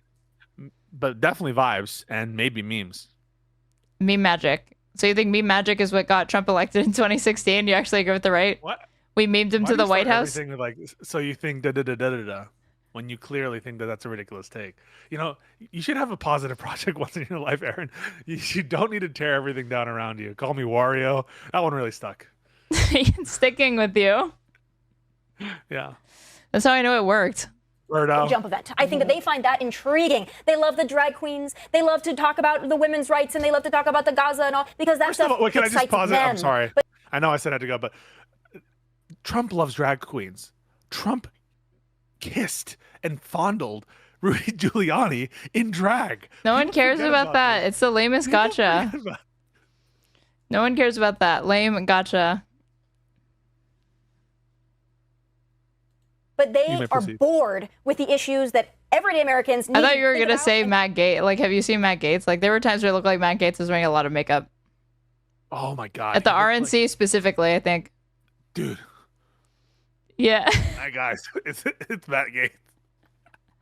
Be cognizant of to survive. That's precisely right. They want to be seen as these heroes coming in and swooping down and saving these. For 2% of people, though. But the rest of everybody, they're like, yeah, you're good. We want to. And they're also captivated by the activist class. Right. The activists have completely taken over the Democrat Party. Hold on. Like, this is how he looked. Oh, no. This is a guy who wanted to ban drag queens from school. It's convinced them that everybody cares about, wakes up every day and is like, I want wait, you didn't see it? Oh, wait. Sorry. No. Sorry. It's because I forgot I'm only sharing my window. So if I don't actually, I pulled it up in front, but if I don't actually have it showing, you can't see it. Oh my God. Wait, he did the Nazi salute too. Just like Cory Booker. Wait, where? Oh, here. Right. Feeling today. Right. Well, the people running the show right now can tell you precisely who they are. And honestly, I hate to say it, but it's like people in my socioeconomic class. Yes. People who live in San Francisco. Yes, in that's the the North. issue. That's the issue. They don't run in the same Exactly. circles. And you know, let me tell you where this decision was made. Do you know where it was made? It was in San Francisco Ritz-Carlton. These guys are weirdo fuck consultant class fucking hosts of shows, and they want to tell us they know about the common man. Thank you for the donation. I missed it because I did get a donation, but I missed it because the $20 because your face cam was in front of it. So whoever it was, put your name in chat and I'll thank you. Carlton. Oh, that's where Sam was seriously. That's where the pulse of the working class is. Exactly. And they were dining on these like extremely fancy hors d'oeuvres, sipping on champagne. That is how they germinated That's Sam. what you guys do. You were literally a Democratic insider and you went to all these parties. She's also, they started this episode off talking about the 2 billionaires that ran this country getting into a feud, but it's Democrats that are out of touch with like working class people. Speaking with American men. And They have it's no not idea. just the fact that they're not speaking to American men by prioritizing the issues that you were just mentioning, Tommy. It's the fact that these issues they're prioritizing, some of those things are creating the issues for men in the first place by emasculating them, by telling them that they should be ashamed of their masculinity and their maleness and they shouldn't be leaders in their household. They're creating. Remember when that happened? Remember when there were a bunch of Democrats that came out and said you should be ashamed of your masculinity? Should be ashamed for being white? The problem. I also remember them saying that they hated and despised men. I also remember that they said, men suck generally and that men should kill themselves. I do remember that. The nail on the head in my household. I have a 13-year-old son sitting right over there, and it is like his greatest, happiest moment to get to meet PBD and shake his hand today. Aww. When you were 13, were you political? Oh my God. Yeah, I was. Okay, I wasn't. You were. Imagine your fucking hero is Patrick Bet David. I don't even know how that happens. I don't know how it's Maybe not. I don't understand men. I just think you don't understand money moves if you don't idolize Patrick Bet David. Is a total fucking loser. He is one of the dumbest motherfuckers to get a fucking show. Okay, Dusty. Yeah. That's why you're mad. That's why you hate him because you're broke and he's rich. Why do you think I'm broke? Relative to Patrick Bet David, we're all broke. Okay, maybe. Yeah, you're right. I'm not surprised. I would say the average 13-year-old is not political. And I have a 13-year-old that likes baseball, fishing, and politics. He likes PBD. He likes Joe Rogan. He can't wait to meet Charlie Kirk. And my friend's sons of the same age feel the same. Have you tried to watch Joe Rogan recently? I've never tried to watch Joe Rogan ever. It's literally unwatchable. Because I am not a man. So boring. It was always kind of boring. It's a 3-hour conversation with a stoner. Yeah. It's the same reason why I don't understand the appeal of Theo Von. I don't understand either. These shows are fucking unwatchable. Understands Russia, Ukraine. It's because these are the men that are authentically speaking to him, that he authentically identifies with, that he aspires to be like. Right. When not only are the Democrats not doing that, they're not identifying with them, they're not speaking to them authentically, they're denying all of their issues, they find them not only not interesting, but arguably repellent. And he picks it up unconsciously, and now I have a conservative living in my household that happens to have 4 gay moms and a black sister. So you tell me how that happened. Yeah. I don't mind it. I love it. I support him completely. I'm here to, indulge him in everything he is passionate. Can we show Tomi Lahren's face? Does she love that? Does she love hearing that a young man is being raised by 4 women?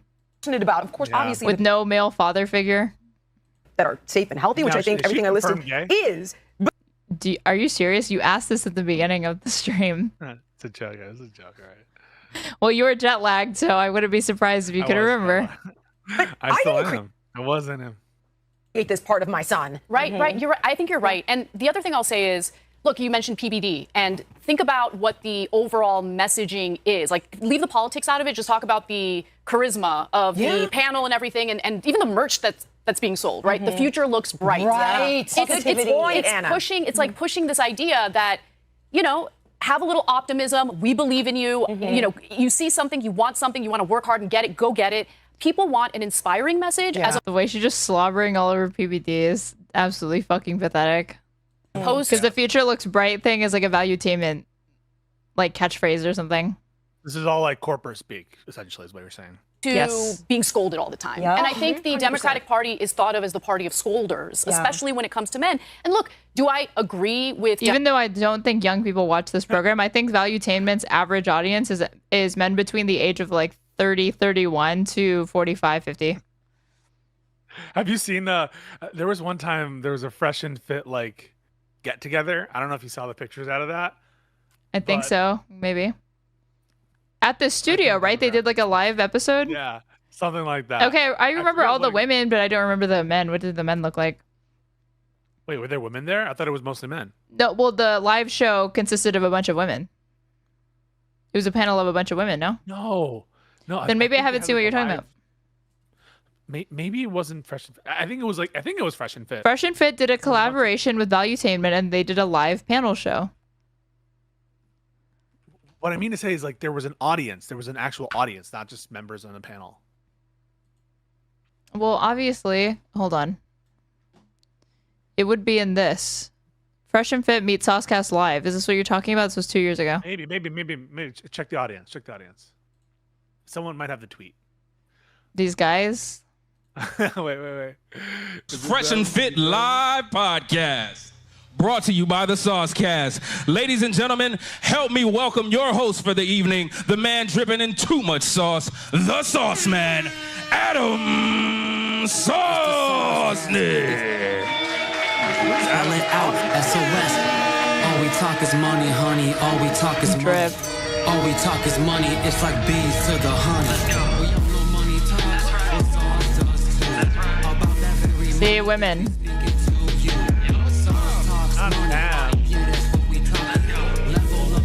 But I don't remember ever seeing the audience, and I'm like, are there any shots of the audience?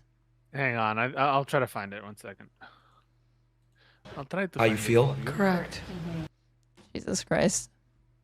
Democrats, when it comes to certain toxic things that exist. If you find it, link it to me in Discord. Harassment of women in the workplace. Sure, I'm sure that exists. I'm sure it exists. However, the problem is when you just make a blanket statement about an entire group of people, it's unfair, it's politically stupid, and now Democrats are paying the consequences for that. Yes, amen. And they have an affinity group for every single demographic under the sun except white men. I happen to love white men. Well, no, wait.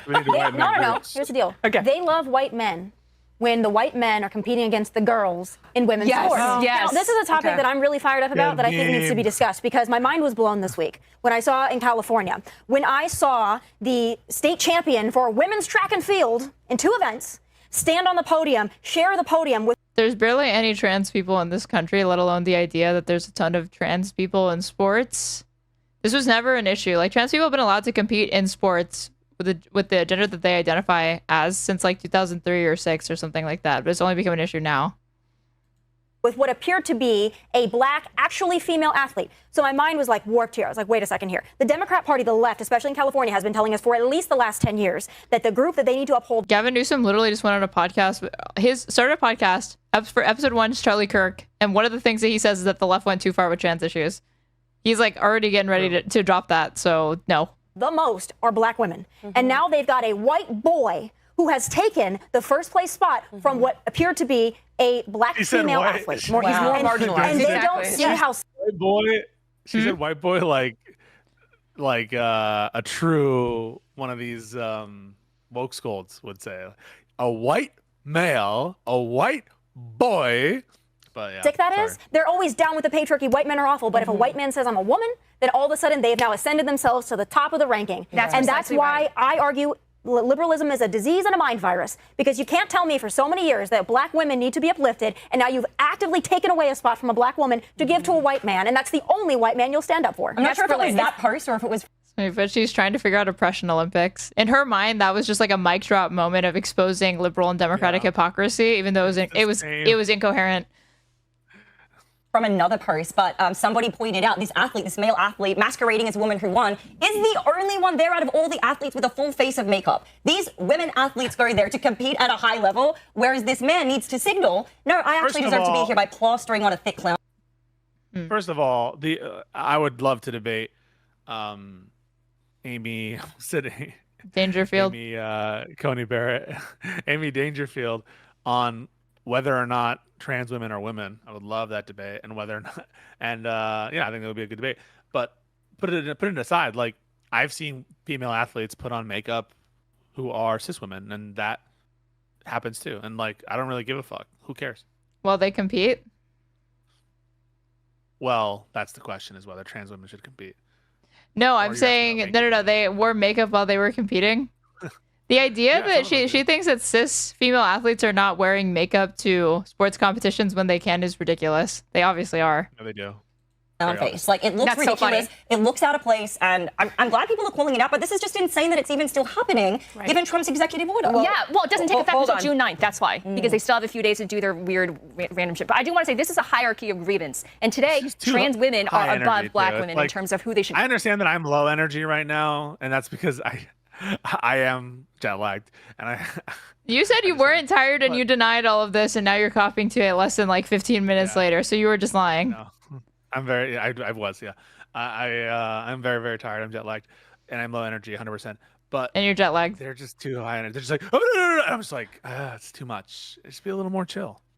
Isn't it just? It's like, it should be hyping you up. Yeah, exactly. All right, let's play. When we get to the end of Cater this topic, to worship with ultra. But I do want to finish them out, unless they're going to drone on about trans the rest of the video, but I doubt it. No, I hate that they don't put chapters in this. Disgusting. Yeah. And so they've been demonizing white men for basically 20, 30 years right now, and they expect them to come back into the fold? I don't think so. Fair. All right. Moving on. Okay. Macron. The bitch slap heard around the world. So you've got cocaine. I don't need to hear this. The Macron bitch slap? Okay, hold on. Wait. Let me see what comes after this, because they might get into. We have to talk about the Macron bitch slap, but not Trump being called a pedophile. Yeah, we need to really focus on the important things. We're gonna talk about Macron. I love how they say she's a man when I'm like, this is just a French woman. Just a French woman. Yeah, that's just what they think French women look like. Who's his dad? They think he's married to his dad. Obama was married to a man. Prove he wasn't. It's the update to that. Okay. Oh, you mean the Macron thing? Yeah. The other thing's like, why are you going after the conspiracy about her being a man when you could go after the real thing, which is that she's like a child predator? No, because she was his teacher. Yeah, I think that's true. I don't think that's disputed. Okay, what is this? I think they move on here. And bizarre. Yeah, for sure. Yeah. I mean, I think it's creepy and bizarre. The slap to me looked like a disagreement, so I think that it's worth uncovering more. Right. I personally decide to run for re-election. There was one person in the entire universe he called the love of my life, the life of my love, and that is Jill Biden. He wouldn't do anything without her sanction. He did everything because of her. Okay, Joe Biden was actually pulling the strings. Do we want to bite on this? Yeah. Lost his Biden, first wife. Jill was all he had. You know, this is what he was living for. And he was living for Hunter Biden. He didn't want to see his only surviving son in prison. And that is one of his huge catalysts for running for re-election, to make sure that his son would be okay. I go a lot more conspiracy theory on this one, just because I saw it called out a year prior by different conservatives. And what I think is like, oh, yeah, let's pretend like he's running. And then we'll have these debates months early, but with not enough time to do a primary. And then we'll have an open convention where we're automatically slotting. Wait, we didn't have an open convention? She thinks that this was planned by Democrats. It was a fucking disaster. It was a huge fuck up and horrible. Kamala, and also, who we control they kind of just the DNC did not want Kamala in that sense. Like the leaders of the Democratic Party, they were not convinced on Kamala. Obama didn't want Kamala. Pelosi didn't want Kamala. These people did not want Kamala. Now, it was more inertial than anything that she got the nomination. But it wasn't, and it was because the delegates voted for her overwhelmingly. But it was kind of just like this cascading thing. It wasn't like this deliberate strategy from the top people who like very much did not want her to run. Well, Jake Tapper talked about this in the new book, that the question from Democrats when they were talking about Biden stepping down was not, like they were less focused on like, can Biden do this? They were like, can Harris do this? Can Kamala do it? Yeah, can Kamala do it? Because they knew that there was nobody else realistically who could fill it, like actually be put on the ballot and have a chance of winning. Little puppeteer. Like I happen to think it was by design. There's no proof of that, but it just certainly played out. There's not even circumstantial evidence. No, there's contrary evidence, and this whole like this was some 10D chess move for them to lose. If she had won, you could maybe make it this argument would make a tiny bit of sense. Like it end up going in their favor, but it's stupid. Out that way, my God. I completely agree, because especially when you look at his State of the Union, and he actually performed. I'm pretty sure he was.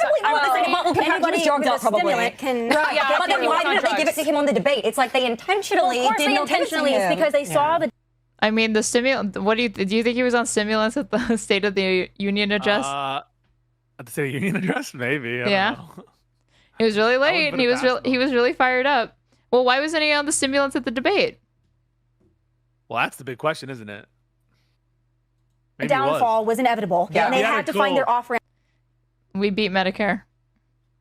We finally beat Medicare. And the thing is, the reason that you can believe me when I say that I didn't know it was so bad is you can see my live reaction with Joanna to when he starts talking. My mouth is wide open. I am absolutely How did you not know? Mortified. Well, hang on. Know what is the question? I had been telling Josiah for months and months and months, he is a corpse. He should not be running. He's too old. And I was telling him, you sound delusional when you try to deny that. So just say people should vote for him, but just cop to the fact that he's way too fucking old. And he said no, he wasn't willing to do that because there was no signs of cognitive decline or any of that. And then even he said no signs? That's not true. Yeah, Josiah told me that. He said that the signs that he saw were like his verbal agility was slower and other signs that are congruent with natural aging, but it was not indicative of mental decline or cognitive decline or dementia. Yeah, he's a bit. Well, I don't know if there's evidence of dementia. I think dementia is a more specific thing. But in terms of cognitive decline, yes, there's evidence of it, and yes, there was at the time. Josiah still says no, because I called after the debate and I said now, or I messaged him after the debate and I said, will you please admit he is still too old? And the next day he wouldn't reply to it, and I said, respond to this. Yes to me. Wait. He said yes to me. You mean after the debate? After the debate, and then we had a voice chat, and he still said no. He still said he was. He still said he didn't think it was that. He said that the performance was bad, but that he didn't think it was indicative of any of that, and that he didn't know how to feel and whatever. But I showed him an interview that Biden did with Time magazine, where he sounded absolutely fucking horrible. It was a written interview, so the entire transcript is there, and there are multiple points where he just trails off, or his answers don't make sense. And Josiah's response to it was to pull up the one Trump's Time magazine interview from years earlier where he sounded bad in different ways. And I was like, this doesn't matter though, because Trump's not the president right now, and that nobody's paying attention. If there's attention drawn to Biden sounding terrible in this, they're not going to bring up Trump's to compare it to. He just objectively doesn't look good or sound good in this article. It's kind of whataboutism, yeah. Yeah. Ramp at that point. They were hoping the off-ramp would have been after the election that they thought they could have won by. The midterms did too well. You know, they did too well during the midterms, and that perpetuated the Biden regime. You know what I mean? Of course it was, but I think that they thought we can get him over the finish line. We'll put Trump in jail. We'll do whatever we can on our end. We'll get him. Yeah, that was also the thing, though, is that you had a lot of people coming out to vote for Biden in primaries where it was obvious he was going to get the nomination. So I did think that was a good sign, but those people were voting before the debate had happened. Yeah. Across the finish line, then we can anoint Kamala because she can never win an election. Right. Exactly. We'll get him across the finish line. Okay, this whole anointing Kamala thing is stupid because she was on the ballot when you voted for Biden the entire time, no? So, like, what is this argument about her being anointed?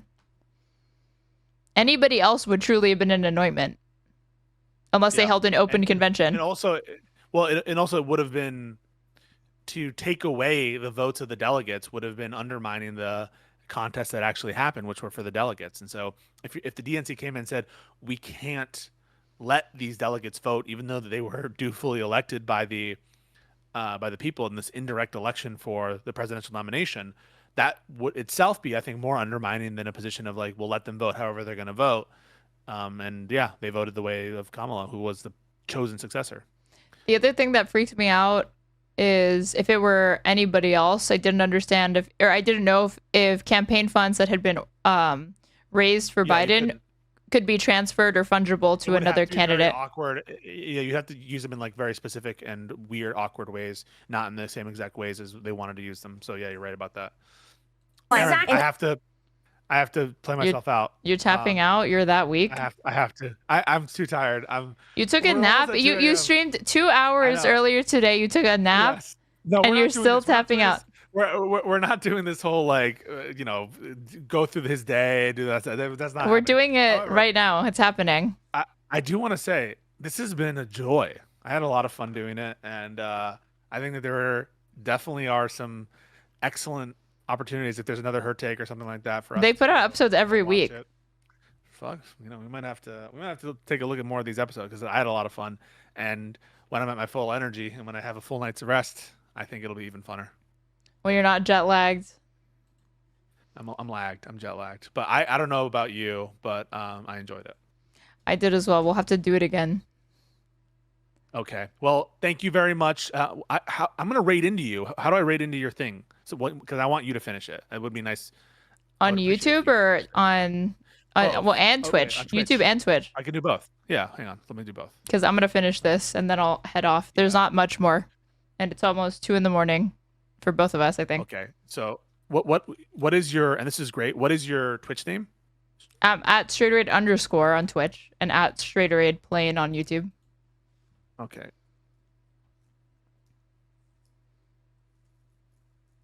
All right, so you guys are gonna need to follow Straighterade on Twitch, and then for YouTube, let me just do that one real quick. So YouTube people don't go anywhere until it's time. All right, Twitch people, you're about to leave. You're about to leave Twitch. Twitch people, and then YouTube people, you're about to go as well. But just give me a second. I'm honored to get the raid on YouTube. Yeah, 100%. Thank you so much, Sanmo, for the help there. View your channel, YouTube Studio. They make it so hard to raid in YouTube. It's like literally impossible. I don't understand. I don't think I can. I think it's like I don't know that I qualify to do it. It's like a small channel. You're not allowed to raid into someone? I don't know. 1 second. Say something funny while we do this. Thank you for the follow, whoever followed me. But Pisco's camera is covering it, so I can't see who it was. That's kind of funny. Here's something else that's funny. Y'all ever notice that Pisco looks like Wario and he gets really sensitive and defensive about that? Fuck you. Redirect. Raiders press refresh to get counted in the Twitch algo, according to Critical Rad TV. Thank you. The more you know. Nice. Okay. I'm done. You did Thank it. you very much. Yep. It'll happen in a second. You guys, all follow Straighterade, and yeah, much love and thank you for doing this, Aaron. Really appreciate it. All right. Bye. Peace out.